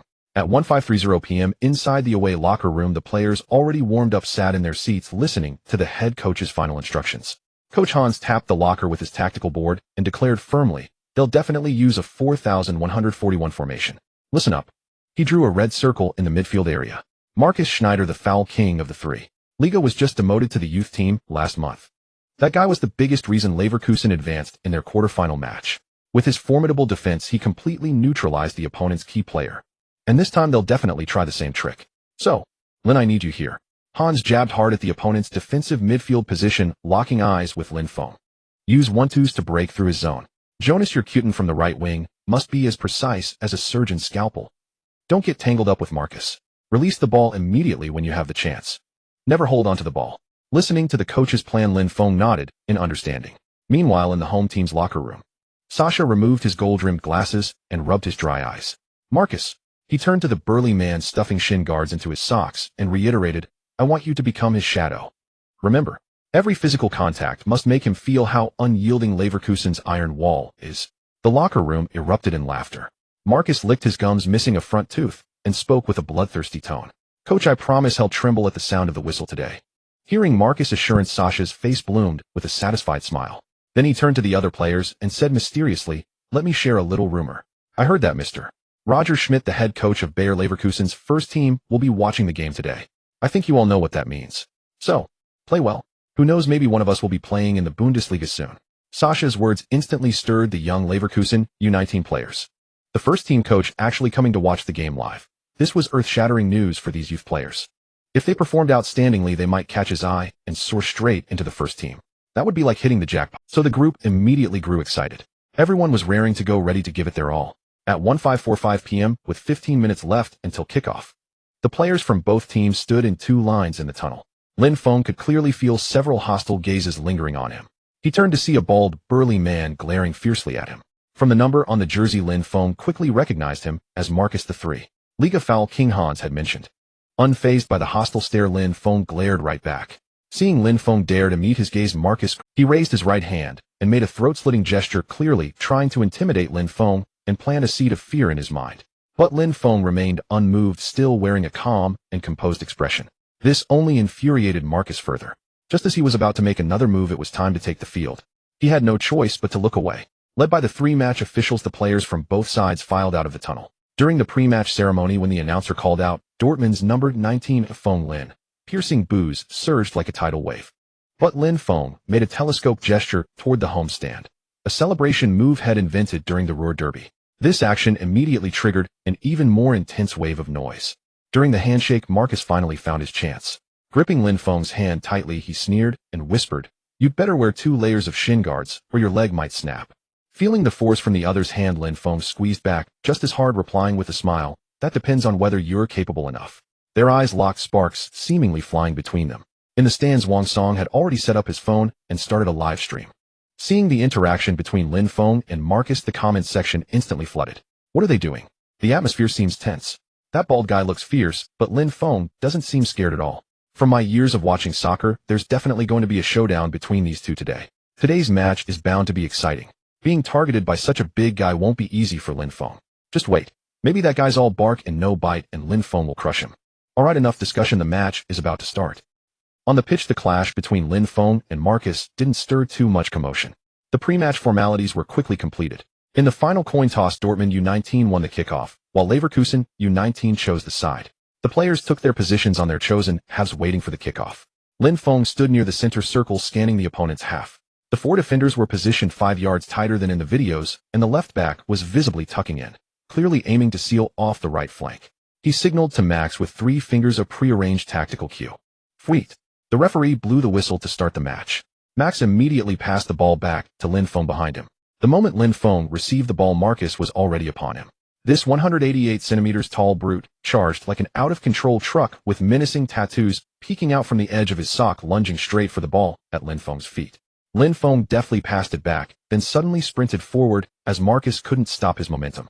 The studs of Marcus' boots barely grazed Lin Feng's shin guard. Such ball control. On the sideline, Hans clenched his fists, astonishment in his eyes. This escape seemed simple, but required immense control over the ball. Based on his knowledge of Lin Feng, his dribbling skills shouldn't have reached such an effortless level. So how to explain that move just now? Hans was a bit bewildered. This guy always managed to surprise him. In an inconspicuous corner of the stands, Dennis held a cup of coffee watching the match. Beside him, a video camera had already been set up. Just moments ago, when he saw Lin Feng effortlessly evade Marcus' press, his eyes widened. With his years of experience, that seemingly simple evasion carried a wealth of information. To easily shake off a professional defender's challenge amidst intense confrontation undoubtedly required exceptional ball control. Having studied Lin Feng's previous match, he clearly remembered that while the opponent's dribbling wasn't poor, it certainly hadn't reached that level.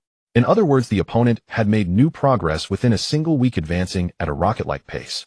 Of course, this was merely deduced from that single touch, and it couldn't be ruled out that it was just an extraordinary moment. To confirm this, further observation was needed, so he refrained from jumping to conclusions.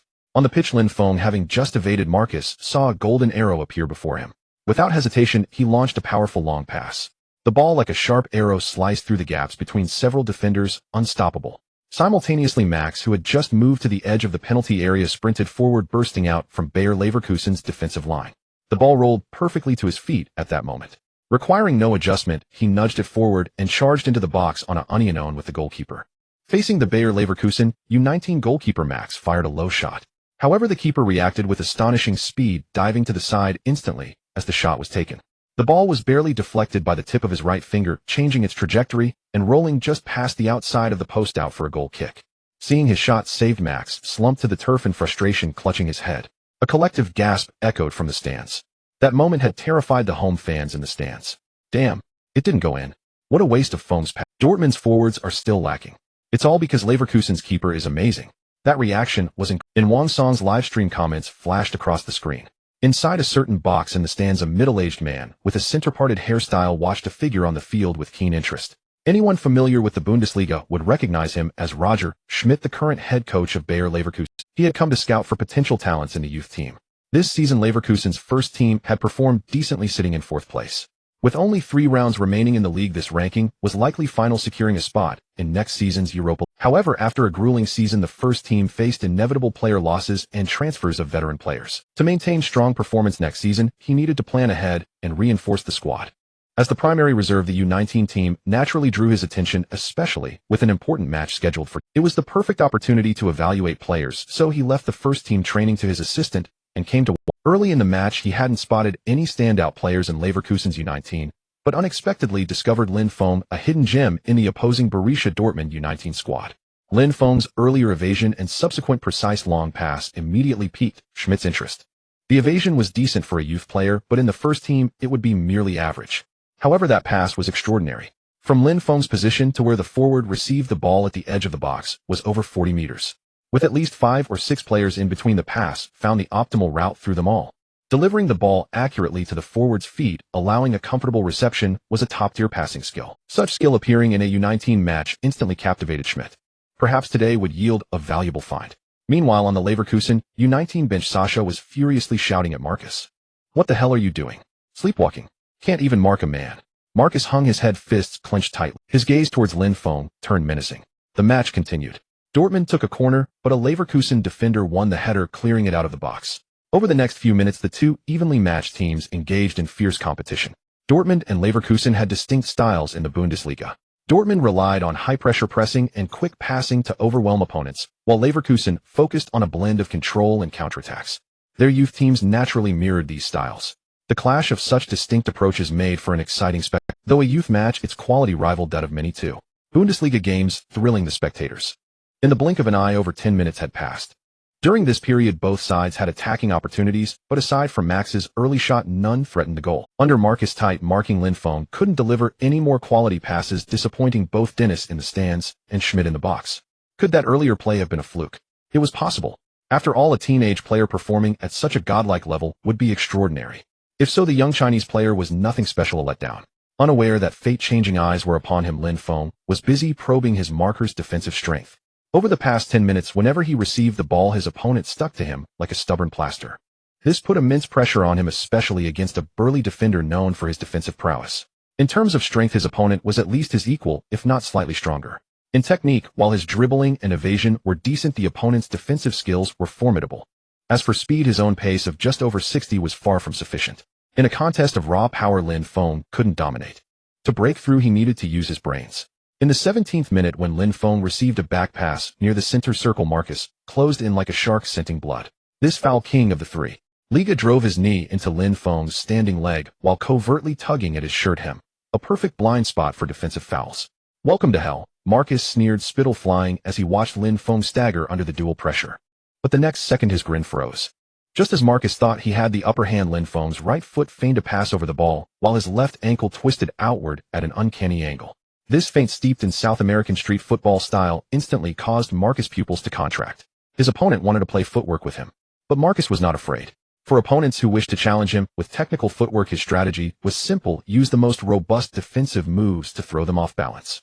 Want to show off tricks?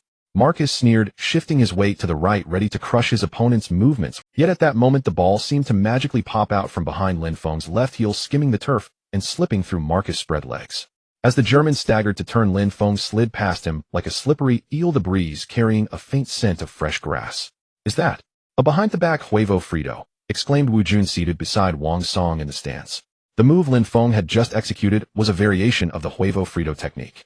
It was a difficult skill to master, used to evade defenders when facing away from them. Even seasoned technical stars could not always pull it off during matches. Yet here it was displayed by a youth team player.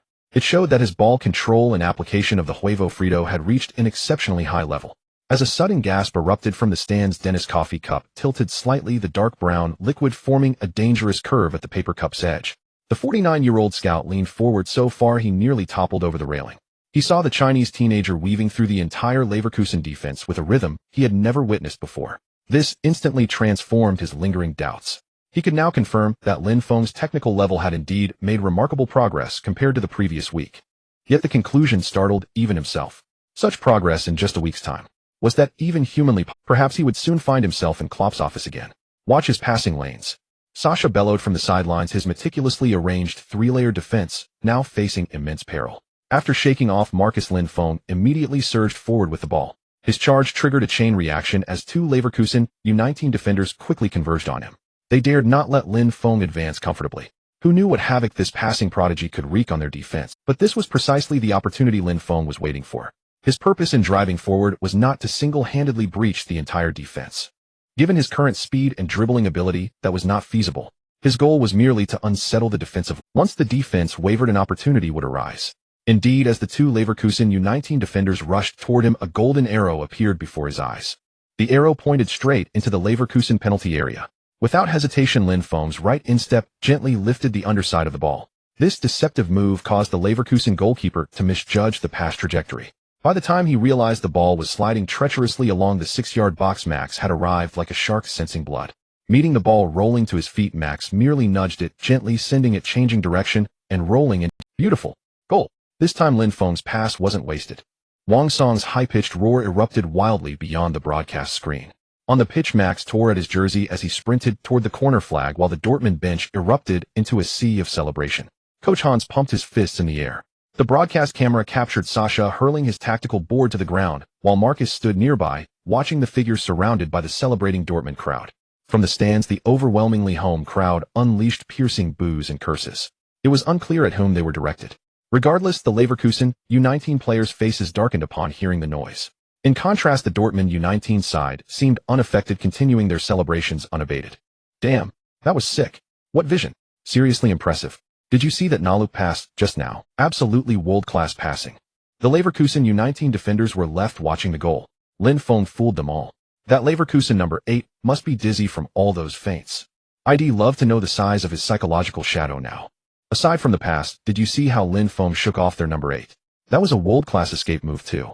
With skills like that he's wasted in the youth team. Klopp should call him up now. Otherwise another club will snatch him away sooner or later. Exactly. Based on those 2 moves, Lin Feng is definitely ready for the first team. Wang Song's live chat streamed with a torrent of comments. In the box, Schmidt's eyes gleamed.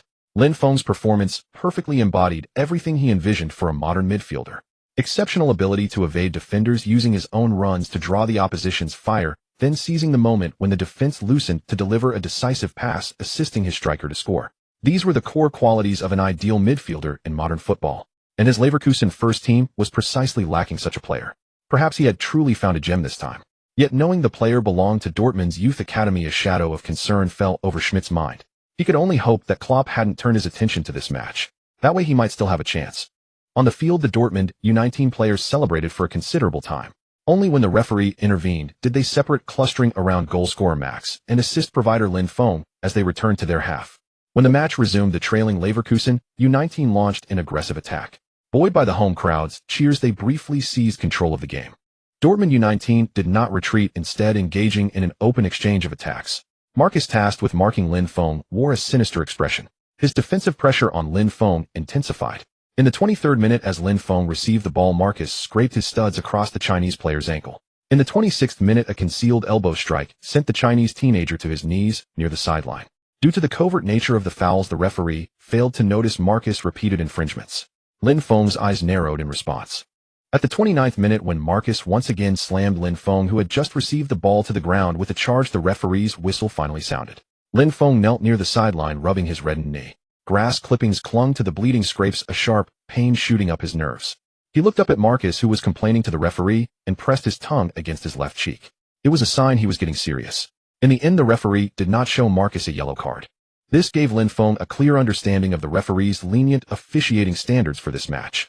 As the referee waved for play to continue, Lin Feng pushed himself up from the advertising board, his right hand subtly lifting his shin guard by 2 centimeters. This minute adjustment caused the subsequent collision to produce a sickening thud. Marcus' toe slammed directly into the reinforced protective layer. Fuck! The German defender cursed. The impact had numbed his entire toe. Somewhat relieved, he saw his opponent also writhing on the ground in agonized screams. He looked utterly miserable. The referee's whistle sounded again. Though still no card was shown, Marcus was dissatisfied. It was clearly a 5,050 ball. He hadn't gained much advantage. But seeing his opponent's pitiful state on the ground, he let it go. At least it gave him some satisfaction. So after the referee left, he flashed a mocking smile at Lin Feng, who was just getting up. But soon his smile faded. He suddenly saw a playful grin on Lin Feng's face as he pointed at his own toe.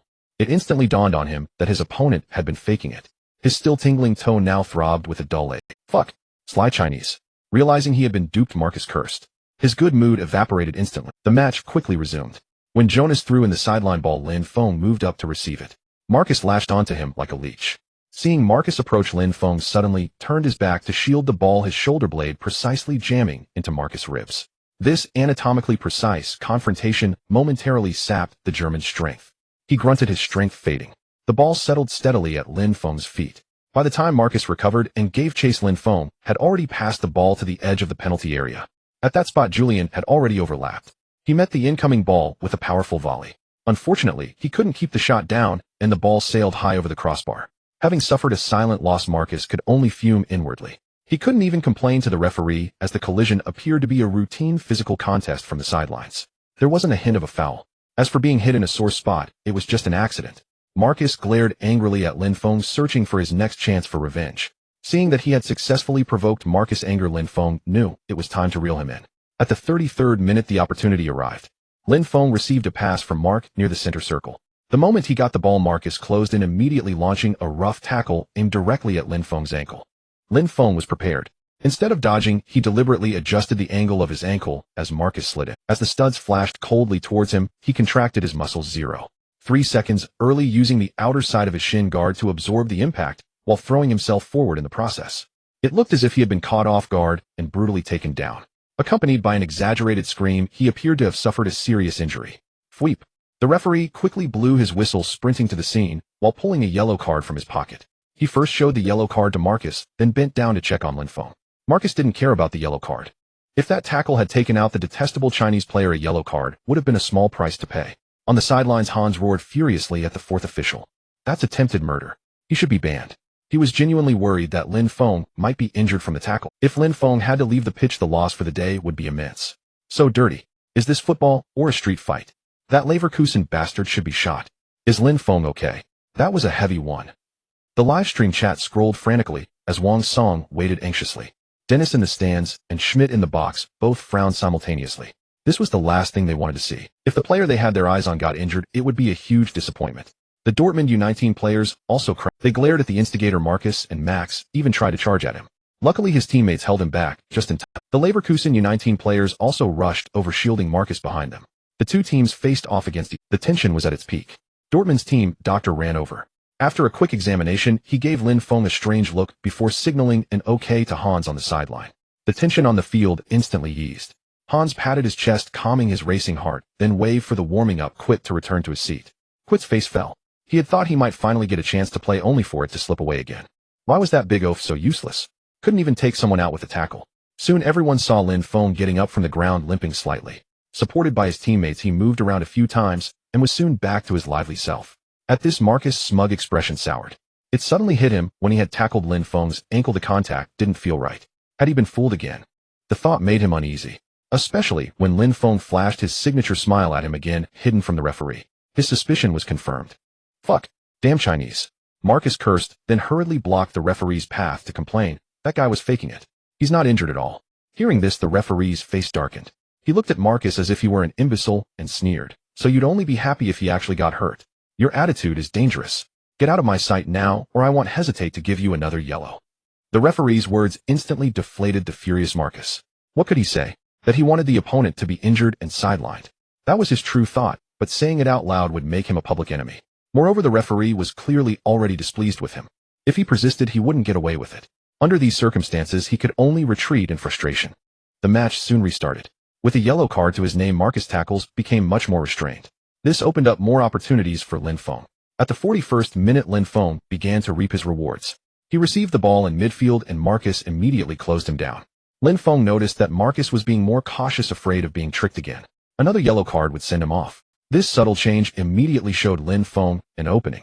Lin Feng's cleats ground fine traces into the turf as Marcus crouched low, slid 2 meters before him. The German defender, once charging like an armored vehicle, now had his defensive radius visibly shortened by half a meter. That yellow card clung to his ankle like an invisible chain. Come on. What's the matter? Lost your nerve? Lin Feng taunted his opponent with words while letting the soccer ball bounce back and forth between his feet. Marcus' pupils abruptly constricted, the unhealed toe throbbing within his sock. A pain from the earlier collision with Lin Feng's shin guard. This ache constantly reminded Marcus how cunning this Chinese player was. Thus, facing Lin Feng's verbal provocation, Marcus struggled to maintain his composure. Yet soon his calm shattered.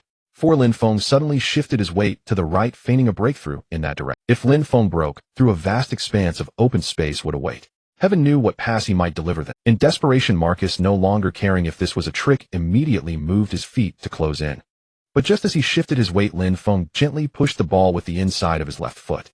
The sphere, as if drawn by a magnet, slipped directly between Marcus' parted legs. The La Croqueta, another La Croqueta. Wang Song screamed into his phone from the stands.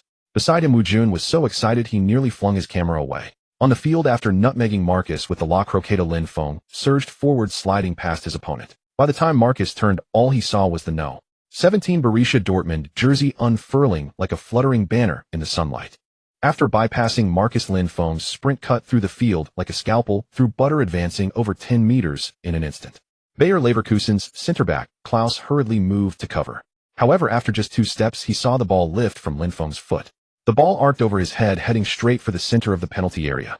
Julian. Lin Feng's shout rang out like a thunderclap. Julian, just reaching the edge of the box, leaped into the air upon hearing the call, meeting the oncoming ball. As the spinning sphere traversed 20 meters, it collided with Julian's head at the penalty spot. Thud. A dull impact echoed across the stadium. Under Julian's header, the ball swiftly changed direction, flying toward the Leverkusen goal. Before the Leverkusen goalkeeper could even react, the ball grazed the underside of the crossbar and nestled into. Dortmund extended their lead once again. The clamor from the stands fell silent in an instant, only to be replaced by a torrent of boos.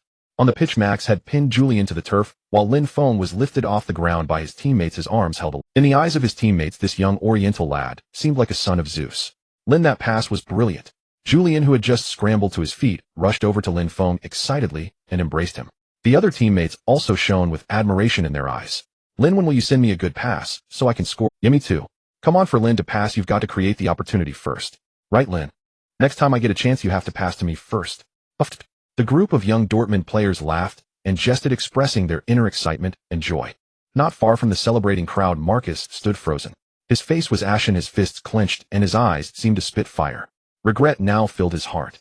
He bitterly regretted not committing a foul earlier. His hesitation had allowed the opponent to easily bypass him, leading to the subsequent goal. If only he had been more decisive, perhaps none of this would have happened. But it was all too late now. Damn it. On the sidelines, Sasha slammed his fist against the canopy pillar, then turned to gesture to his assistant coach, mimicking Lin Feng's breakthrough moves. That kind of center-off gravity control isn't something an 18-year-old should have. Where did Dortmund find such a prodigy? Is that guy really only 18? Watching their head coach's somewhat frantic display, the assistant coach could only shrug helplessly. He indicated he couldn't answer that question either. At that moment in the VIP box, Schmidt was unconsciously crushing popcorn into dust.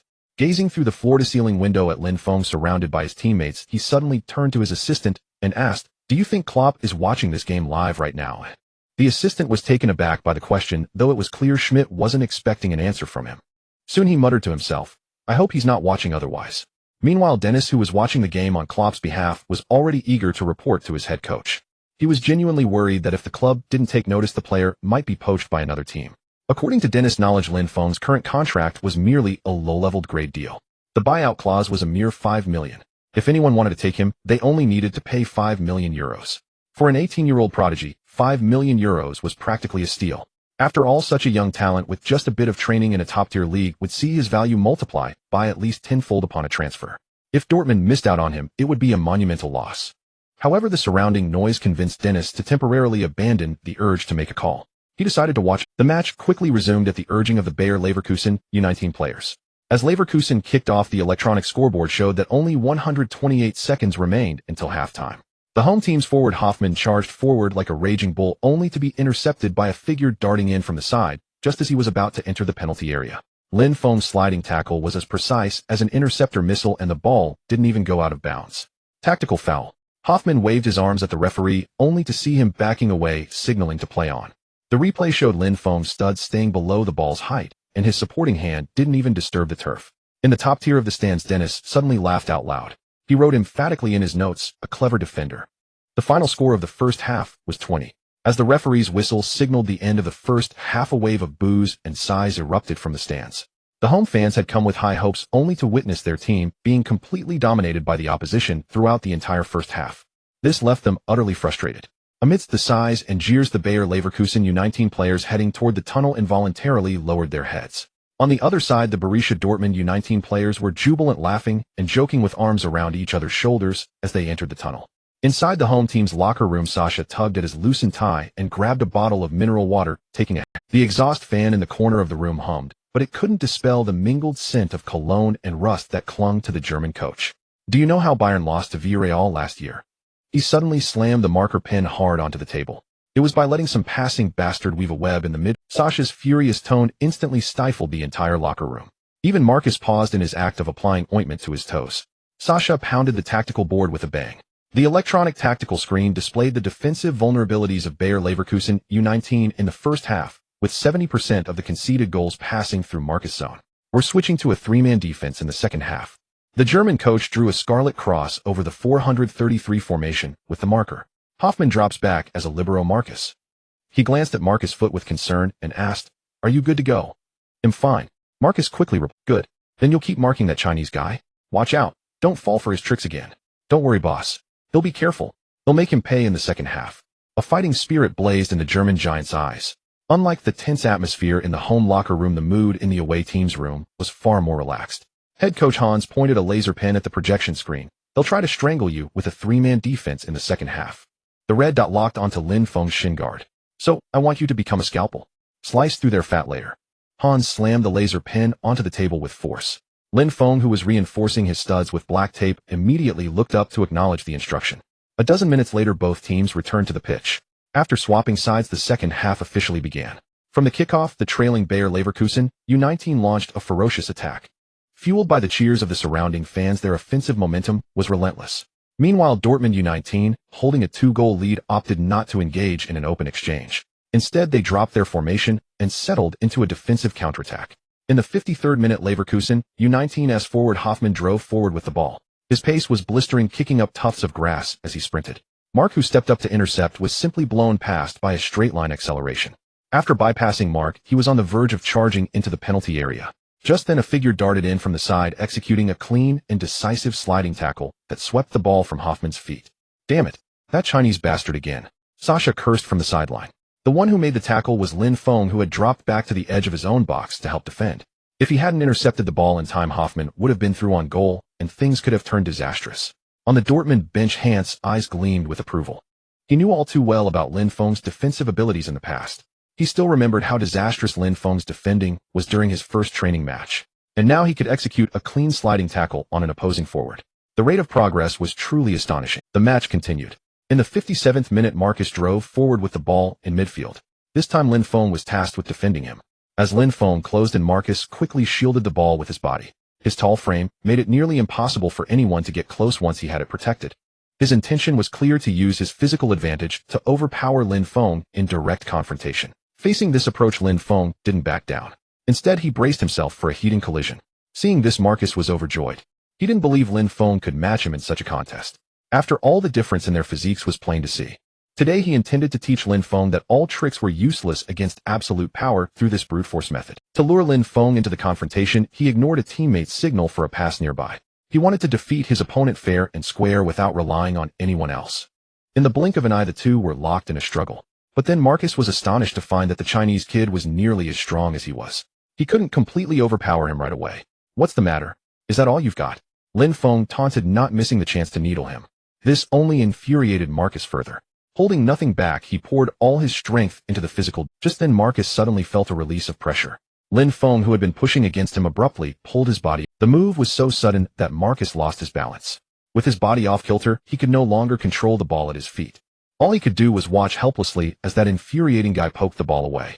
As Lin Feng sped off with the ball, he turned back and clearly mouthed a "thank you." Marcus was so enraged he could have spat blood. He stumbled several steps before regaining his footing. By the time he angrily gave chase, Lin Feng had already sent the ball forward. The ball arced into the attacking third, and Max made a timely run, receiving it at the edge of the box. However, a Leverkusen player had already tracked back into his own half. Max's first touch was poor, causing a delay. In the end, his shot was blocked by a defender and went out for a goal kick. It only earned Dortmund a corner kick. What the hell is that son of a bitch Marcus doing? Sasha was on the verge of a stroke from fury on the sidelines. On the Dortmund U19 side, everyone was nearly in hysterics. Haha, I can't stop laughing. Lin Feng is such a sly devil. He's clearly just taking advantage of that big dumb oaf with no brains. That big guy will never trust anyone again after this. Another honest soul lost to the world. All's fair in war. Lin Feng is putting the wisdom of his Chinese ancestors to good use.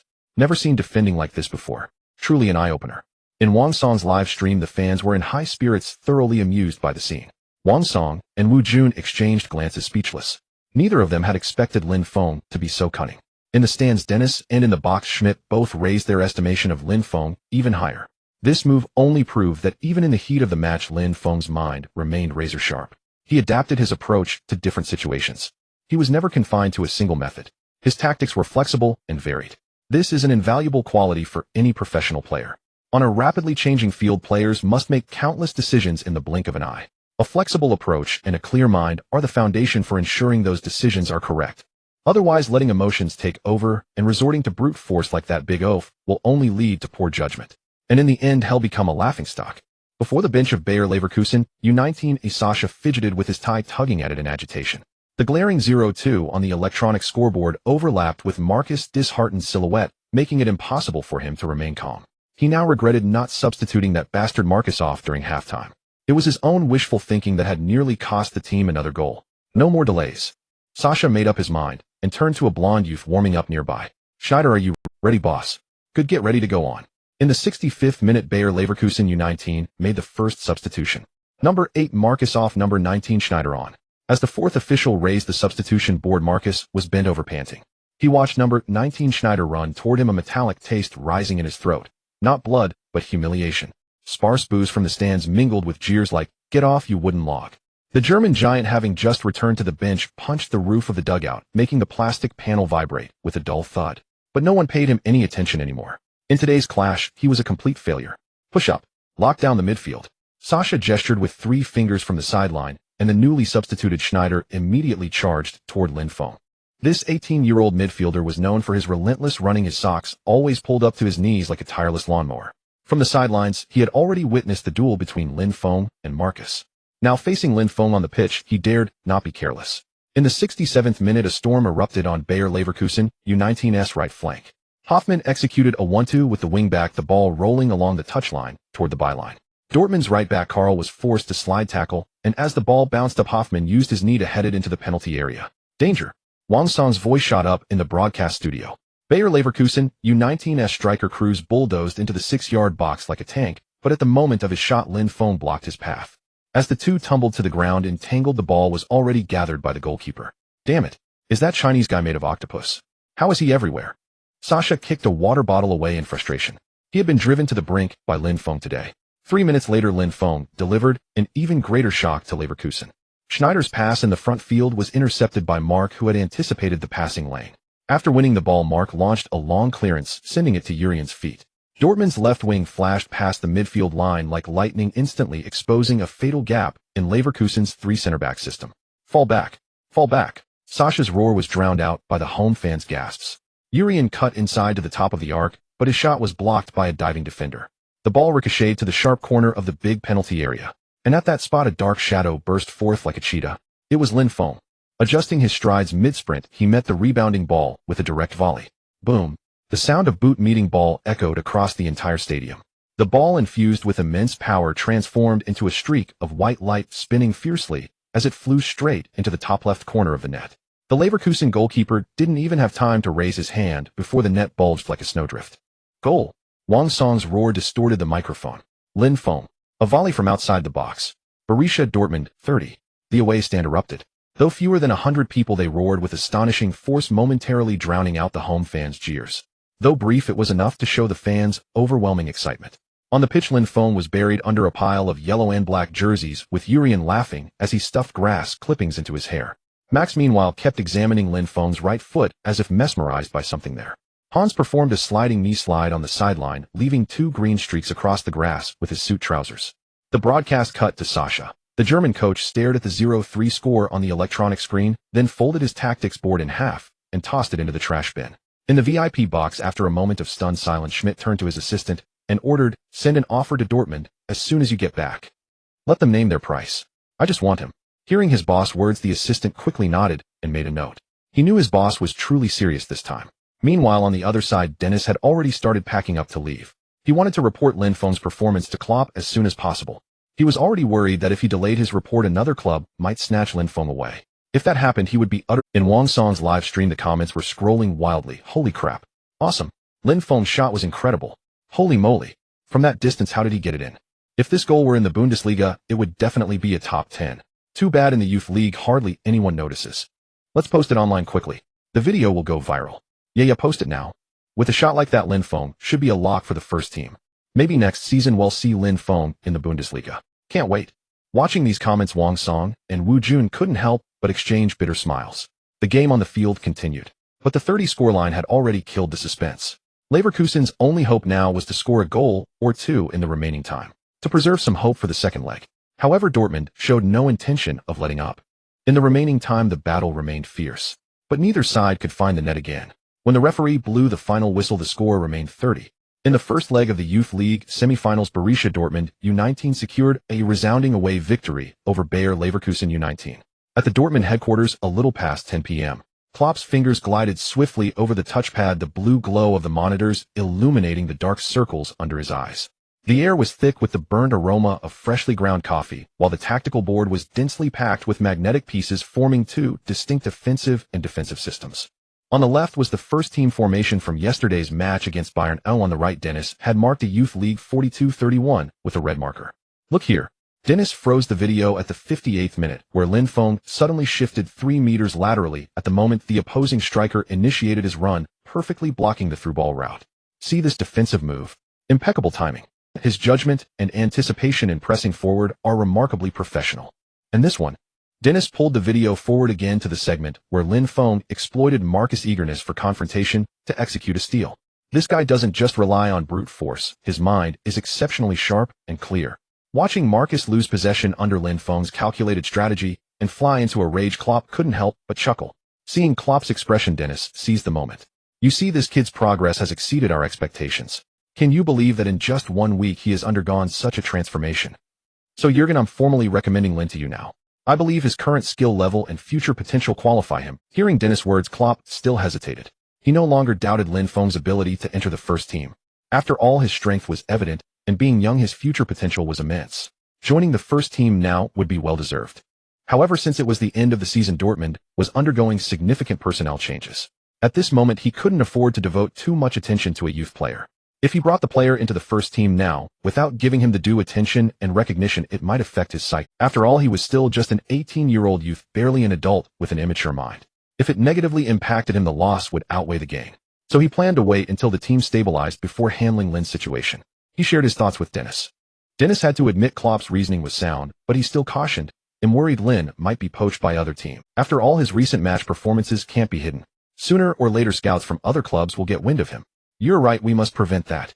So starting tomorrow, remind Coach Hans to monitor Lin closely. At the first sign of trouble, inform me immediately, Klopp said sternly. Little did he expect that Dennis' words would come true the very next day. When youth director Michel handed him an offer from Bayer Leverkusen, Klopp couldn't help but smile wryly. Indeed, what one fears comes to pass.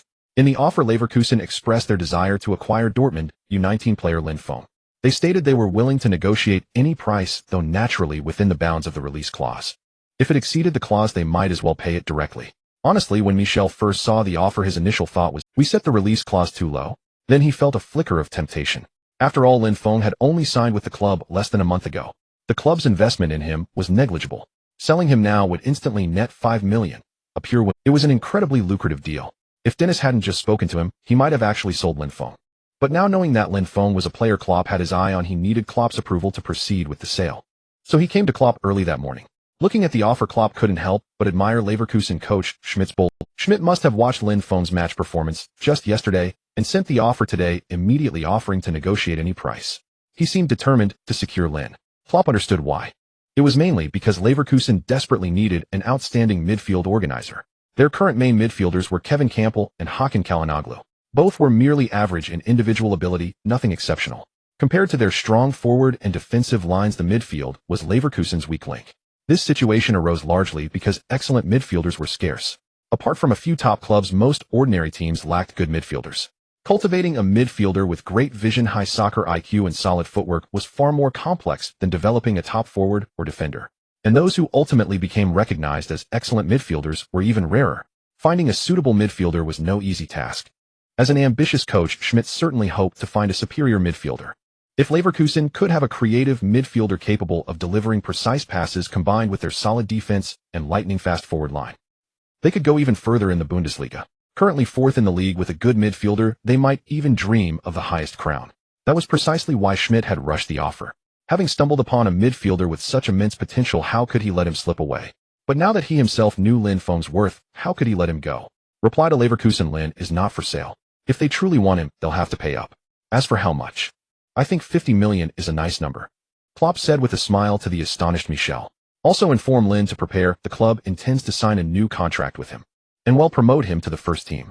The sunlight on Borussia Dortmund U19's training ground had a metallic sheen as Lin Feng wiped the sweat from his chin with his wristband. The ball traced a smooth arc under his foot, landing precisely between the cone markers 20 meters away. He had repeated this movement 47 times this morning, and a subtle tremor began to ripple through his right thigh muscles. It had been 2 days since the last match against Bayer Leverkusen. During these 2 days, Lin Feng had steadfastly maintained his extra training sessions without wavering, and in regular practice, he strictly followed the coach's requirements to complete all training tasks. It could be said that Lin Feng was the model trainee of Dortmund U19. Lin, come here. Hans' voice cut through the clamor of the training ground. Lin Feng jogged over to Hans, wiping the sweat from his face, and asked, "Boss, you looking for me?" "Yes, mister. Klopp's assistant just called asking you to go to his office." Hans looked at the young man before him with a complex expression. The first-team coach summoning Lin Feng. Any fool could understand what that meant. For a youth team player, this was their ultimate goal. Many toiled for years, striving in vain, yet never achieved this milestone. And now this guy before him had earned such an opportunity after spending less than a month in the youth team. Hans could only sigh, reflecting on how different fates could be. Upon hearing this, Lin Feng felt a surge of joy. He too knew what it signified. However, he quickly suppressed his excitement. In truth, given his current performance, it was only a matter of time before the first team took notice. If they hadn't, it would have been a dereliction of their duty. With this thought, his excitement immediately calmed. Alright, I'll go now. Lin Feng agreed and turned to leave. Go change your clothes first, no rush. Hans specifically reminded him. Lin Feng made an okay gesture and turned toward the locker room. This commotion had already drawn the attention of other players on the training ground. Those nearby had overheard their. Soon everyone knew that Lin Feng had been summoned by the first team head coach. All eyes turned to him with envy. Get back to training, all of you. Instead of envying Lin, learn from him. Watch how he trains. Hearing Hans' words, the group of youths immediately broke into groans. As for training like him, forget it. That guy is a monster, we are not. Over here, Lin Feng returned to the locker room, changed into clean clothes, and soon arrived at the administrative building. The first team head coach's office was on the 4th floor. Soon he stood before Klopp's door. Straightening his clothes, Lin, come in. A deep baritone voice sounded from inside. Lin Feng pushed the door open and saw the familiar bearded face. Lin, you're here. Have a seat. What would you like to drink? Klopp greeted him warmly. Mr. Klopp, water. Lin Feng responded politely. Klopp immediately instructed his assistant to bring a glass of water. The club places great importance on your development, Klopp stated directly. So we intend to upgrade your contract to a level contract with a weekly wage of €800 along with corresponding increases in appearance fees, goal bonuses, assist bonuses, and the like. Here is the contract. Take a look, and if there are no issues, you can sign it. Klopp handed over a document. Lin Feng took it and began to read. The main content of the contract matched what Klopp had said, except the release clause had been changed from the original 5 million to 50 million. The salary had increased tenfold, and the release clause had also risen tenfold. Lin Feng's mind raced with. Strictly speaking, the terms Klopp had just mentioned were not bad for a youth player being promoted to the first team. 8,000 a week, over 30,000 a month, nearly 400,000 a year. This could be considered a high salary in any country. Yet Lin Feng felt a strange unease. It seemed Klopp was too eager. Logically, he had already signed a contract with the club. Even if the first team coach wanted him, he could simply transfer him without immediately changing the contract. After all, the club's money didn't grow on trees. Saving a bit wherever possible made sense. Yet now they were rushing him to sign a new contract. Perhaps the sole purpose lay in the release clause. They wanted to increase the release fee. Thus they had to adjust his salary accordingly. And the only reason they were in such a hurry to raise the release clause was that another club had already set its sights on him. They wanted to take him away using the release clause. This forced the club to hastily offer him a new contract. Having figured this out, Lin Feng was no longer in a rush. I need to discuss this with my guardian. He pushed the contract back to the center of the table. Klopp was momentarily stunned. As Lin Feng walked out of the administrative building, he was still replaying the look of astonishment on Klopp's face. The man clearly hadn't expected to be refused. In Klopp's mind, a young player offered improved contract terms and a spot in the first team would eagerly jump at. How dare he refuse? It was practically an affront. So when Lin Feng took his leave, Klopp's expression was noticeably displeased. But Lin Feng didn't care. When doubt arose, one must seek verification, not make decisions in a fit of passion.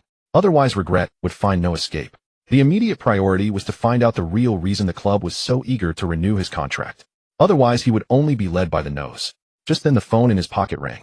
He picked it up and saw an unfamiliar number. Pressing the answer button, a stranger's voice soon came through. Hello, I'm Jason, a scout from Bayer Leverkusen. Do you have time to talk? A day later, Lin Feng sat across from Klopp once again. Yesterday, a scout from Leverkusen approached me. They offered a weekly wage of €200 and a guarantee of playing time. Lin Feng laid out the results of his meeting with Leverkusen. The previous afternoon, the scout named Jason had detailed how highly head coach Schmidt regarded him. He promised that if Lin Feng agreed, the terms would be favorable in every aspect. As for the €200 weekly wage Lin Feng mentioned, he had fabricated it himself. Yet Klopp across the table clearly believed his words. Klopp looked at the young man with a hint of helplessness. He now genuinely wondered if this guy was really just a teenager. The depth of his cunning was too profound. Yesterday he had found an excuse to stall, and then turned around and secured a bargaining chip. With such a mentality, it was no wonder he dominated on the pitch. After much deliberation, Klopp finally spoke. The highest the club can offer you is a weekly wage of €150, a first-team registration slot, and a signing bonus of €200. As for playing time, you'll have to earn it through your own performance. I cannot guarantee it. This principle applies to. As for Leverkusen, I believe their development potential isn't as great as ours. When choosing a team, you can't just look at salary. Whether the club can help you achieve greater growth and more honors is also a crucial consideration. And these are things Leverkusen cannot compare to Dortmund. Now you can make your choice. Klopp finished speaking, his eyes fixed on Lin Feng, waiting for his answer. Silence filled the office. A few seconds later, Lin Feng's voice rang out. All right, I agree. On April 30th, 2015, Lin Feng reached an agreement with Borussia Dortmund regarding his contract. The new contract stipulated that Lin Feng's salary would be €150 per week. The remaining bonuses included €200 per goal, €100 per assist, and appearance fees, €100 for a starting appearance, and €500 for a substitute appearance. Additionally, the contract set Lin Feng's buyout clause at €50 million. This buyout clause was indeed quite high for a newcomer. However, Lin Feng did not raise many objections to it. In his view, this amount was not particularly substantial. He believed that given his pace of development, this buyout clause would soon prove insufficient. As long as his performance on the team was outstanding enough, there would be plenty of wealthy clubs willing to spend money to acquire him. To demonstrate the importance they placed on Lin Feng, the club held a small press conference on the day of the signing. At the venue, Lin Feng and the club's general manager completed the official signing. Titan Sports, a well-known newspaper in China, was also among those invited this time. The journalist who came was none other than Lin Feng's old acquaintance Wu Jun. Wu Jun was extremely surprised that Lin Feng could join the first team so quickly. However, beyond his astonishment, he was also exceptionally excited. The news of a Chinese player signing with a German giant would undoubtedly cause a sensation in the domestic football scene. Their newspapers and magazines would surely see a wave of buying frenzy. And indeed, when the news of Lin Feng joining Borussia Dortmund's first team reached China, football fans across the country erupted with excitement. Unlike previous Chinese players who went abroad to play for mid- or lower-tier clubs, Lin Feng had signed with Borussia. In Germany, it was second only to Bayern Munich. It was no exaggeration to call it a giant. Soon the news of a Chinese player signing with a Bundesliga giant dominated the online trending topics. Lin Feng's name quickly spread across the domestic football scene. The videos of Lin Feng playing for Borussia Dortmund's youth team, which had only circulated within a small circle, were now rapidly disseminated. Then all the Chinese fans were sent into a frenzy. Wow, I never thought we had someone this amazing in China. This is truly an eye-opener. No wonder Dortmund's first team recruited Lin Feng. With passing skills like this, he's absolutely at a superstar level. Heaven has finally opened its eyes, giving us Chinese fans hope. Lin Feng is awesome. From now on, I'm his fan. Yes, from now on, I'll watch every Dortmund match. All kinds of comments flooded the internet. Most of them were praising Lin Feng. Meanwhile, Lin Feng was receiving an affectionate call from his father. Lin Feng, you brat, how dare you not tell me about something this big in advance? Do you even have any respect for your old man? Lin Feng's father, Lin Dajiang, was extremely angry. He never imagined that his precious son would actually pursue a career as a professional footballer. He had initially agreed to let him go to Germany for further training, just to fulfill his wish. In his view, after a few months of training and matches with the club in Germany, Lin Feng would realize his own shortcomings, and thus he would give up on the idea of playing football. Then he could return home to help manage the family business. But to his utter surprise, not only had his son not been eliminated by the team, but he had actually made it into Borussia Dortmund's first team. As the father of a player, Lin Dajiang knew exactly what this meant. It meant that Lin Feng's dream of becoming a professional footballer had become a reality.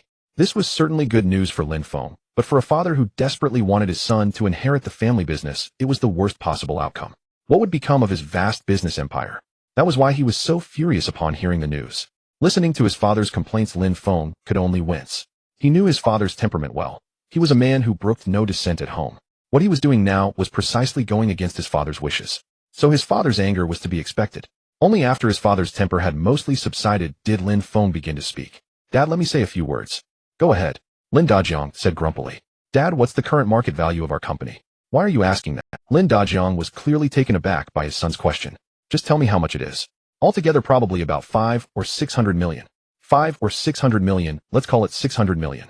Dad, do you believe that within 3 years I can earn enough money to buy our company? What? Lin Feng's words left Lin Dajiang on the other end of the line completely stunned.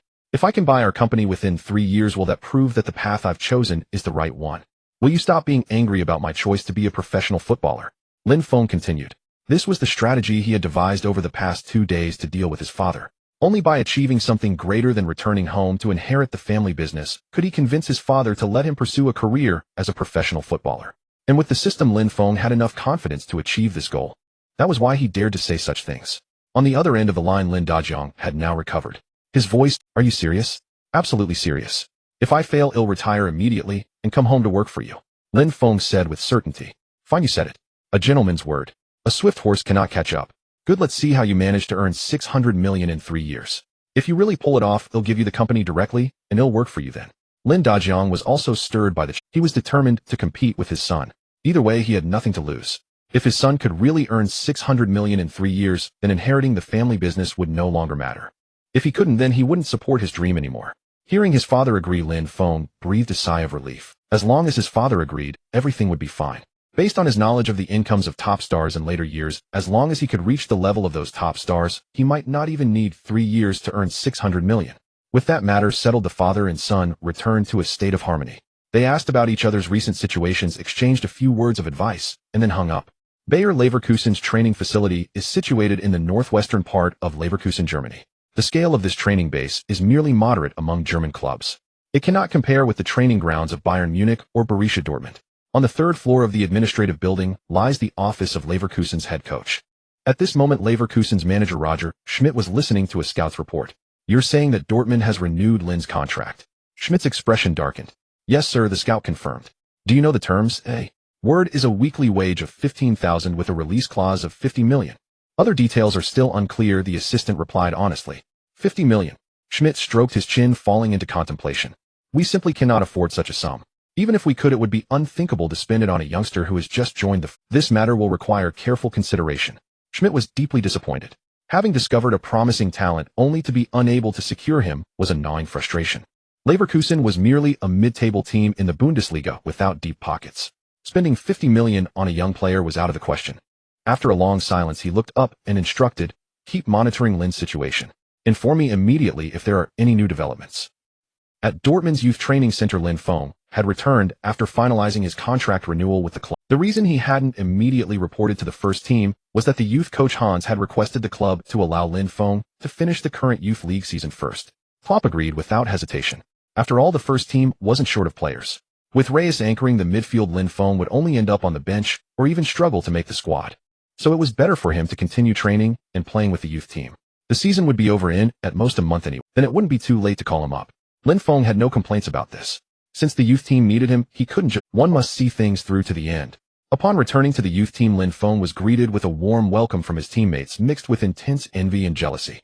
This was Borussia Dortmund's first team. Though they were in the youth setup seemingly just a title away, the gap was immense. The distance between them was vast. Most of them would never even touch the threshold of a first team in their entire. Not just Dortmund's first team, many couldn't even make it into other Bundesliga relegation battlers. The ultimate destination for most would be the second or third divisions like 2. Bundesliga, or 3. Liga. Only a few gifted players with luck might get a chance in the Bundesliga. And to directly enter a top club like Dortmund's first team was exceedingly rare. Now Lin Feng had become one of those rare few. How could this not stir envy and jealousy? Especially since many knew that just over a month ago he had faced the possibility of being cut from the youth team. A month later he had surpassed nearly all of them to become an enviable first-team star. This fantastical journey was nothing short of legendary. So now Lin Feng was a legend in the youth team, the absolute core. Regardless of past opinions, everyone now looked up to him. After all, their statuses were now worlds apart. Even Quit, who had previously clashed with Lin Feng, had completely lost any competitive spirit when facing him. Though he might still feel awkward inside on the surface, he could only force a smile when meeting Lin Feng. Even head coach Hans no longer held the same attitude toward him. Who knew what Lin Feng would become in the future? If he turned into Dortmund's star player, even the youth coaches would have to treat him with utmost respect. Thus, in the days following his return, Lin Feng enjoyed a comfortable life. Coaches dared not raise their voices, teammates were cautious or showered him with praise. During training and matches, whenever he was on the field, the ball had to be passed to him. However, Lin Feng found this lifestyle somewhat unsettling. Having been accustomed to the life of an ordinary player, the sudden shift to star treatment created a stark contrast. Yet he didn't try to correct those around him. That was just how the world worked. Every circle had its own set of rules. As a star player, Lin Feng was meant to enjoy star treatment. Forcing a change would only leave others confused. All he could do was avoid the arrogance some stars displayed when rising to prominence. So during his time back with the youth team, he continued his daily extra training sessions morning and evening. During training sessions, he remained the most dedicated player on the team. This approach earned silent admiration from both coaches and teammates. No wonder he made it to the first team. Such effort and self-discipline were beyond the average person. Even Quit, who had the worst relationship with Lin Feng, had to admit that Lin Feng was indeed superior. Gradually, the youth team players' feelings toward Lin Feng shifted from respect for his first-team status to respect for his personal character and charisma. These two types of respect yielded different effects. The former was merely superficial with hidden thoughts unknown. The latter was genuine both on the surface and in the heart. Now a single word from Lin Feng in the team carried more weight than the head coaches. Hans as the coach was happy to see a team needed a spiritual leader and a role model to strive toward. This elevated the entire team's spirit to a higher level, especially now at the most critical point of the season, vying for the championship. The team needed to maintain a united and progressive ethos. Lin Feng's presence provided a fundamental guarantee, both competitively and mentally. This bolstered his confidence in winning the championship this season. Time passed quickly and another weekend arrived, bringing the second leg match between Dortmund U19 and Leverkusen U19. On May 2, 2015, the second leg of the German Youth League semi-final officially commenced. Borussia Dortmund U19 faced Bayer Leverkusen U19 on their home turf. In the first leg, Borussia Dortmund U19 had triumphed 30 away. Returning to their home ground, the team was brimming with confidence. The match unfolded without surprises. Under the midfield orchestration of Lin Feng, the newly promoted first team star Borussia Dortmund U19 played with effortless control. By halftime, they had already taken a 20 lead with both goals assisted by Lin Feng. Before this match, he had converted all 70 training points earned from the week's training into technical ability points. He allocated all 14 points to his poaching ability, boosting it directly to 69. Thus in this game, besides consistently delivering excellent passes to his teammates, he frequently surged forward to attempt poaching shots. However, the first half offered no clear chance for him to score. That opportunity finally arrived in the second half. At the start of the second half, Bayer Leverkusen U19 first pulled one back through a corner kick. They then launched a fierce offensive, forcing Borussia Dortmund U19 to retreat into their own half. But soon Lin Feng pierced Bayer Leverkusen U19's entire defense with a penetrating long through ball, assisting the advancing Max in a swift counterattack. Although Max's final shot was saved by Bayer Leverkusen U19's goalkeeper, the attack significantly curbed the opponent's momentum. Seizing the opportunity, Borussia Dortmund U19 began to press forward. In the 69th minute, Lin Feng received the ball in the central attacking zone and immediately distributed it to the right flank. Julian, after receiving the ball on the right, quickly surged forward, drawing the attention of Bayer Leverkusen U19's defenders before delivering a cross. By then, Lin Feng had already dashed into the penalty arc. Facing Julian's cross, he executed a volley shot. Lin Feng had intended this shot as a mere attempt, not expecting it to score. After all, Borussia Dortmund U19 held a commanding lead, and wasting a chance seemed inconsequential. His mind was at ease, and he struck the ball with a playful attitude. Yet unexpectedly, this casual strike yielded an astonishing effect.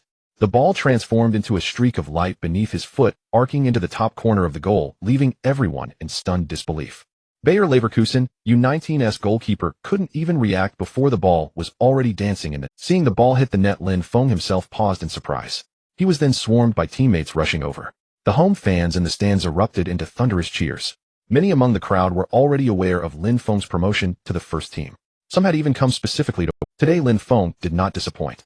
He provided 2 assists in the first half and scored a stunning volley in the second. The fans who came to see him were thoroughly thrilled. Many had previously criticized the club for so readily promoting an obscure Chinese player to the first team. Now, witnessing Lin Feng's performance, they fell silent. With such skill and strength, it would be a dereliction of duty for the first team not to call him up. Elsewhere in the stands, Wang Song was still streaming. His live room's viewership had now surpassed 5,000. The reason for such a massive audience was largely due to the national sensation sparked days earlier by news of Lin Feng's successful promotion to Borussia Dortmund's first team. Titan Sports had dedicated a special report to the event. Now Chinese football fans, and even many non-fans, knew the name Lin Feng. Wang Song's live room had consequently exploded in popularity. Watching Lin Feng dominate the pitch today, fans in the live room went into collective frenzy. Bullet comments rained down like a downpour, flooding the entire screen. The match footage was almost obscured. Every comment was filled with praise and adoration for Lin Feng. Through these live streams, Wang Song had reaped substantial profits. Each match brought in tens of thousands from gifts. Today was even more extraordinary.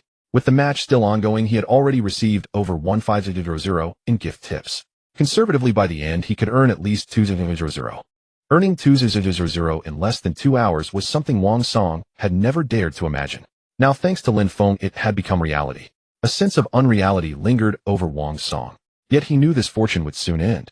According to information from Wujun, Titan Sports was reportedly negotiating with the German side to purchase broadcast rights for the Youth League final. The deal was said to be finalized with a contract imminent. If it went through, his live room would likely lose its audience. After all, as an amateur streamer, he couldn't compete with professional camera equipment and expert commentary. When viewers flocked to professional broadcasts, his stream would naturally come to an end. Though somewhat regretful, Wang Song wasn't overly disappointed. It was only one match. Even without Titan Sports' involvement, he would have earned just one more game. Once the season ended and Lin Feng joined the first team, next season's viewership would dwindle anyway. This merely accelerated the timeline. Besides, the money he had already earned was real. He had other plans in mind. He intended to transform his live room into a video channel, sharing Lin Feng's matches and life in Germany, chronicling his every moment there. Given Lin Feng's current popularity in China, the channel was bound to thrive. However, this would mean abandoning his study, but he had made up his mind he would apply for a leave of absence. If the venture succeeded in a year, he would drop out in time. If it failed, he could return to school without missing a beat, at most wasting a year. As Wang Song's mind wandered in the stands, the match on the field continued. After Lin Feng's goal, Bayer Leverkusen, U19 refused to give up, persisting with tenacious attacks. Yet with the tide against them, they failed to mount any significant threat. Ultimately, the score remained 31 until the final whistle. Borussia Dortmund U19 eliminated Bayer Leverkusen U19 with a 61 aggregate over 2 legs. They advanced proudly to the final, where their opponent had just been determined, the youth team of Bundesliga giants Bayern. In May, the Ruhr region was steeped in an atmosphere blending steel and football, with the electronic screen at Dortmund's training base flashing a crimson countdown. 14 days until the final. Lin Feng stared at the footage of Bayern U19's match projected on the tactical room screen, his electronic pen turning unconsciously in his hands, scribbling chaotic lines on his notebook. Their possession rate this season is 68, 13 percentage points higher than ours. The data analyst tapped the keyboard, bringing up a jarring set of statistics. The projection froze on Bayern's number 10, Marcel Kent. The golden-haired youth was curving an uncanny arc with the outside of his foot, the ball bypassing 3 defenders to precisely find the wingers sprinting into the far post. Notice his passing choices. Head coach Steffen circled Schmidt's running trajectory with a laser pointer. Before every touch, he scans 3 passing options. So when he has the ball, you must mark him tightly. Otherwise, conceding a goal could happen at any moment. The locker room fell into a brief silence. Suddenly, goalkeeper Darim stood up and said in a deep voice, "He'll make sure he crashes headfirst into the goal I'm guarding." The others nodded in unison. In the footage, Kent's celebratory gesture of a 3 with his fingers overlapped with the headline on the cover of Kicker magazine 3 days prior: "The third generation of the Bayern dynasty. Youth team aims for three-peat." Indeed, Bayern Munich's U19 youth team had already won the championship for the past 2 consecutive years. If they won again this year, it would be a three-peat. In the youth league, this was also a remarkable achievement. Whether they could be stopped from achieving the three-peat depended on this Dortmund U19 team. At 6 in the morning, the training ground was still shrouded in thin mist. Lin Feng's boots had already swept across the dew on the artificial turf for the 10th time. He tossed his training vest onto the stands and unleashed 3 violent drives toward the top right corner of the goal. The sound of the ball striking the junction of the crossbar and post startled the groundskeeper, dozing in the equipment room. "Damn it." Old John rubbed his eyes and pushed open the window. "I knew it. It's you again. Can't you take a day off? So I can sleep in too." "Haha. John, sleeping too much makes people dull. Getting up early is good for your health." Lin Feng joked. His words made old John roll his eyes, slam the window shut, and ignore him. After driving old John away, Lin Feng wiped the sweat from his forehead and continued his training. When the first rays of sunlight pierced through the clouds, Lin Feng had already completed 50 turns and shots from the edge of the penalty area. As assistant coach Muller hurried over with a tactical board, he saw the youth lightly flick the ball up with his toe and volley it into the corner of the net. "It seems our super weapon has become even sharper." Muller noted the new data in his notebook before speaking. "The medical team gave you a full checkup yesterday. They said your condition is excellent. Keep it up." Lin Feng was unsurprised. With the system backing him, it would be strange if his body wasn't in top shape. Moreover, as his training time accumulated, the training value in the system was steadily increasing. Soon he would be able to undergo another round of upgrades.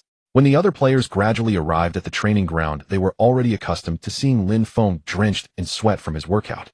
Now everyone knew that Lin Feng started training before dawn every day and continued until late at night. Some players had tried to emulate him, but they gave up within 3 days. Their bodies simply couldn't handle it. This elevated Lin Feng's status with it. Now no one was jealous that Lin Feng had made it into the first team. It was seen as the best reward for his diligence. All that remained in everyone's hearts was admiration. That's how people are.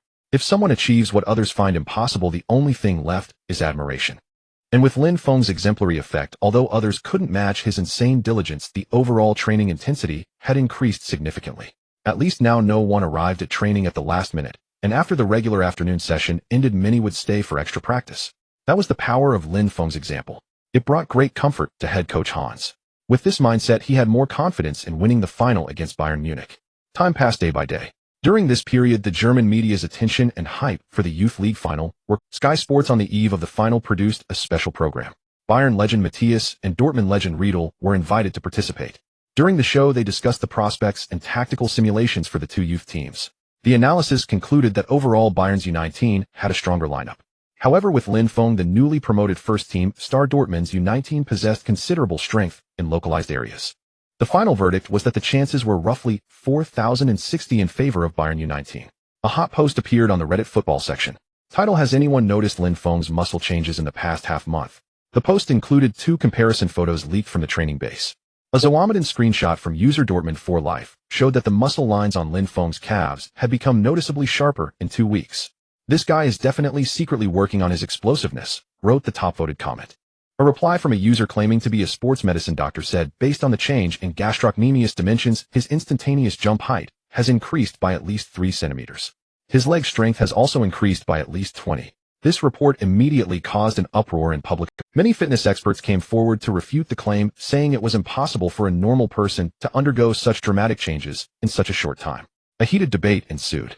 A curious reporter went to interview Dortmund's head coach Hans, but was told that all information about Lin Feng was currently confidential.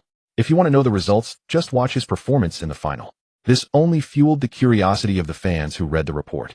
BT Sports documentary released a special video highlighting the highlights of Bayern Munich's young star Kent from official matches this season. They were compiled into a promotional video and played repeatedly on television. This season Kent had 19 assists and 15 goals to his name. The statistics were very impressive. He was the star player Bayern put forward to compete with Dortmund's Lin Feng. Netizens edited a video comparing their top 10 highlights of the season. In the most retweeted beat since edit, Lin Feng's volley and Kent's curling cross alternated on screen, with the background music mixing Beethoven's Symphony No. 5 with electronic drum beats. Bayern's official account commented after Saturday the topic should change to Schmidt the King. May 17, 2015 at the Berlin Olympic Stadium. In the locker room of the stadium, Lin Feng crouched in the shower area, fiddling with his system panel. His fingertip hovered over the virtual screen as 175 training points transformed into shimmering golden numbers. This was the fruit of his recent training efforts. Exchange for 9 points. With the command in his mind, the 175 training points instantly dwindled to 130, while his technical ability points increased by 9. Add 1 point to tackling ability. Add 8 points to set-piece ability. At his continued command, the last 2 technical abilities, still below 70, were immediately elevated to that threshold. Congratulations, host. You have completed the first stage upgrade conditions. The second stage upgrade is now unlocked. The host can now use points exchanged from training values to upgrade technical abilities below 75 points. Every 10 training points can be exchanged for 1 point. Finally, an upgrade. A surge of excitement coursed through Lin Feng. After 2 months of relentless effort, he had broken through the first stage and entered the second. Exchange all remaining training points. Lin Feng issued the command again. Soon the remaining 130 training points were all converted into 13 points. Add 3 points to ball control, 5 points to shooting, 5 points to defense. With the command, ball control, defense, and shooting on the system panel all reached the maximum of 75 points. The newly exchanged points were instantly depleted. Meanwhile, the overall rating on the system evaluation rose to 78 points. This score was solidly at the level of a starter for a mid to lower-tier club in a top 5 league. Feeling the information flooding into his mind and the changes in his body after the upgrade, Lin Feng was now filled with an overwhelming sense of confidence. Just then a knock echoed through the locker room door and assistant coach Muller's voice pierced the steam. The press conference is starting. The media center in Berlin's Mitte district was engulfed in a silent war. Bayern Munich head coach Vander loosened his tie. E2 championship badges were pinned to his navy blue suit. Some teams always focus on creating hype. He glanced toward the Dortmund section, while my boys only care about winning with elegance. The reporters' cameras swiveled in unison toward Coach Hans.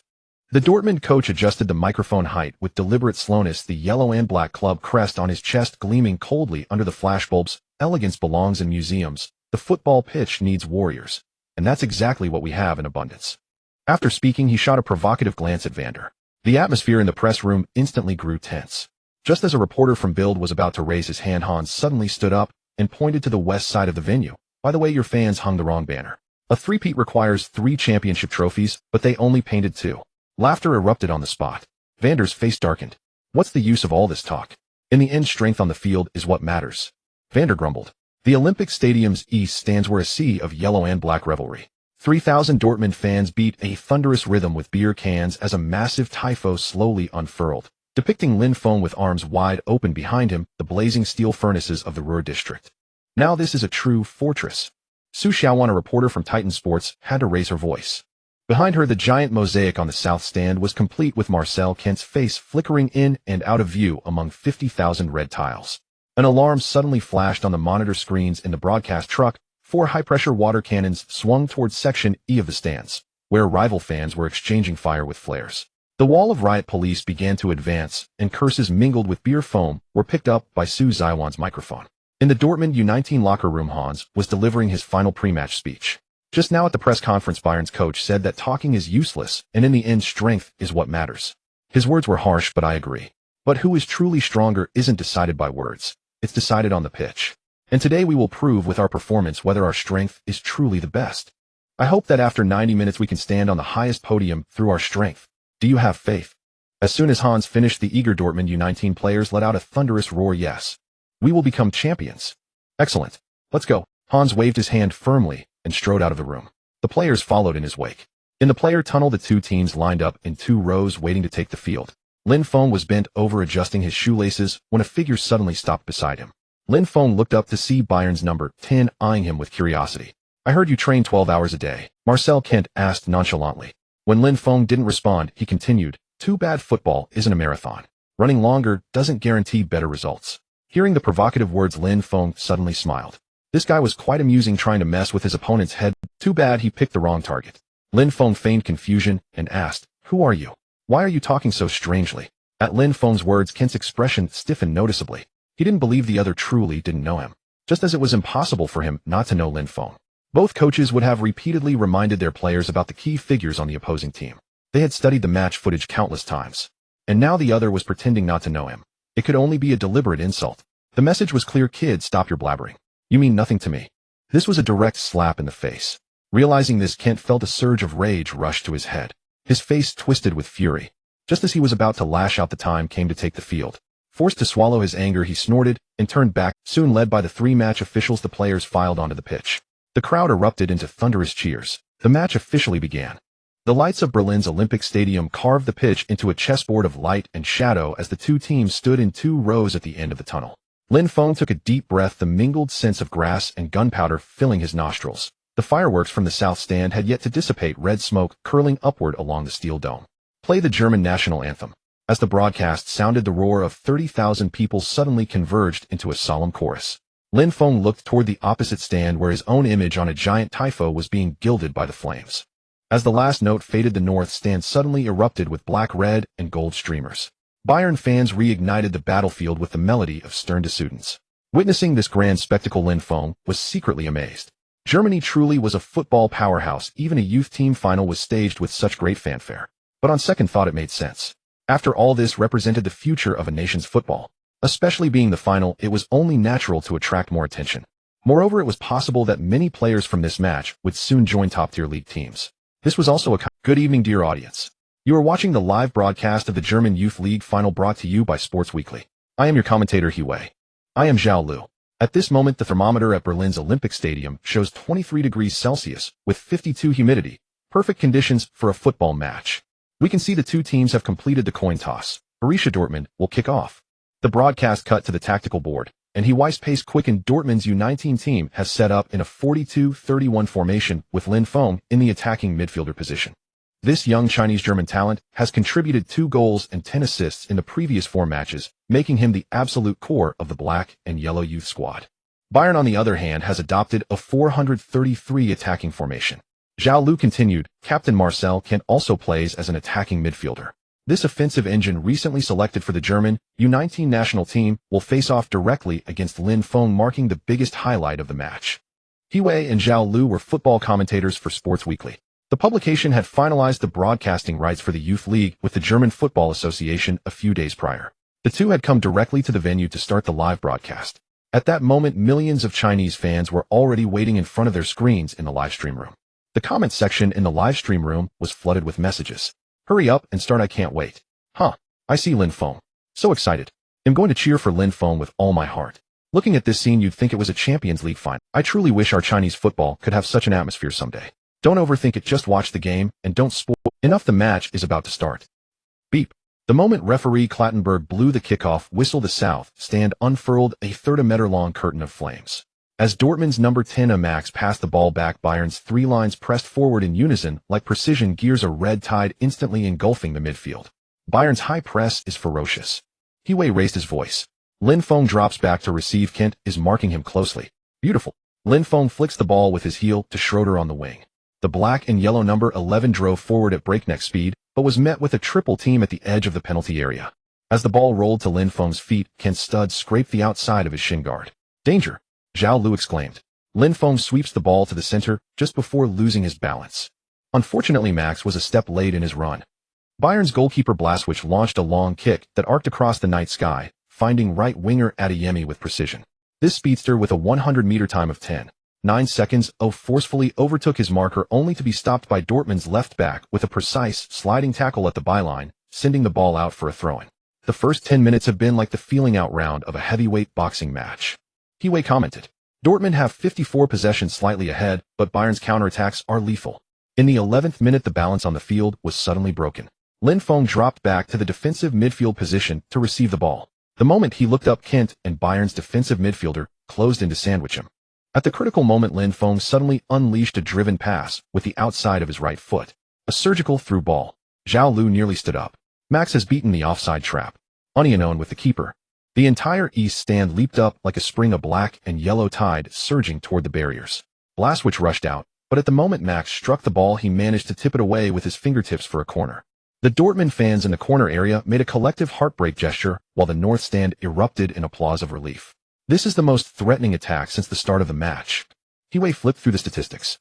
Lin Feng's 9th assist attempt of the season was a whisker away, but this pass cut through Bayern's entire defense. The broadcast camera panned to the coaching bench. Bayern's coach Vander was shouting at his defensive line, while Dortmund's coach Hans was forcefully slapping the roof of the substitutes bench. The championship trophy pattern printed on it quivered slightly in the night breeze. The south stand suddenly erupted with dense drum beats. Bayern fans' chant, adapted from a Bavarian folk tune, swept across the entire stadium. Kent raised his hand for the ball in the center circle. As he dribbled forward, the Bayern fans in the stands erupted in cheers, shouting his name and cheering him on wildly. Kent dribbles past with a series of feints. Zhao Lu's voice tightened. La Croqueta past two players. Passes to the wing. Adeyemi crosses. The ball arced in a deadly trajectory through the air. Bayern's center forward Thomas rose like a giant under the pressure of Dortmund's two central defenders. Time seemed to stretch into a fine thread until a dull thump broke the silence. Dortmund's goalkeeper Darim palmed the ball over the crossbar with one hand. A world-class save. Hiwei's commentary mingled with the crowd's gasps. This header was only 5 meters from goal. Darim saved his team with pure instinct. Bayern Munich U19 won a corner kick. As the corner was taken, Kent suddenly sprinted from the edge of the penalty arc. He moved like a prowling shark through the crowd, leaping into the air just as the ball descended. "Danger!" Zhao Lu's voice nearly cracked. At almost the same moment, another black and yellow figure leaped from in front of the goal. He rose to meet the ball flying through the air. Thump! A jarring impact sound rang out. Then everyone saw the heads of the two figures collide with the ball almost simultaneously. Under the dual force of the collision, the ball flew high into the air. As it descended, Darim, who had rushed out of his goal, plucked it cleanly from the air. The two figures that had collided under the immense impact force fell backward and crashed heavily onto the ground. Lin Feng. It was Lin Feng who blocked Kent's header. Hiwei's voice was full of surprise. It turned out that the figure who had leaped from in front of the goal to contest the header with Kent was Lin Feng, who had retreated to defend near the goal. The moment the ball came over, he had already judged its trajectory and rushed straight for it. He hadn't expected to collide with the opposing number 10. That impact wasn't too serious for him. After all, he had a strength stat of 82. He could even hold his own against muscular brutes. And that number 10 on the other side was just a scrawny guy under 180 centimeters tall. The force of his collision couldn't cause Lin Feng any harm. Lin Feng was fine, but Ken on the other side was not so fortunate. The moment he collided head-on with Lin Feng, he felt as if he had rammed into a wall. Under the force of the recoil, he felt as if he had been launched into the air. He was sent flying backward directly. Now lying on the turf, he felt nothing but surging blood and chi throughout his body. His entire frame felt as if it had been scattered, devoid of any strength. Team doctor. The referee's urgent whistle cut through the clamor as Bayern Munich U19's team doctor rushed onto the pitch with a medical kit. Kent lay on the turf gasping for breath, his blonde hair plastered to his forehead with sweat. He stared at the glaring floodlights above, tasting iron in his mouth. The collision had caused his gums to bleed. The broadcast suddenly zoomed in on Lin Feng, who was tying his shoelaces. On the outside of his black shin guard was the seal script character, Feng. This detail ignited the Chinese commentary booth. Hiwei's voice trembled. "We see Lin Feng's shin guard has a Chinese character. Perhaps this is his tribute to his heritage."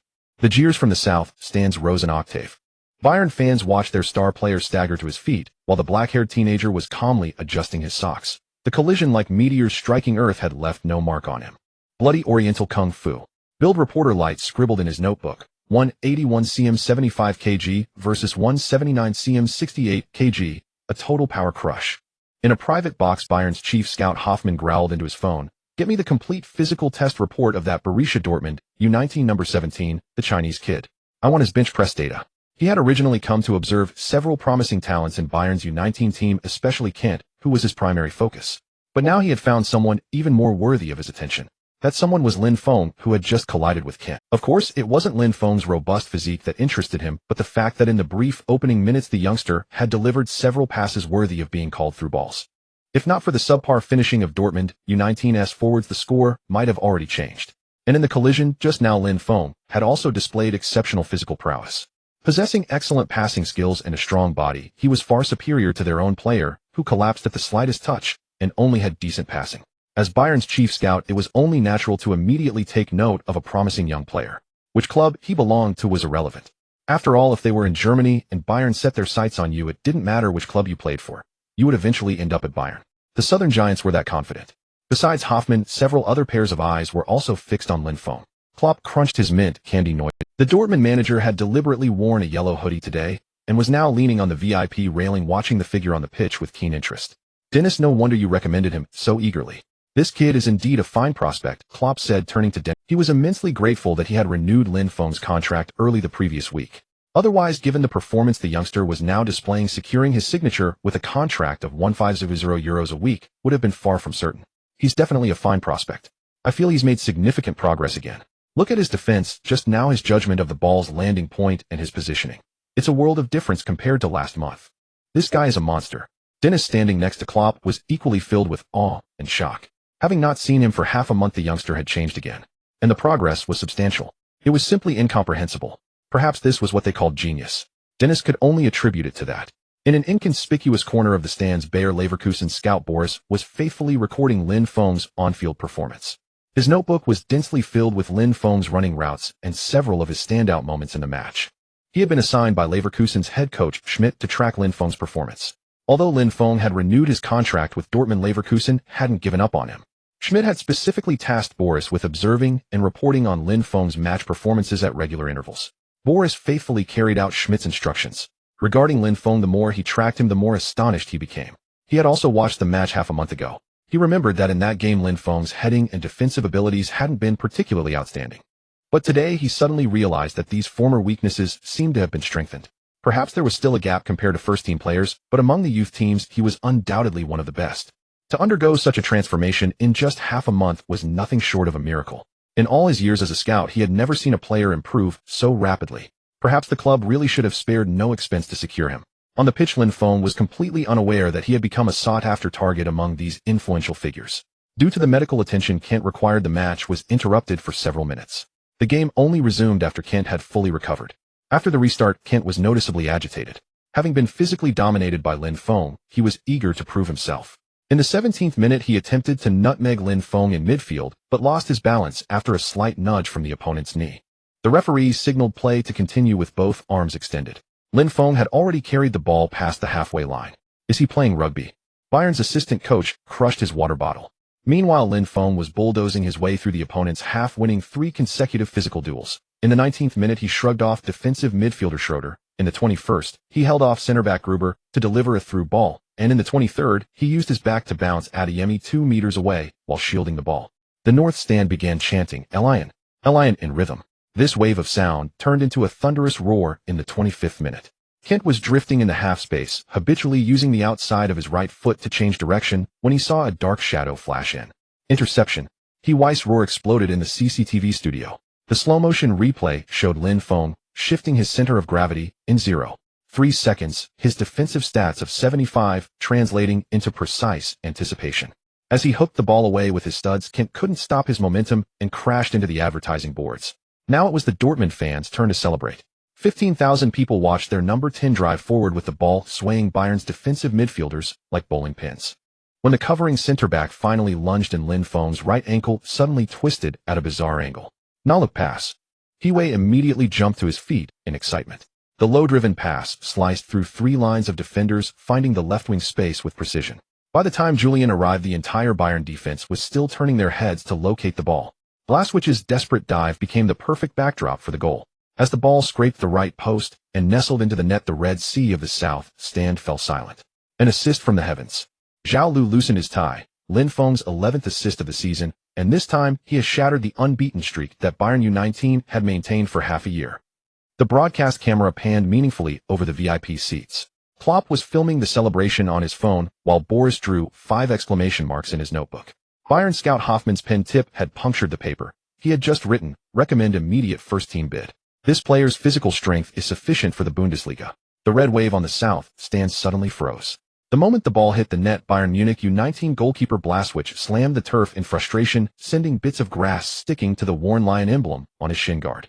This was a mark of honor specially crafted by the club after he saved 3 penalties in the U19 Youth Champions League final.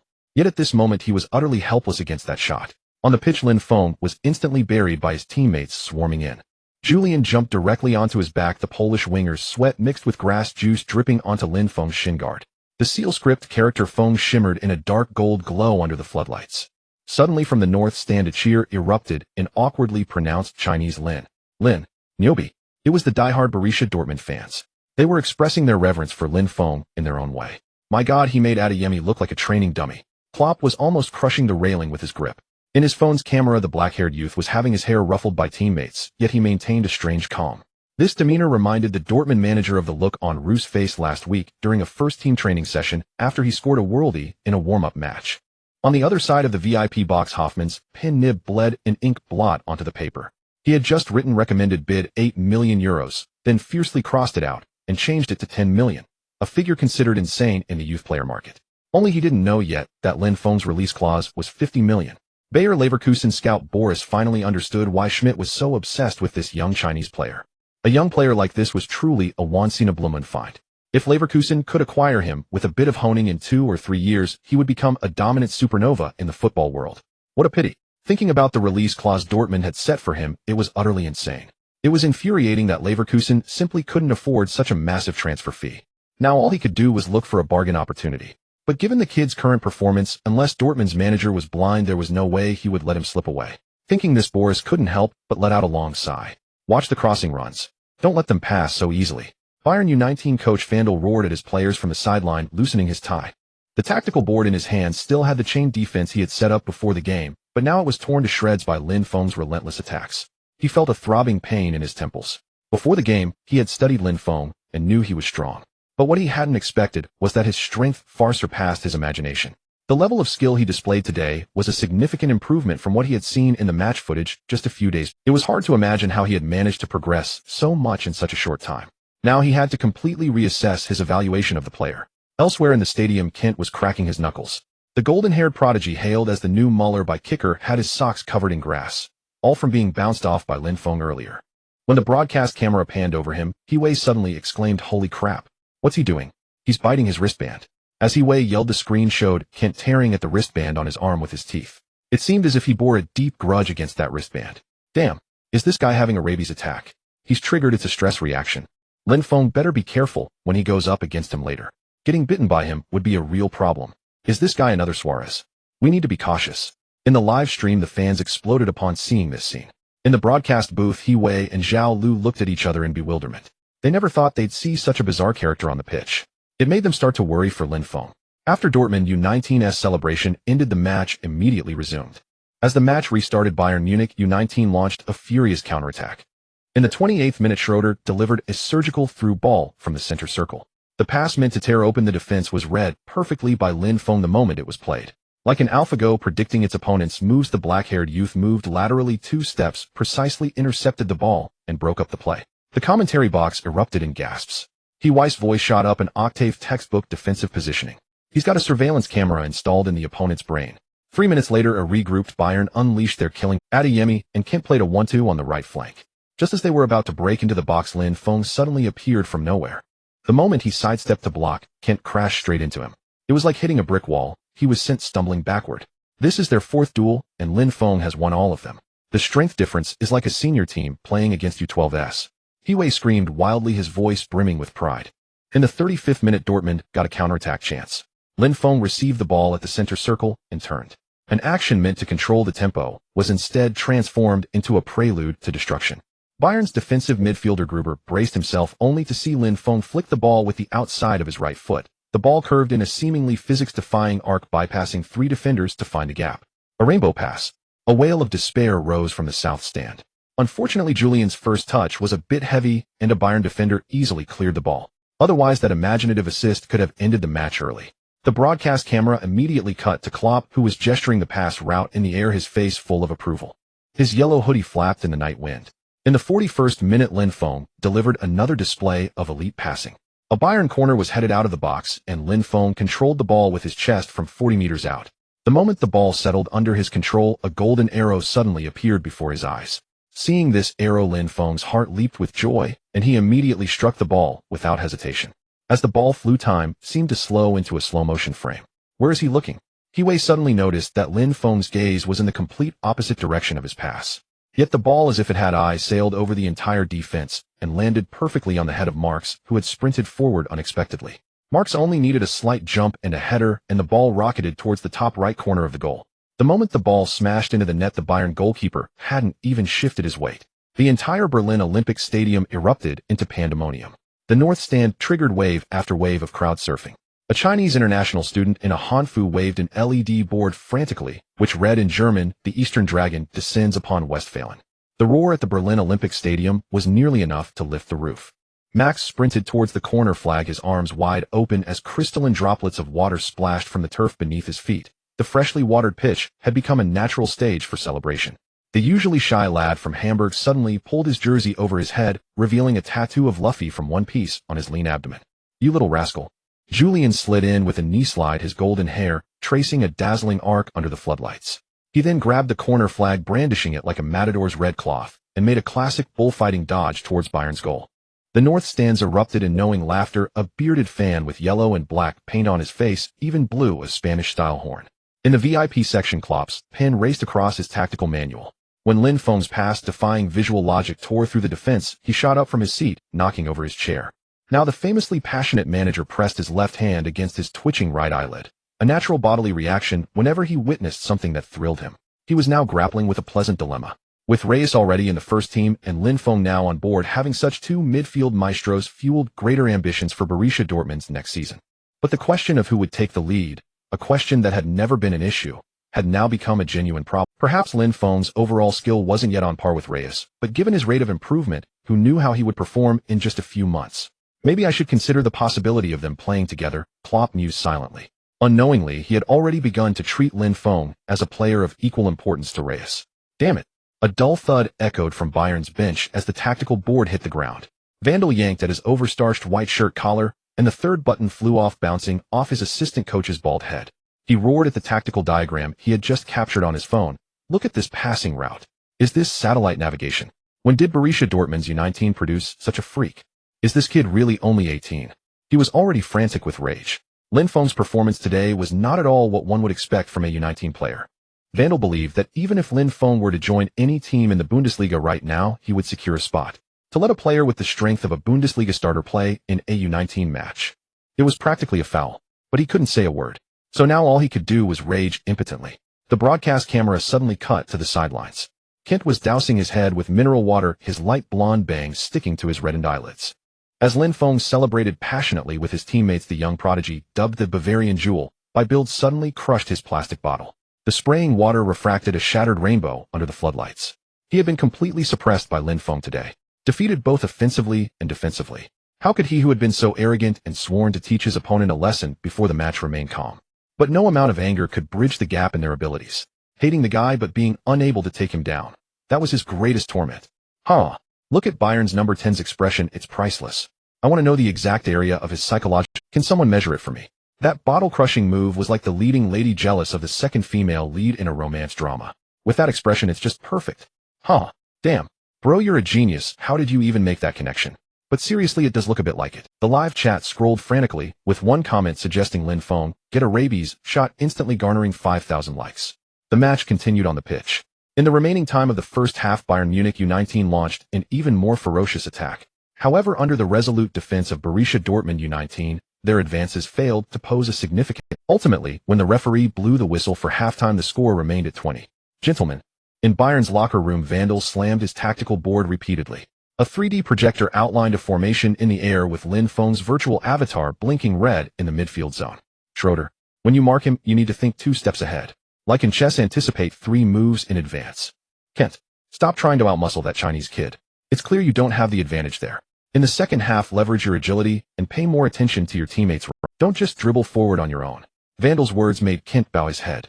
Though he was reluctant to admit it, he knew the coach was right. Ever since he was physically overpowered by that guy in the first half, his mindset had been off balance. He had been obsessed with regaining ground in physical confrontations. And that was precisely why he kept failing in subsequent duels. Kent nodded silently in acknowledgement, clenching his right fist tightly. Meanwhile, the scent of sweet bananas wafted through Borussia Dortmund's locker room. The fitness coach was handing out pre-cut fruit boxes to the players. Lin Feng's portion always had 2 extra slices of ginger, a habit he had brought from home. Keep your breathing rhythm. Hans suddenly uttered these words in broken Chinese to Lin Feng. Amidst the astonished stares, he winked triumphantly at Lin Feng. How's my pronunciation? Pretty standard, right? Lin Feng's mouth twitched slightly as he suppressed a smile and nodded. Your Chinese teacher must be from Guangdong, right? Hans furrowed his brow. He suspected Lin Feng was mocking him, but he had no proof. Halftime passed quickly. As the players returned to the pitch, the broadcast camera keenly captured that Kent had changed his wristband. The original black band had been replaced with a blood red one, glaringly conspicuous under the Stark Stadium lights. Hiwei immediately raised his voice. Ladies and gentlemen, this is a detail worth noting. Many players changed their gear at halftime to adjust their mental state.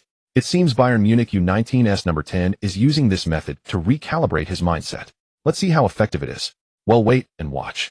The moment the second half whistle blew, Bayern charged like a car with its turbo engaged. Right after the kickoff, Kent launched a long pass, the ball flying 45 meters to find Adeyemi with precision. The winger of Ghanaian descent suddenly executed a Cruyff turn, shaking off Mark, who was marking him tightly, while facing away from goal. He then burst into the box and took a shot. The move was so sudden that Dortmund's goalkeeper Darim had no time to react before the ball nestled into the net behind him. Bayern Munich U19 pulls one back. This is the real Bayern. Van der Vaart kicked a water bottle away, his fists clenched and waving vigorously. It was as if all the frustration of the first half was released in that moment. On the pitch, Adeyemi's goal celebration carried the arrogance typical of the Bundesliga. The Ghanaian-born youth pulled his jersey over his head and sprinted wildly, the tattoo of Munich City emblem rippling on his back muscles. Bayern's bench erupted, the assistant coach's bald head was slapped red. The Sudkurve finally roared to life, with their anthem Bavarian flags forming a white wave. Bayern's fans cheered wildly, urging their players on. This goal finally eased the pent-up frustration that had lingered for most of the first half. From the Nordkurve, Dortmund fans immediately responded with a thunderous stomp, the concrete stands trembling, kicking up faint dust. The entire section descended into madness. Hold the formation. Don't let them exploit the gaps again. Hans roared from the sideline, gesturing with 3 fingers toward the pitch, the signal for a switch to a 3-man defense. The formation of Dortmund U19 shifted subtly. Since Bayern Munich U19 was still trailing on the scoreboard, their celebration did not last long. The match quickly resumed. Perhaps spurred by the goal, Bayern Munich U19 launched wave after wave of attacks after the restart, pinning Dortmund U19 back and barely allowing them past the halfway line. The game turned into a siege. Bayern Munich U19 pushed their formation, high swarming around Dortmund U19's penalty area with relentless assaults. Their offense was like a precision machine, and Kent was the spinning drive gear. In the 53rd minute, he feinted 3 times to shake off Julian, then slipped a low pass to the overlapping right back. The right back took the ball, drove to the byline, and delivered a cross. The Bayern U19 striker charging in from the center met the ball with a diving header. The ball flew straight for the top right corner. Darim leaped sideways and palmed it over the crossbar. Bayern Munich U19 won a corner kick. Dortmund's goal is under siege. They've been on the back foot lately. Hiwei said, his voice tense. This corner defense is crucial. Coach, how do you think Bayern will try a short corner? I think they'll go for the far post. Their 2-meter-tall striker on the bench is warming up. Hey, look, Van der Vaart is making a substitution. Zhao Lu suddenly raised his voice. When the electronic substitution board showed the number 19, a huge chorus of boos erupted from the Nordkurve. They were condemning Van der Vaart's opportunistic move. Bringing on a towering 2-meter striker at this moment was clearly a tactic aimed at exploiting the corner. The newly introduced Croatian striker, a mobile tower of a man, deliberately bumped shoulders with Lin Feng as he passed by, the clash of shin guards clearly audible. Hans immediately charged toward the 4th official to protest, his wire-rimmed glasses sliding down his nose. Yet to everyone's astonishment, Lin Feng did not yield an inch in the collision. The Croatian striker's eyes widened with surprise. He hadn't expected the seemingly slender Chinese youth to possess such astonishing power within his frame. But after a moment's surprise, he dismissed Lin Feng. Though the kid was strong, his height was far inferior, he posed no real threat. Kent stepped up to take the corner. As the ball was swung in, Bayern United's players formed a triple human pyramid, and amid the chaos, Lin Feng precisely blocked the Croatian giant's jumping path. But the Croatian's height was simply too much, despite using every ounce of strength. Lin Feng couldn't stop his header. The header smashed against the crossbar. As the ball rebounded, Max executed a goal-line bicycle kick to clear it, the ball grazing the corner flag and going out for a throw-in. Bloody hell. Hiway slapped his chest dramatically. That was just centimeters away. Dortmund dodged a bullet. On the sidelines, Van der Vaart clutched his head in frustration. Clearly the missed goal upset him deeply. On the other side, the Dortmund players broke out in a cold sweat. Soon Bayern took a throw-in. The ball was thrown to Kent. After receiving it, Kent suddenly backheeled it into the center of the box. There, the newly substituted Croatian striker Bridge met the ball with a powerful volley. The shot was struck with immense power and speed. In an instant it was at the goal. Fortunately, the angle was too central, and Darim blocked it with both arms. The ball fell in the box and was cleared by Max with a long boot. Dangerous. Dortmund U19 is really being pushed back lately. They need to find a way out. If they keep getting pinned like this, conceding is only a matter of time. In the commentary booth, Hiway's voice was full of concern. Meanwhile, on the pitch, the match raged on. Bayern Munich U19's sustained pressure finally ignited the competitive fire within Dortmund U19. Lin Feng in particular was silently searching for an opportunity to break the deadlock. That opportunity soon arrived. Match time, 65th minute. As Bayern pushed forward again, Lin Feng suddenly detected a tell in Kent's leg swing 0.3 seconds before the pass, a sign of a diagonal ball into the half space. He burst forward like a snow leopard, anticipating its prey, stretching his left leg to its absolute limit. At that precise moment, his studs intercepted the ball's trajectory. Counterattack chance. Hiway's shout cracked with excitement. Lin Feng's touch and turn were fluid, the yellow and black shirt leaving a golden trail across the green turf. As he lifted his head to scan the field, Bayern's entire defensive line retreated like a receding tide. And then a golden arrow appeared before his eyes. A 60-meter-long pass tore across the sky. As the ball descended, time seemed to freeze. Dortmund winger Jonas suddenly emerged from between two center-backs, receiving the pass behind the entire defense. He then nudged the ball forward and surged into the box. As Bayern's goalkeeper rushed out, Jonas delicately chipped the ball with his toes, sending it in a rainbow arc that dropped perfectly into the net. 31. Dortmund U19 had restored their 2-goal lead. The roar from the Nordkurve nearly tore off the roof. Hans sprinted 30 meters, his wire-rimmed glasses flying toward the bench. Shreds of his torn tactical notes danced in the air like golden confetti for a genius. The bearded fan's long horn cracked a note as the black and yellow flags drowned the entire stand. Goal. Jonas. A genius chip shot. Hiway's roar pierced through the glass of the broadcast booth. But 70% of the credit for this goal goes to Lin Feng. From intercepting the pass with anticipation to delivering a precise assist, this is the rarest six-duel player in modern football. The score on the field is now 3-1. Bayern Munich U19 needs to step up their game. Time is running out for them. The red wave on the south stand suddenly froze. Beneath the Bavarian banners, the expressions of many Bayern fans solidified as they watched the celebrating opponents on the pitch, their faces etched with immense gravity. On the other side, the sound waves from the north stand transformed into a tangible shockwave. A giant serpent formed by yellow and black flags writhed and surged through the stands as Borussia Dortmund fans roared with all their might, sending their warmest blessings to their players on the field. On the pitch, Jonas charged wildly towards Lin Feng, who had passed him the ball. Reaching Lin Feng, he lifted him up in a bear hug. The other Borussia Dortmund U19 players also surged forward. Lin Feng was buried under a pile of ecstatic teammates. Through the gaps between bodies, his grass-stained profile was visible, calm as if he hadn't just completed a match-winning assist worth a fortune. Look at these stats. Zhao Lu pulled up the real-time statistics. Lin Feng has covered 12.8 kilometers in this match with a 90 interception success rate, and all 3 of his key passes resulted in shots. This 18-year-old Chinese youth is demonstrating what it truly means to be a midfield maestro. The broadcast suddenly cut to the VIP section. Bayern's chief scout Hoffmann had dropped his notepad, coffee stains spreading like dark shadows on the Salzburg red carpet. He was now worrying that the 10 million euros he had advised the club to bid might be too little. Perhaps it should be raised to 15. No, 20 million. On the other side, Klopp remained calm, his gaze behind his glasses sweeping over the number 10 on the field. He was now utterly convinced that this was the future hope for Borussia Dortmund that he had been searching for. On the pitch, Kent stood dazed, staring blankly at the wild celebrations of the Borussia Dortmund U19 side. He no longer harbored any desire to compete with Lin Feng.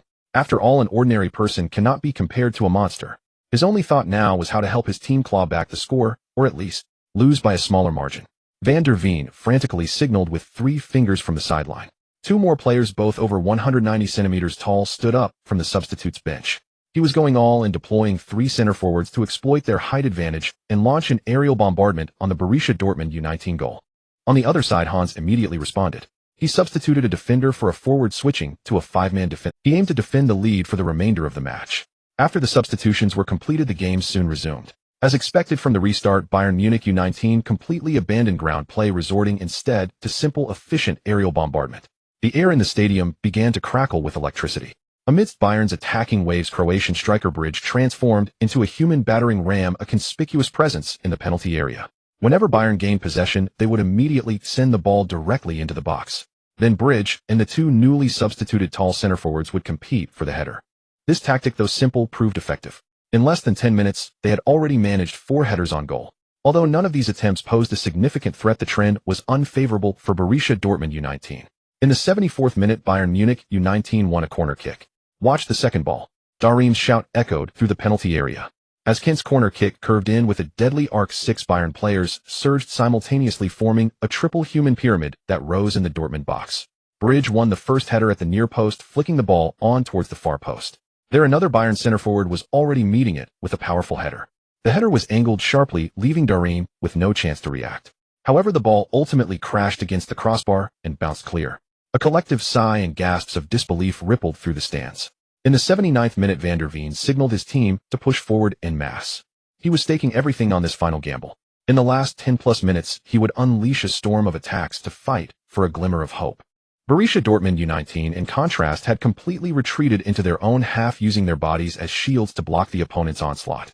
Lin Feng had transformed into a relentless pendulum, tirelessly shuttling between the back line and midfield. In the 82nd minute, he threw himself in front of a fierce shot from Bridge at the edge of his own box. The dull thud of the ball hitting his ribs made the front row spectators instinctively flinch. A minute later, he appeared in the opponent's half, creating an unknown chance for Jonas with a rainbow flick. Unfortunately, the linesman's flag was raised a fraction too early. This is modern football.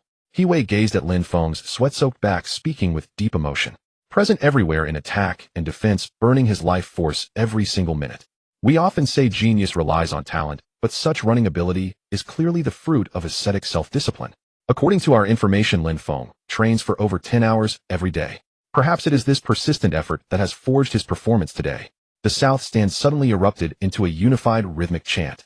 In the cadence of a German war machine, Bayern U19 launched their final charge. In the 89th minute, Kent delivered a surgical through ball from the center circle. Marcus ghosted into the gap. Just as Darim rushed off his line, the French teenager flicked his ankle.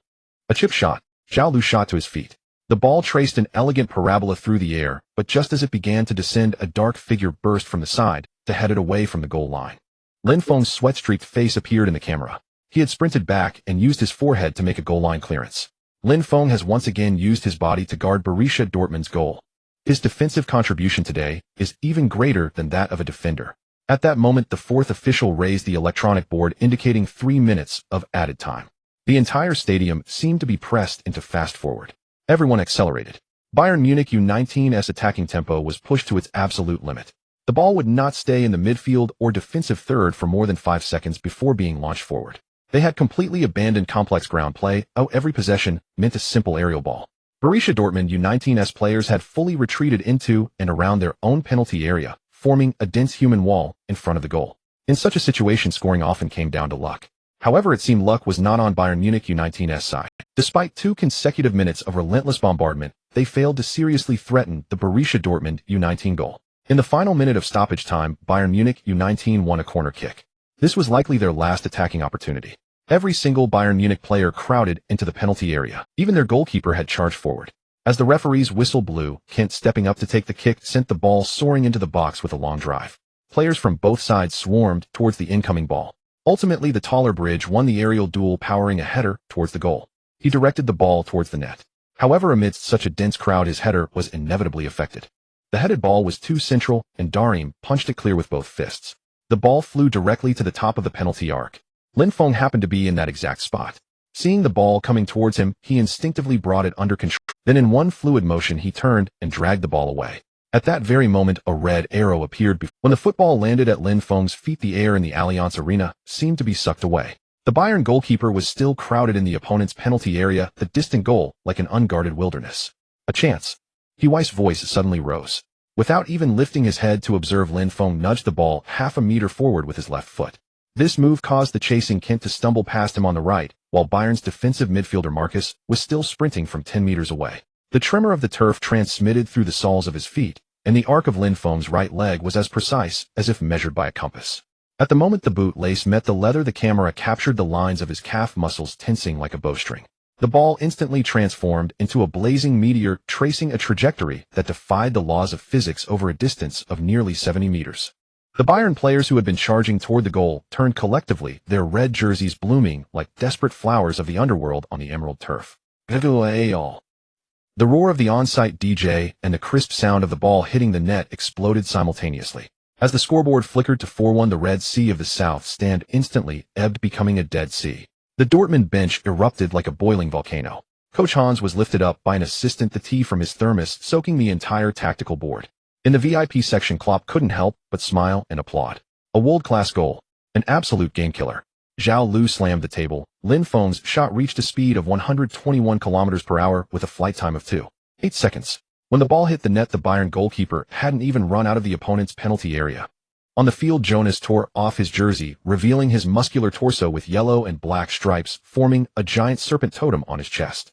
Lin Feng was surrounded by teammates as they rushed toward the corner flag. The young man leaped into the air, turned, and punched the air in a movement that in slow motion would be frozen as a classic image replayed countless times in the future.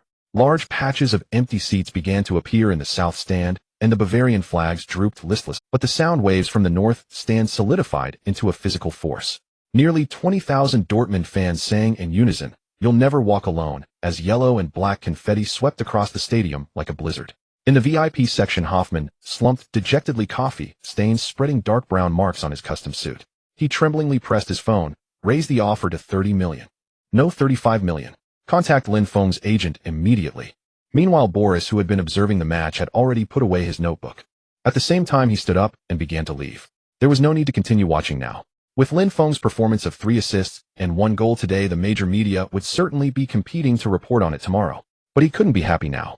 Because the better Lin Feng played, the more difficult it would be for Bayer Leverkusen to pick him. He no longer believed that the head coach of Borussia Dortmund's first team would let go of such a supernova destined for greatness, unless the other party's mind was addled.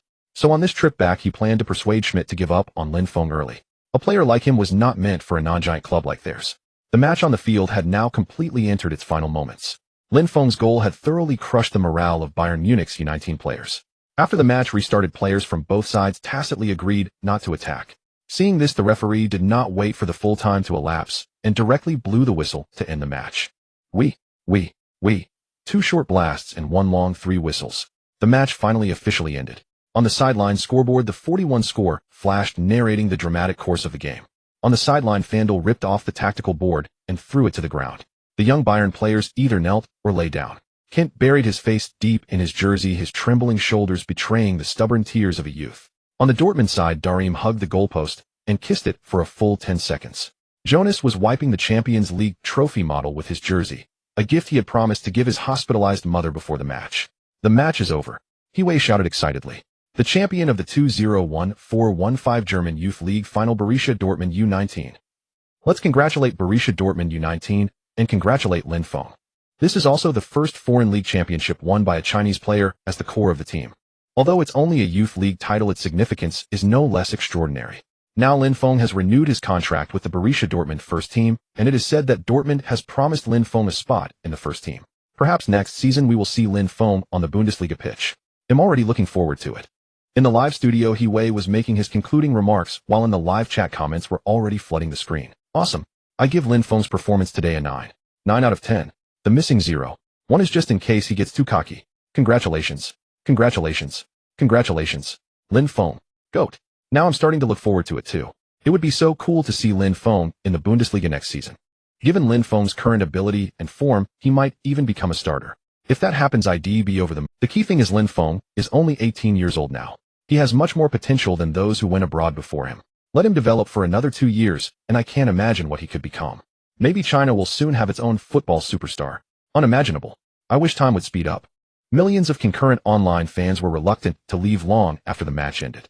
They were all dreaming of the wonderful days ahead when Lin Feng would step onto a bigger stage. Meanwhile, on the pitch, the Bayern Munich fans, as the losers, had already left. Only the Dortmund fans remained. They sang Dortmund's anthem, cheering and rejoicing. Staff quickly set up the podium. When the German Football Association president stepped onto the turf, holding the trophy, the lights of the Berlin Olympic Stadium suddenly dimmed. Tens of thousands of phone flashlights formed a galaxy. A giant typho slowly unfurled. A black-gold giant serpent coiled around the Youth League Championship trophy, with the German slogan, "Future is bright," shining brightly beneath it. Now please welcome Borussia Dortmund U19 captain Darim to receive the championship trophy. The voice of the on-site host was interrupted by cheers. Borussia Dortmund U19's goalkeeper quickly walked up to the Football Association president, took the champion, then turned back to the waiting Borussia Dortmund U19 players. Amid the cheers of the entire stadium, he raised the trophy high. Golden confetti immediately erupted from the podium. Fireworks also bloomed. The entire stadium was plunged into a warm and festive atmosphere. Let's once again congratulate Borussia Dortmund U19 on winning the 2014-15 German Youth League Championship. That's all for today's live broadcast. We look forward to meeting again on the Bundesliga stage next season. With Weiss closing remarks, the entire live broadcast of Sports Weekly came to an end. Chinese fans would surely have a sleepless night tonight. Congratulations, host. You have won the German Youth League Championship. Reward a golden gift pack. Just as Lin Feng grasped the championship trophy, the system notification suddenly chimed. This brought a surge of joy to his heart. He hadn't expected that even a minor youth league title could trigger a reward. Yet he was curious about what the reward contained. However, he had no opportunity to inspect it at that moment. He could only suppress the urge to check and continue celebrating with his teammates. The victory celebration lasted over an hour before it finally concluded. It wasn't until he returned to the locker room that Lin Feng hurriedly dashed into the shower. Once the door was closed, he immediately summoned the system panel. There a golden treasure chest lay quietly in the center of the screen. He tapped to open it, and the chest sprang open instantly. Several lines of information appeared on the screen. Congratulations, host. You have received 10 basic ability points. Can enhance the host's basic abilities rated below 80. Congratulations, host. You have acquired a new skill Cruyff turn. Advanced. Congratulations, host. You have obtained a special item Golden Socks. Effectively protects the host from external impacts. Upon seeing these rewards, Lin Feng's heart swelled with immense delight. These were all excellent treasures. Basic ability points were a magical tool for rapidly enhancing physical attributes. Although the points he received this time could only improve abilities below 80, that was perfectly fine. Currently his only ability below 80 was speed, which stood at 68 points. Without any hesitation, Lin Feng immediately allocated all 10 points to speed. As a result, his speed attribute increased from 68 to 78 points. The remaining two rewards were also practical assets. First, the Cruyff turn, a highly effective maneuver for shaking off defenders during a match. Combined with his previously acquired skills Love's magic spinning and fried meatballs, his arsenal for evading opponent defenses was growing increasingly diverse. As for the Golden Socks, judging by the description, they were a defensive item. With this, he might no longer fear the vicious tackles aimed at him during games. Except, as he issued the command in his mind, the two items on the screen were instantly absorbed into the system. Lin Feng immediately felt a stream of information flooding into his brow. Moments later, the techniques and muscle memory of the Cruyff turn were ingrained into his body. The Golden Socks were also equipped on him. These socks were invisible, so there was no need to worry about being seen. To test their effectiveness, Lin Feng deliberately detached the showerhead and struck his ankle with it. Although the blow wasn't particularly forceful, it would have been quite painful for an ordinary person. When the showerhead hit Lin Feng's ankle, he clearly felt the impact, but experienced only a mild sting. Evidently, the socks had absorbed most of the damage. Overjoyed, Lin Feng mustered all his strength and struck again. Crack! A crisp sound rang out as the showerhead in Lin Feng's hand snapped cleanly in two. This time he finally felt a sharp pain, but it was still within tolerable limits. Moreover, after that single pang, the pain quickly subsided. Lin Feng was ecstatic. The socks were truly remarkable. The force he had just applied was considerable, enough to injure anyone under normal circumstances. Yet it only caused him a fleeting moment of discomfort. The defensive power of these socks was astonishing. From now on, he could dominate the pitch with ease. If any reckless fool dared to challenge him head-on, he would make them question their very existence. After handling these rewards, Lin Feng called up his basic information panel. Host name Lin Feng. Host basic information age 18, looks a bit mature for his age, height 181 centimeters, barely acceptable stamina 85, unkillable cockroach, speed 78, 100 meters in 11.65 seconds, strength 82, can last 10 seconds, arm wrestling Shaquille O'Neal, coordination 80, circus clown, level host, technical abilities, shooting 75, average passing 100, supreme king, ball control 80, intra-level expert, heading 70, mediocre set pieces 70, mediocre defense 75, average tackling 70, mediocre positioning 70, mediocre ball reception 75, average overall rating 79. Level of a starting player for a relegation-battling team in a top-5 league host skills loves magic spinning fried meatballs Cruyff, turn host items golden socks. Gazing at the various data on the system panel, Lin Feng was overwhelmed with emotion. This was the fruit of his efforts over the past 2 months. His abilities had risen from a general range of 50-60 to 70-80. His basic attributes were now mostly above 80. Additionally, he had several standout skills at his disposal along with his maxed-out passing. At this point, if he were to join a first division league, he could likely hold his own. The pace of his progress was nothing short of terrifying. Indeed, having a cheat system made all the difference. However, as his abilities reached certain thresholds, further improvements would become increasingly difficult. The rate of progress would inevitably slow down compared to before. Thus, he needed to prepare for the long haul. After all, scaling a peak is a protracted journey. Lin, what's taking you so long? We're about to pop the champagne. Just then, Mark's impatient voice rang out. Lin Feng could only set aside his thoughts and push open the door to step out. The moment he did, a spray of tart champagne accompanied by the wild laughter of his teammates greeted him. Lin, receive your baptism. Mark yelled excitedly. The others were already drenched, their hair and faces soaked with champagne. A smile spread across Lin Feng's face as he grabbed a nearby bottle of champagne and launched a counterattack against the group. The locker room instantly erupted into a chaotic uproar of laughter and shouts. At that moment, the locker room door swung open and Coach Hans walked in from outside. Immediately, the team found it. Soon the locker room echoed with Coach Hans' angry curses. You bastards. That was my freshly changed. The next morning, the sports front page of Munich's Süddeutsche Zeitung prominently featured a large photo of Lin Feng dribbling past defenders with the headline, The Eastern Magician Arrives in Germany. Borussia Dortmund's 18-year-old prodigy delivered a stunning performance in the Youth League final with 3 assists and 1 goal. When this black-haired youth danced at the edge of the penalty area, even the camera lenses couldn't keep up with his thinking speed. Veteran journalist Klaus wrote in his column, look at that through ball he played against Bayern Munich's youth team. It cut through 5 layers of defense. It reminded me of Toni Kroos at 20. The database of Kicker magazine was suddenly updated with Lin Feng's name appearing 7th on the all-time Bundesliga youth player assist rankings. The comments section was instantly flooded by fans from around the world with a Spanish message rising to the top. Barcelona needs such eyes. In a villa in Porto, Mendes set down his tablet, the amber whiskey rippling in his glass. His assistant had just finished compiling a 37-page scouting report.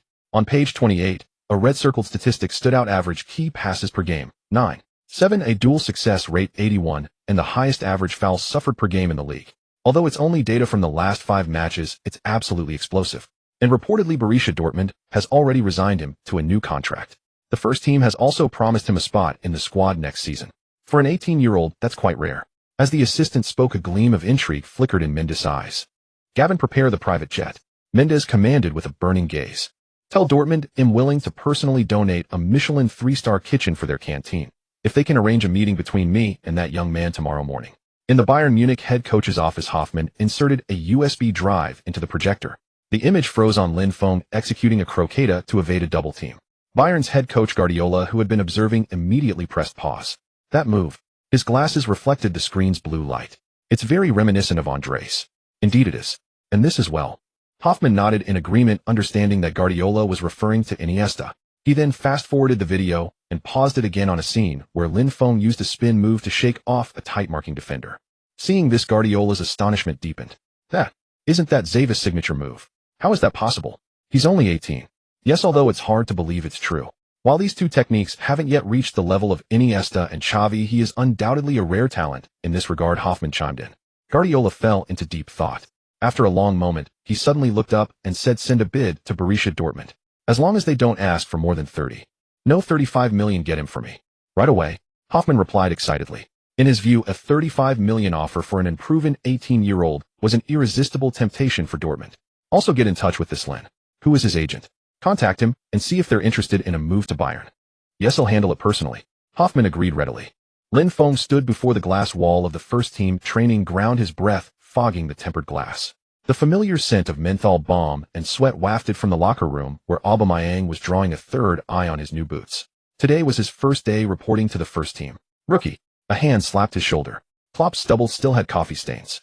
How does it feel to hold the champion? Not bad, but the trophy was a bit small, Lin Feng replied with a smile after a brief pause. Hearing Lin Feng's double entendre, Klopp paused, then burst into laughter. He liked the answer. It showed the young man had real ambition, and he liked ambitious people. Soon Klopp led Lin Feng into the locker room and introduced him to the first team squad under the curious or scrutinizing gazes of the players. Welcome to the Borussia Dortmund family. Captain Reyes was the first to greet Lin Feng, followed by nods of acknowledgement from the others. Lin Feng looked at the stars he had only admired from afar in his past life. Reyes, Gundogan, Aubameyang, Mkhitaryan, Weidenfeller, Sven, Binder, Schmelzer, Hummels. Their names flashed through his mind. These were figures he once could only look up to. Now they stood before him in the flesh. He couldn't help but marvel at the unpredictability of fate. That day Lin Feng participated in his first training session with the first team. He immediately felt the vast gap between the first team and the youth squad. First was his once vaunted max-level passing. During passing drills, his accuracy and vision amazed his new teammates. Even Reyes, the team's best passer, had to admit Lin Feng's passing skill surpassed his own. However, when the team began a practice match, Lin Feng's passing faced a major challenge. Every time he received the ball, he was under tight defensive pressure, a far cry from the youth team's intensity. His physicality, which had been excellent in the youth squad, was inadequate against the first team. Especially when facing Dortmund's muscular defenders, his strength rating of over 80 proved no match. In his estimation, Dortmund's center-backs and defensive midfielders would all score above 85 in strength. A player like Hummels likely exceeded 90. His 82 was simply overpowered. Without an edge in physical duels, his passing became impossible. Keeping the ball at his feet without losing it was already an achievement. Delivering good passes was a pipe dream. His dribbling moves to evade defenders were also difficult to execute under such intense pressure. After the 30-minute practice match ended, Lin Feng had managed only 2 decent passes while losing possession more than 5 times. Lin Feng had to admit this was the first team, a Bundesliga giant. Their strength was formidable. To truly establish himself here, he still had a long way to go. Add another 5 kilograms to the barbell. The clang of metal echoed through Borussia Dortmund's weight room as Lin Feng's squat training had already lasted 45 minutes. Sweat dripped from his chin onto the mat emblazoned with the club crest, leaving dark, spreading stains. With his arms crossed, Hummels leaned against the doorframe and nodded towards Reyes, who was adjusting his weightlifting belt. This kid puts in an extra 4 hours of training every day. Last week, he even secretly asked the nutritionist for a muscle-building diet.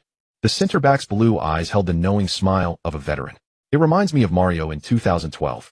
The German defender clearly held a great appreciation for Lin Feng's diligence. Reyes chuckled at the remark and said half-jokingly, "I suddenly feel a bit of a threat. That Chinese kid might become my competitor one day." Him? No way. Hearing Ruh's words, Hummels couldn't help but widen his eyes in surprise.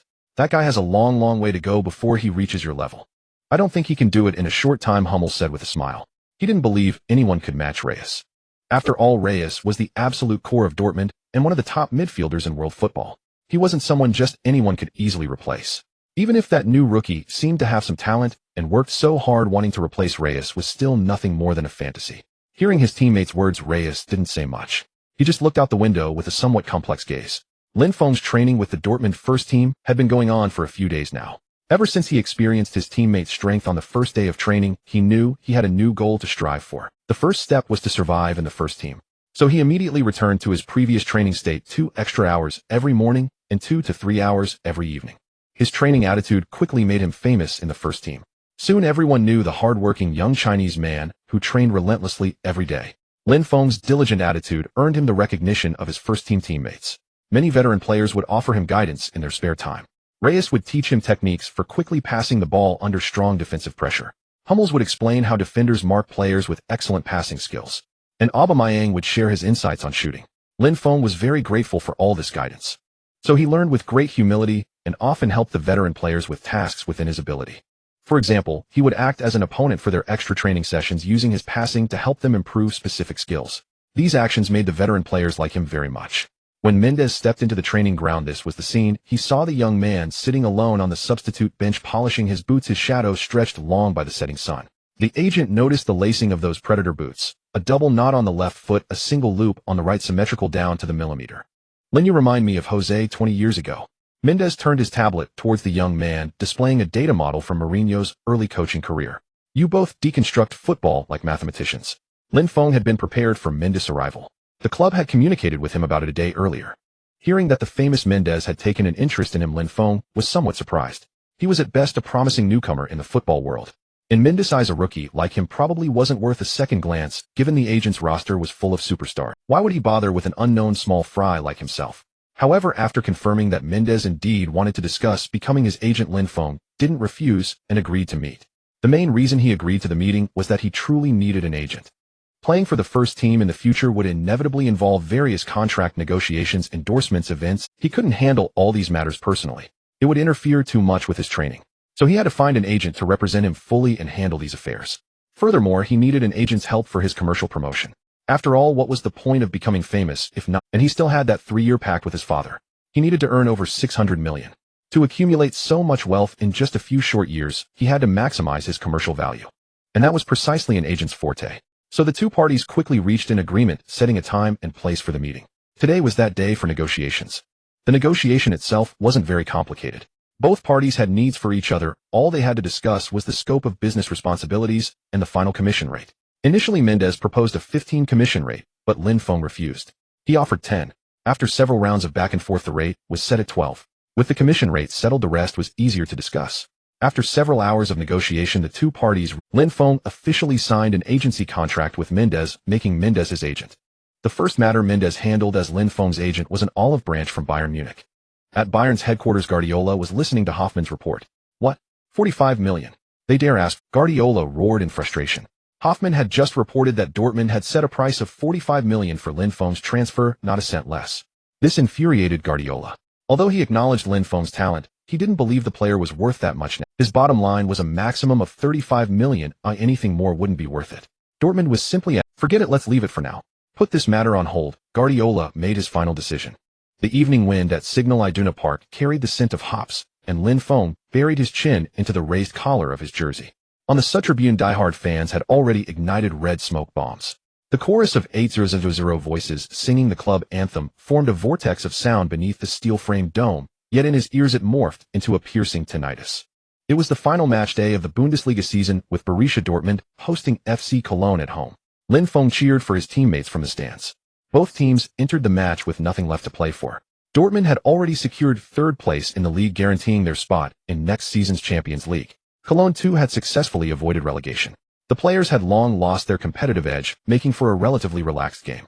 Yet no goals were scored until the 87th minute, when substitute Marco Reus blasted a low drive into the Cologne net. The entire stadium erupted into thunderous cheers, with fans chanting Ruh's name in unison. The sheer spectacle and atmosphere stirred Lin Feng's blood, even as a first-time witness to the magic of Signal Iduna Park. Perhaps next season, he could stand at the center of this very pitch, basking in the adulation of the crowd. Lin Feng, with the final match concluded, the team was about to break for the holidays. Over the next 2 months, the players would spend time with their families, enjoying a well-deserved vacation. Until the new season kicked off in August. All the players were visibly excited, and in the locker room, many were discussing their summer travel plans. Lin Feng, however, was torn over whether to return home. He had been away for half a year, and it was impossible not to miss his family. Especially now that he had been reborn, he was eager to see his parents in their younger years. But returning to China would inevitably bring a host of complications. He had already gained some fame back home, so setting foot in the country would mean relentless harassment from the media. Beyond the press, there were his countless aunts, uncles, and his father's myriad friends. Everyone would want to see him. When they came, he couldn't very well ignore them. The problem was his family was extensive and his father had many friends. As a result, finding time to train would be nearly impossible, and he was at a critical juncture. Given his current skill level, securing a spot in Dortmund's first team next season required rapid improvement that demanded hours of daily training. Returning home would likely jeopardize this routine. After much deliberation, Lin Feng finally decided against going home. He would devote this holiday entirely to training without distraction. Having made up his mind, Lin Feng immediately contacted Mendes. "Jorge, I need you to find me a place for intensive training during the break along with coaches." "You mean you're skipping your vacation for training?" Mendes was taken aback by Lin Feng's request. Most players after a grueling season were eager to enjoy their time off. It was rare to find someone like Lin Feng who wanted to start training right after the season ended. Nevertheless, Mendes was pleased with this development. The harder a player worked, the greater their future achievements, and consequently, the higher his own earnings as an agent. So he took the matter into his own hands. "Don't worry, leave it to me. They'll find you a reliable institution." "Thank you. You're welcome. It's what an agent should do," Mendes replied with elegant composure. Lin Feng immediately appreciated the benefits of having an agent. Many troublesome matters could now be delegated. In that light, the 12 commission seemed reasonable. After ending the call with Mendes, Lin Feng dialed his father. Dad, I'm not coming back for the summer break. Holding the phone to his ear, Lin Feng could clearly hear the heavier breathing amidst the static. The plane trees outside Signal Iduna Park rustled, and the June wind lifted the hem of his training shirt. "You little brat." Lin Dajiang's roar pierced through 8,000 kilometers. "Your mother has already hung the sausages out to dry on the balcony. Last week, she even went to the temple to get a safety charm for you." "I made it to the first team, so." Lin Feng explained softly, a hint of guilt in his voice. "Don't give me that," his father interrupted bluntly. Your second uncle is waiting to see you along with your third and your fourth unclean law and all your cousins. They're all expecting your autographs. Lin Feng could only force a bitter smile. This was exactly what he had dreaded. His family was just too large. Dad him at a critical stage. I can't afford to relax at all. You don't want your son to end up a failure, do you? Lin Feng deployed his most potent argument. The sound of a teacup being set down heavily came through the receiver. Lin Feng could vividly picture his father Lin Dajiang sitting behind his large office desk, his face twisted in anger. All right. Go talk to your mother about it. Lin Dajiang's voice suddenly deflated. She's right here, wiping away her tears. Lin Feng's Adam's apple bobbed, and a sting pricked his eyes. Tell Mom I'll come see her at the end of the year. She's too emotional today, so I want to talk to her. ITLL only make. With that, Lin Feng ended the call. Meanwhile, in a luxurious villa in Shimin City, Hebei Province, China, a middle-aged man, who bore a striking resemblance to Lin Feng, stared at the disconnected call on his phone, grinding his teeth. Little bastard. How dare you hang up on me? After his outburst, he turned to a concerned middle-aged woman beside him, offering a helpless, bitter smile. Well, the boy's grown up. We have to understand him. The woman immediately flared up. What sin have I committed? My son won't come home, and the husband I married is never home either. My life is so hard. The man's head began to throb at her nagging. Just you wait, boy. When you get back, I'll deal with you. As the morning mist still lingered, Lin Feng stood on the lawn of the Black Eagle Training Center. Dew soaked through his socks as he surveyed the training base converted from an abandoned airport. The glass of the rusty control tower reflected a cold light, and smart monitoring devices lined both sides of the runway, like silent referees. This was the training base Mendez had found for him. According to Mendez, the training base was highly professional. It didn't accept just anyone. Without an introduction from an acquaintance, one couldn't even get in. The reason they were willing to accept Lin Feng was mainly out of respect for Mendez. And most importantly, Mendez was also willing to spend the money. From what Lin Feng had learned, the daily venue usage fee for this training center was 100 euros. For the entire 2-month holiday, the venue cost alone would be 600 euros. It was outrageously expensive, and that didn't even include the coaches' fees.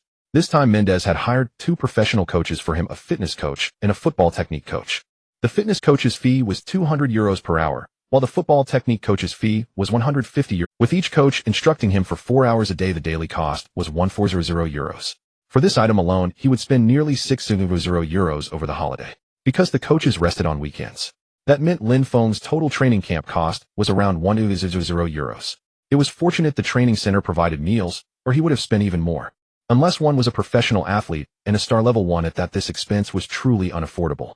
However, for Lin Feng now, he could grit his teeth and manage it. After all, his current weekly salary was 15000, and he had just received a signing bonus of 200 euros. It was enough to cover the entire training camp cost. It still stung a bit, though. Chinese.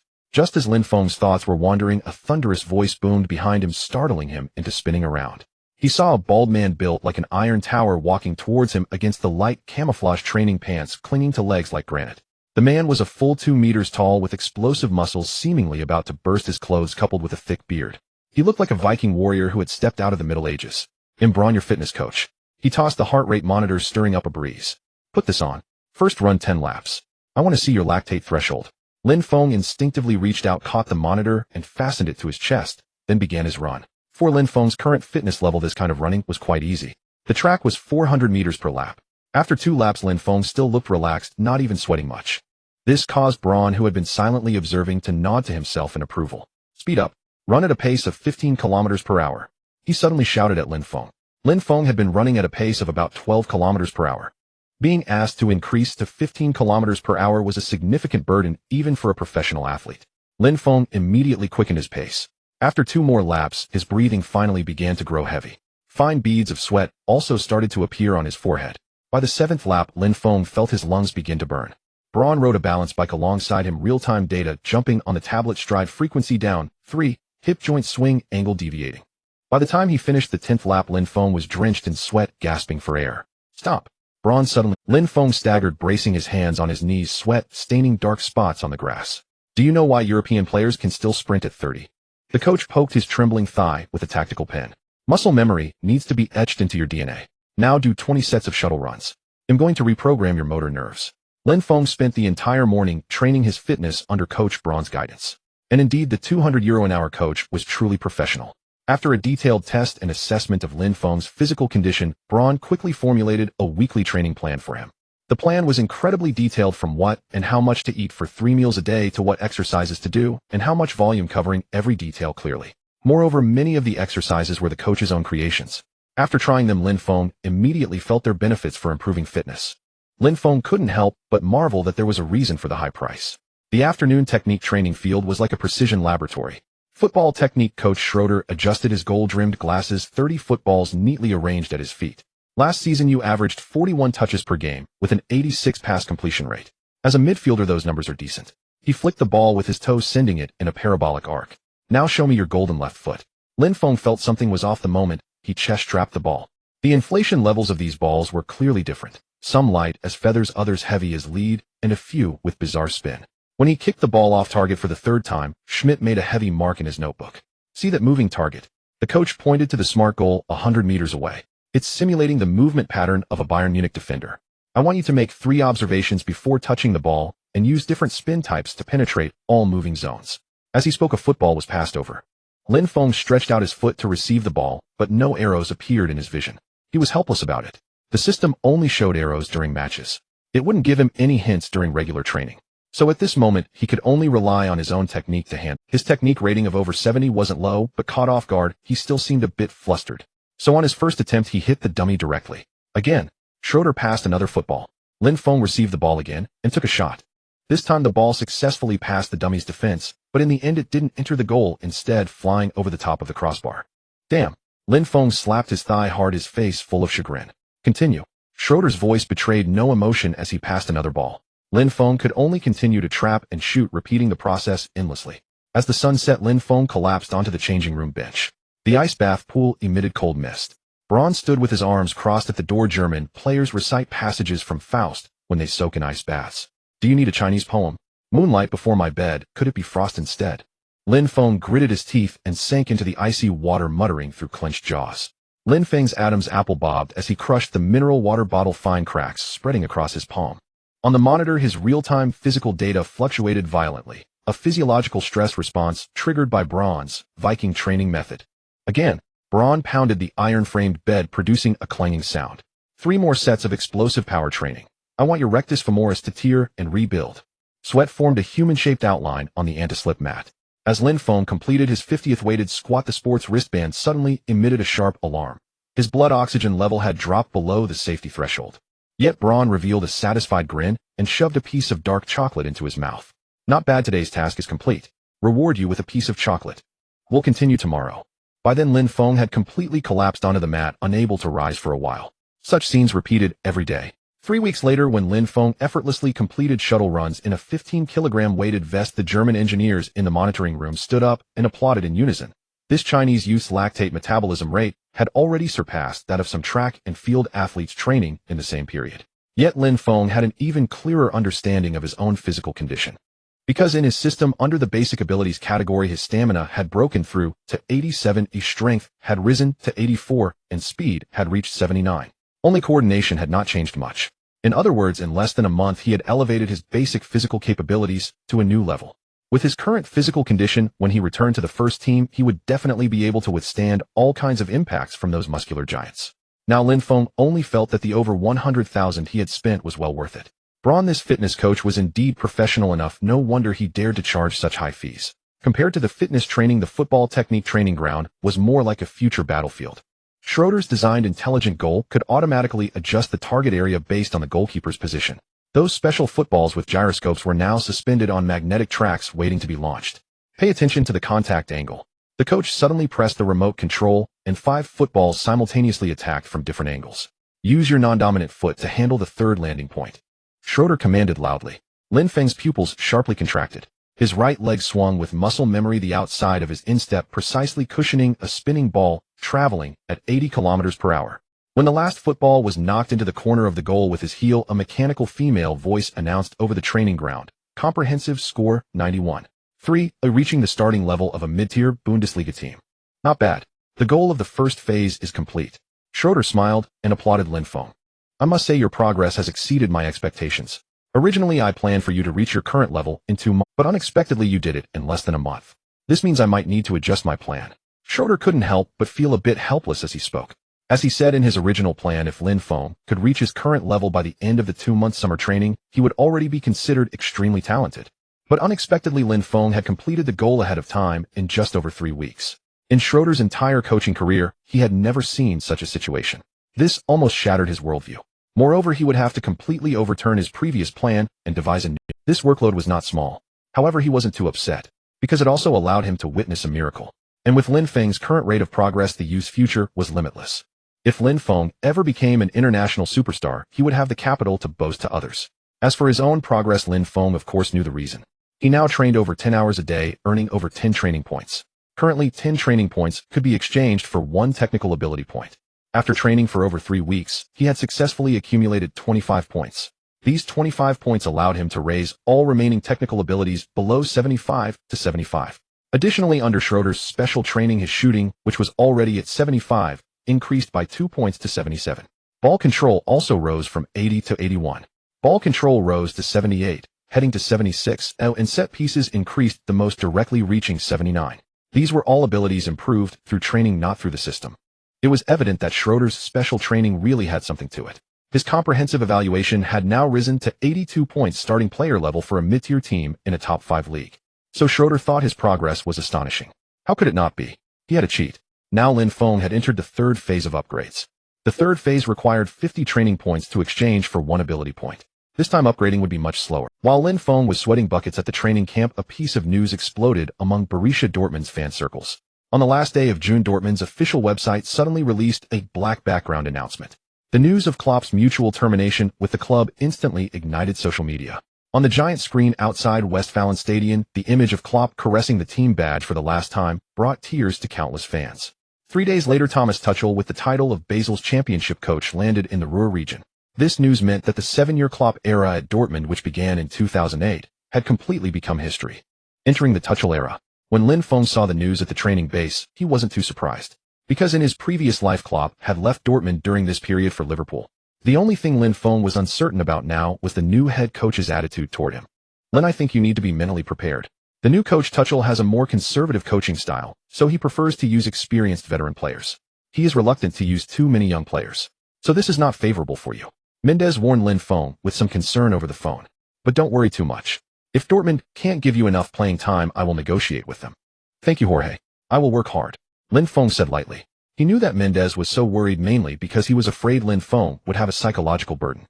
After all, being sidelined by a new head coach would be a huge blow for a young player. However, Lin Feng was not too concerned. With his current strength, as long as he was given a chance to showcase it, he believed no head coach would truly be willing to give up on him. Even Tuchel, who favored veteran players. But he never expected that Tuchel had no intention of giving him a chance to showcase it at all. At Borussia Dortmund's headquarters in the head coach's office, new head coach Thomas Tuchel's fingers glided swiftly across the touchpad, with players' training data flickering across the liquid crystal screen. The July sunlight slanted through the floor-to-ceiling windows, casting a cold gleam on his gold-rimmed glasses. This Chinese kid.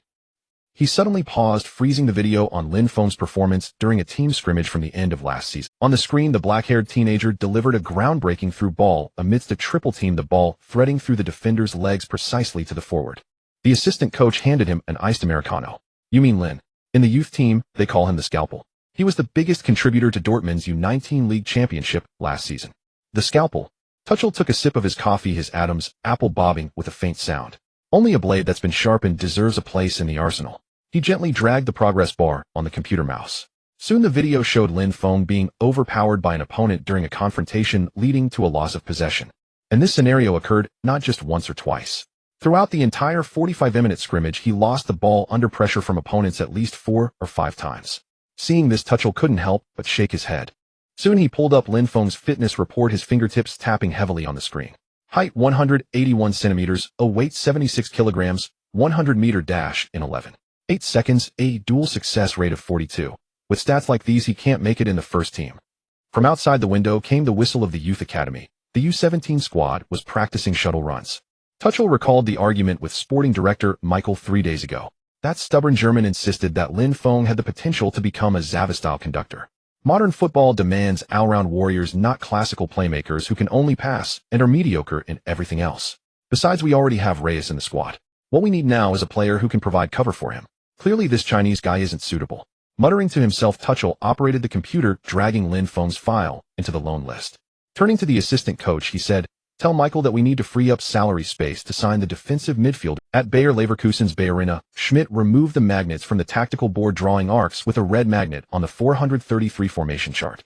He was studying Leverkusen's formation for the upcoming season. As a dedicated head coach, he had not enjoyed many leisurely days of vacation this summer and had already returned to work. Last season, Leverkusen finished 5th in the league, earning a spot in the Europa League.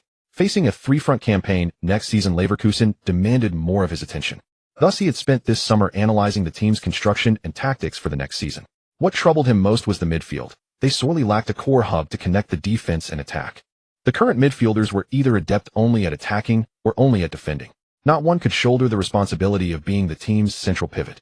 If Leverkusen's goal was to maintain a top-6 league finish or advance to the knockout stages of the Europa League, this squad would suffice. But Schmidt harbored greater ambitions, a top-3 finish in the league to secure a Champions League spot and winning the Europa League. To achieve this, every position needed capable players. He had been scouring the transfer market recently, but had yet to find a suitable target. The players he fancied demanded exorbitant fees that the club couldn't afford, and those within the club's budget didn't impress him. He had been fretting over this for days. Just as Schmidt was lost in thought, a sudden knock came at the office door. Schmidt said, "Come in," and the door swung open. He saw the team's scout Boris walk in with an excited expression. "Boss, great news," Boris blurted out as soon as he entered. "What good news?" Schmidt asked, looking at him curiously. "Remember that Chinese kid you had your eye on? Dortmund is planning to loan him out and is looking for a club." "Should we? Really? That's fantastic. We must contact Dortmund immediately. We have to secure at all costs." Hearing this, Schmidt's spirits lifted. He hadn't expected such a timely opportunity. Just as he was agonizing over the midfield issue, Dortmund offered a gift. His view of Lin Feng was the exact opposite of Tuchel's. What he valued most was Lin Feng's passing and linking ability. As for physical duels and speed, those weren't. Having them would be a bonus, but lacking them was fine. He would devise tactics to protect Lin Feng, allowing him to focus solely on being the midfield hub. If Lin Feng could be brought to Leverkusen, it would be a tremendous boost for the next season. That's why he eagerly instructed Boris to contact Dortmund. He feared that if he delayed, the opportunity would slip away. If that happened, he would be utterly frustrated. Boris hadn't expected his head coach to be so keen on Lin Feng. He nodded quickly and turned to leave the office. He went to contact Dortmund. When Mendes informed Lin Feng of Dortmund's intention to loan him out, Lin Feng was taken aback. He hadn't expected the new head coach to decide to loan him out without even meeting him. Just as Mendes had guessed, the coach had little trust in him as a young player. Lin Feng felt somewhat helpless about this outcome. Deep down, he didn't want to be loaned out.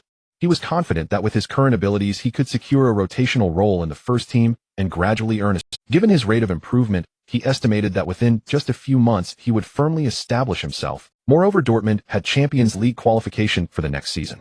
He could make an appearance on the European stage, which would be highly beneficial for his development. But if he were loaned out now, it likely wouldn't be to a strong team. If he ended up at a relegation-threatened club, or even in the second or third division, his path to prominence would be fraught with obstacles. However, another piece of news soon dispelled his concerns. "Bayer Leverkusen wants to loan me," Lin Feng asked Mendes in surprise, as the latter had just delivered the. Bayer Leverkusen intended to loan him, and they had readily agreed to Borussia Dortmund's demands for guaranteed playing time and full coverage of Lin Feng's wages. Hearing this, Lin Feng was taken aback. He had initially thought only relegation-threatened teams or second-division clubs would be interested in him.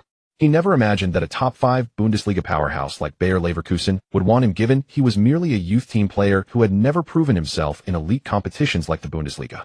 Teams like Leverkusen typically preferred to loan experienced, proven players. They sought immediate contributors, not developmental projects for other clubs. Mendes smiled at Lin Feng's astonished expression. "Don't be surprised. From what I've learned, Leverkusen's head coach Schmidt had his eye on you when you were still in the youth team. He even tried to buy you back then, but Klopp refused. Now that he has a chance to get you, of course he's eager." Mendes' words cleared up Lin Feng's confusion. He hadn't expected that it was Leverkusen's head coach who personally. This caught him off guard. "So what do you think? Should I go to Leverkusen?" Lin Feng looked up, seeking Mendes' opinion. Mendes didn't answer immediately. Instead, he turned his tablet toward Lin Feng and began to explain. "Apart from Leverkusen, there's also Magdeburg from the second division, Eintracht Frankfurt from the Bundesliga, and other leagues like the Marconi Stallions from Australia's A-League, who have a good relationship with Dortmund. After reviewing your profile, they're also willing to loan you. All these clubs have promised you a starting spot. Now you can." Hearing these names, Lin Feng felt resigned. They were all relegation battlers or lower-tier teams. Compared to them, Leverkusen seemed like the only decent option. "All right, let's go with Leverkusen then," Lin Feng declared decisively. "Good, since you've made your choice, leave the rest to me. I'll do my best to secure better terms for you. After all, Leverkusen is eager to have you." Mendes snapped his fingers confidently. At that moment, Lin Feng finally appreciated having an agent.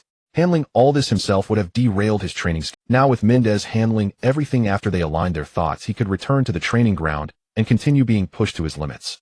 3 days later, Mendes brought him news. He had finalized the loan terms with both Dortmund and Leverkusen.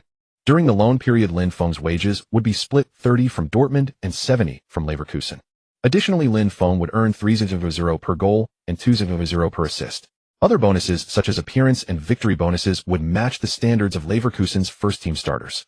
Leverkusen also guaranteed playing time with the promise of starting him if his performance met expectations. These terms were exceptionally favorable, clearly showing how highly Leverkusen valued Lin Feng. However, in return for such generous conditions, Leverkusen demanded that Dortmund not recall Lin Feng mid-season. Otherwise, a hefty penalty would apply. Tuchel agreed, without hesitation, as it was standard practice. Loan players were rarely recalled mid-season without special circumstances.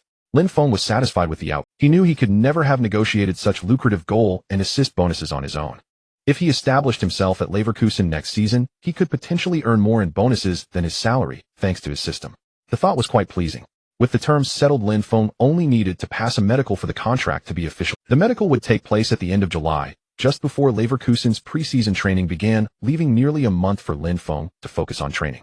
With his future resolved, Lin Feng felt a weight lift off his shoulders and devoted the remaining time entirely to training. Another month passed in a flash. Under the guidance of 2 professional coaches, Lin Feng made rapid strides in both physique and technique. On the final day of training, Lin Feng checked his system. Host basic info: name Lin Feng, age 18, looks a bit older, height 182 centimeters, passable weight 79 kilograms, burgeoning powerhouse, stamina 88, indefatigable speed 81 over m in 11.55 seconds. Strength 85, can hold against O'Neal for 12 seconds. Coordination 80, circus clown level. Host technical skills: shooting 80, improving passing 100, supreme dribbling 81, improving heading 75, decent set pieces 79, decent defense 78, decent tackling 75, decent positioning 76, decent ball control 80, improving overall rating 82, starter level in mid-table top 5 league teams.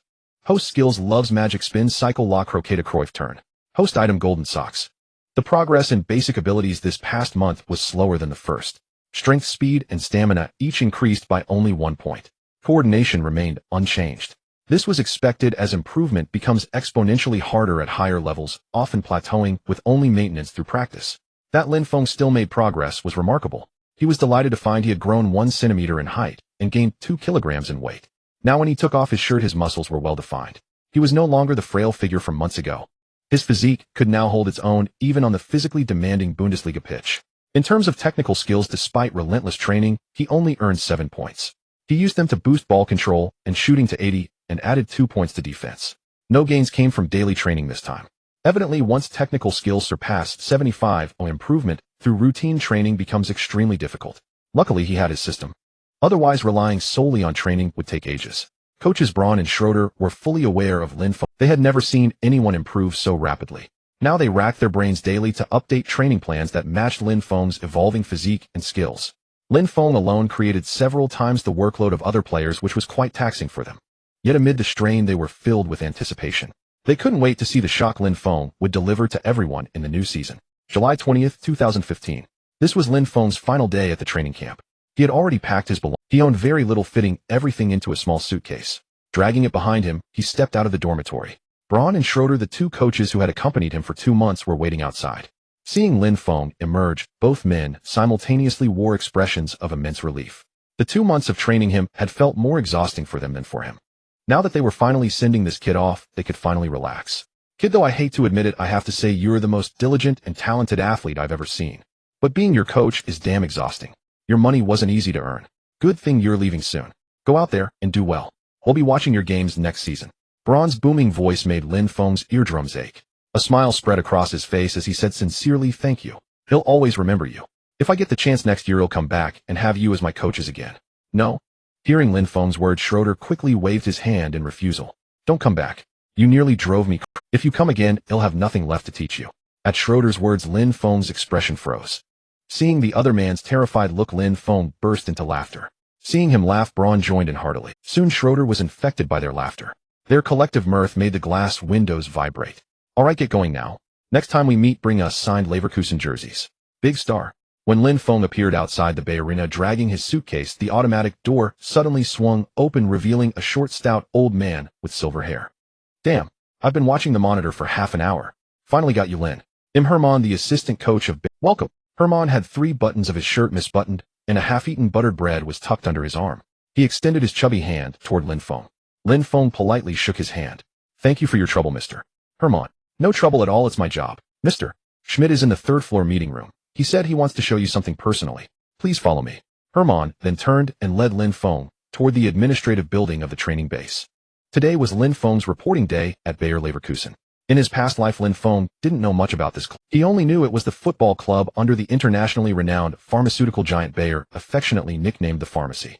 Leverkusen had performed consistently well in the Bundesliga over the years, finishing near the top of the standings almost every season, and was a regular participant in European competitions. Now inside Leverkusen's training base, Lin Feng noticed that compared to Borussia Dortmund's, their facilities were slightly less impressive. The entire training center was only about 2/3 the size of Dortmund's, with fewer pitches as well.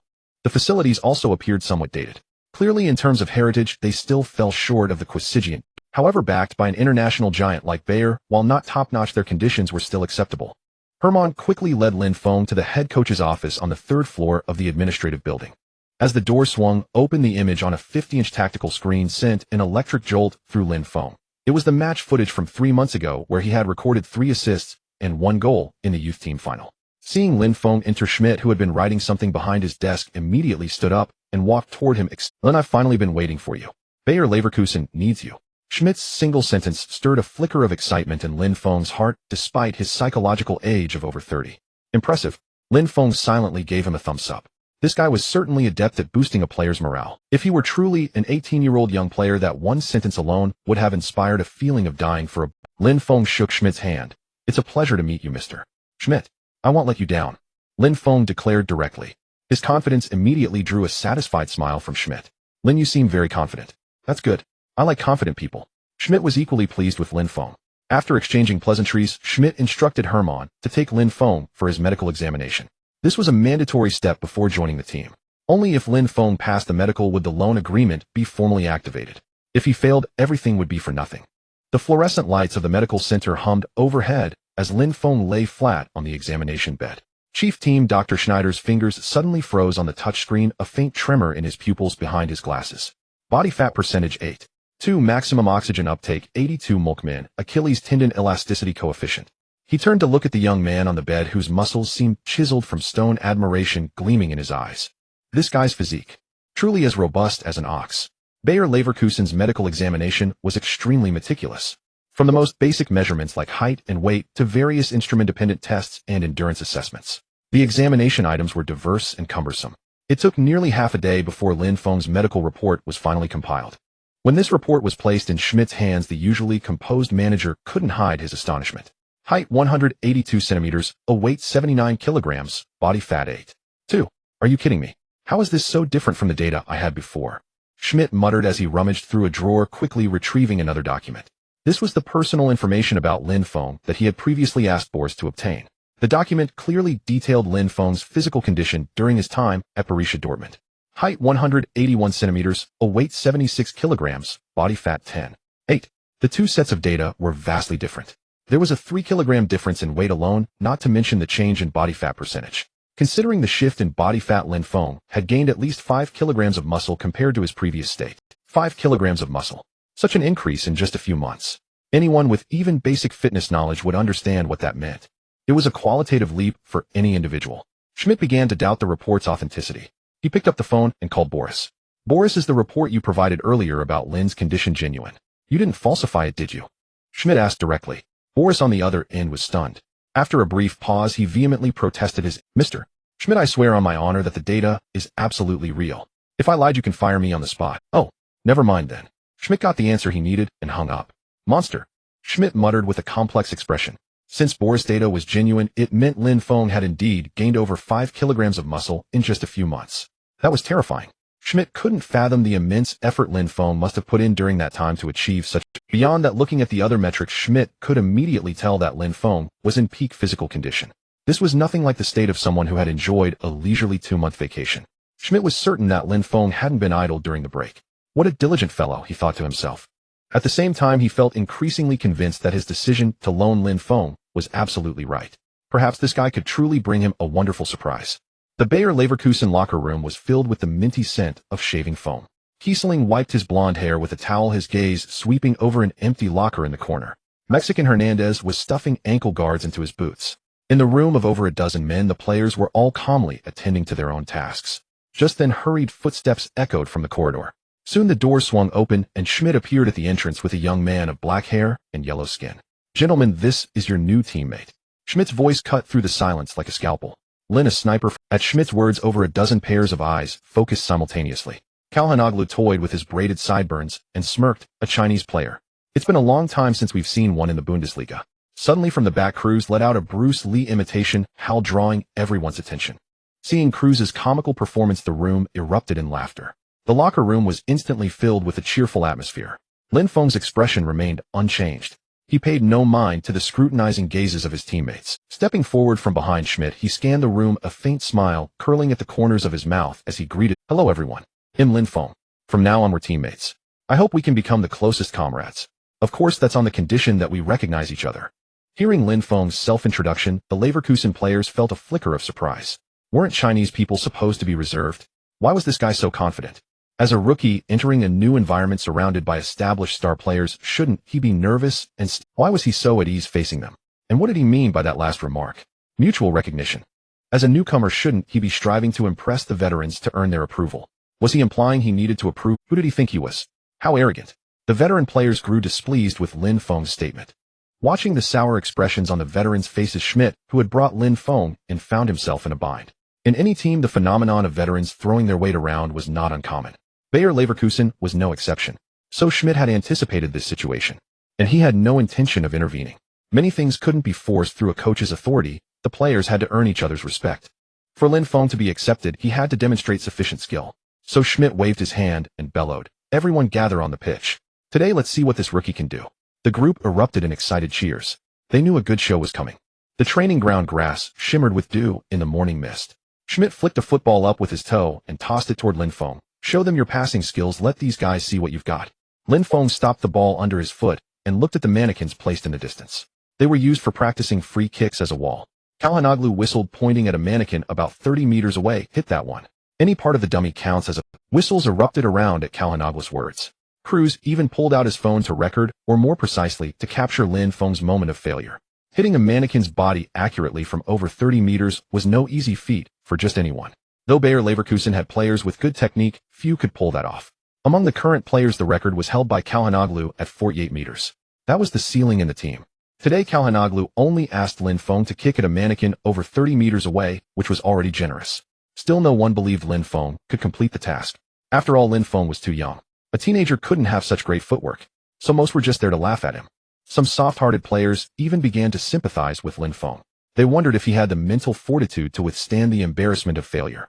Team captain Lars Bender shouted to Lin Feng from the side, "Kid from China, don't be too nervous. This distance is a bit far, missing is fine." Hearing this reminder, Lin Feng shot a grateful glance at him.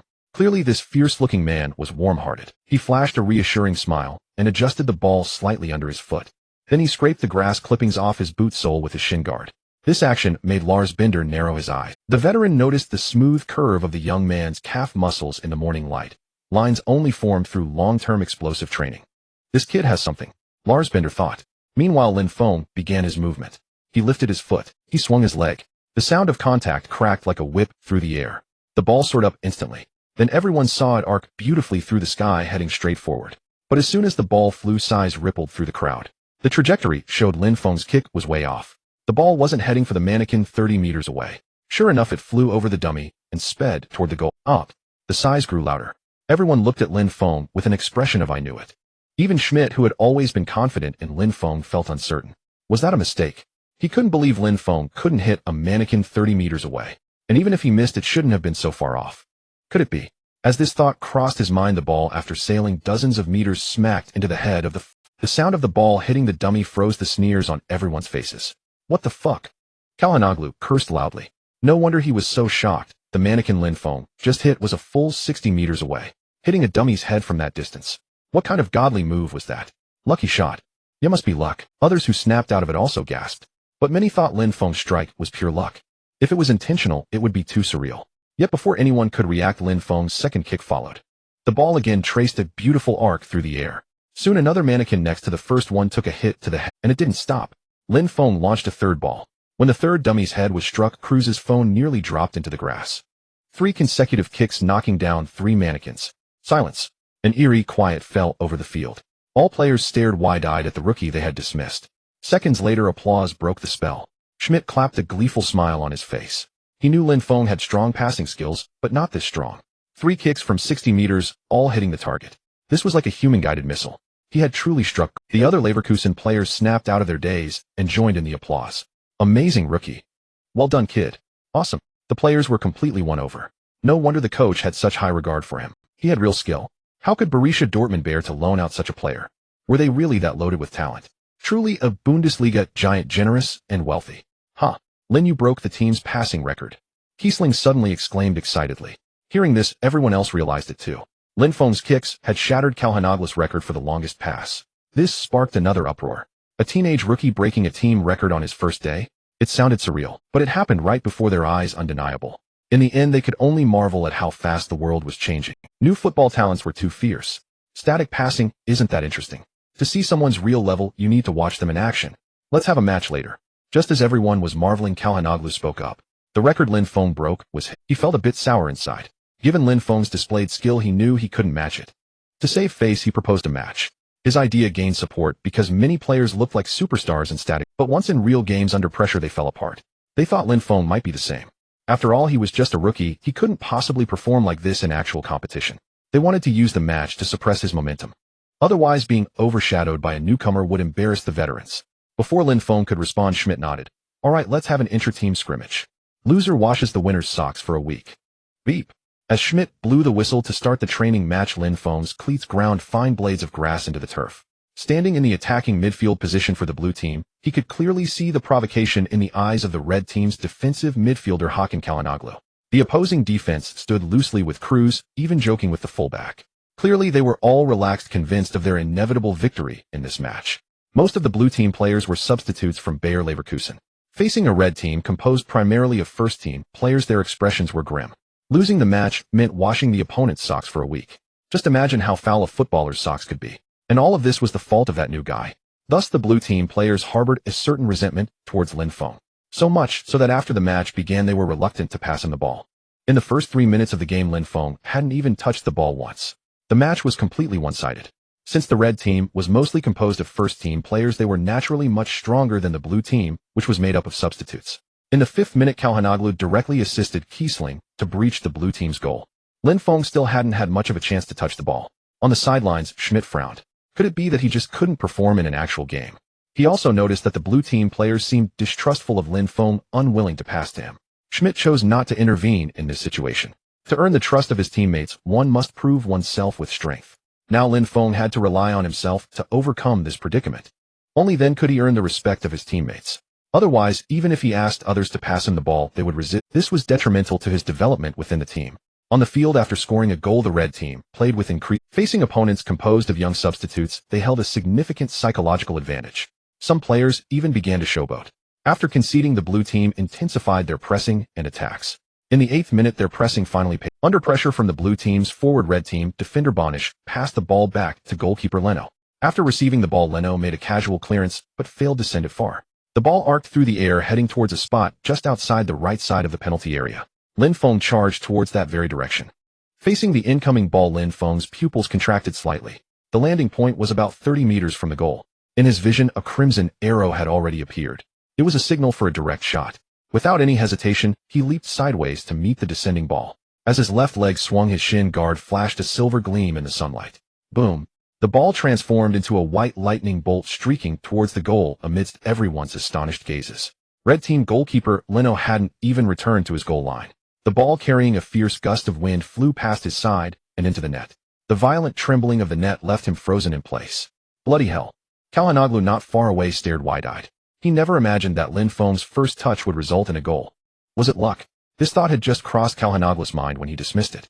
The shot was not only incredibly powerful, but also impeccably timed, angled, and executed with decisive precision. It would be hard to dismiss as mere luck. But if it was intentional, then this rookie was terrifyingly talented. Besides Kalhanoglu, everyone else also looked at Lin Feng in astonishment.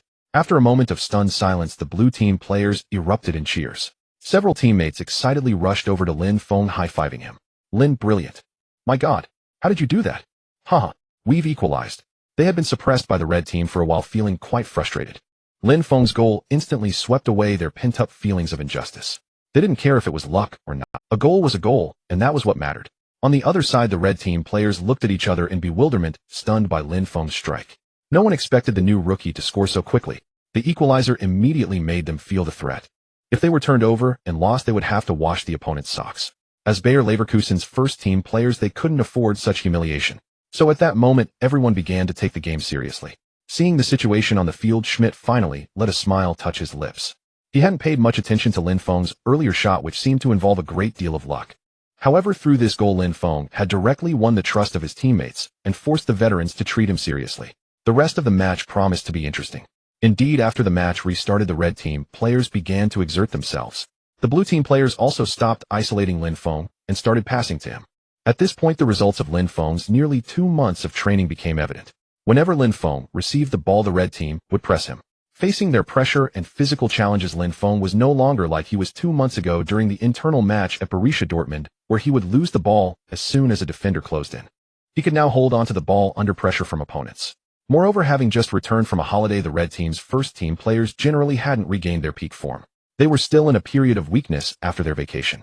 Facing Lin Feng, who had trained continuously all summer with this kind of condition, the result was predictable. In the 15th minute, Lin Feng received the ball with his back to the goal near the midfield line. Calhanoglu, Cruz, and a fullback immediately formed a triangular encirclement. Sweat dripped from Lin Feng's jaw. He could feel the pressure from 3 bodies coming from different directions. Suddenly, Lin Feng gently nudged the ball with his left foot, spinning his body like a top clockwise.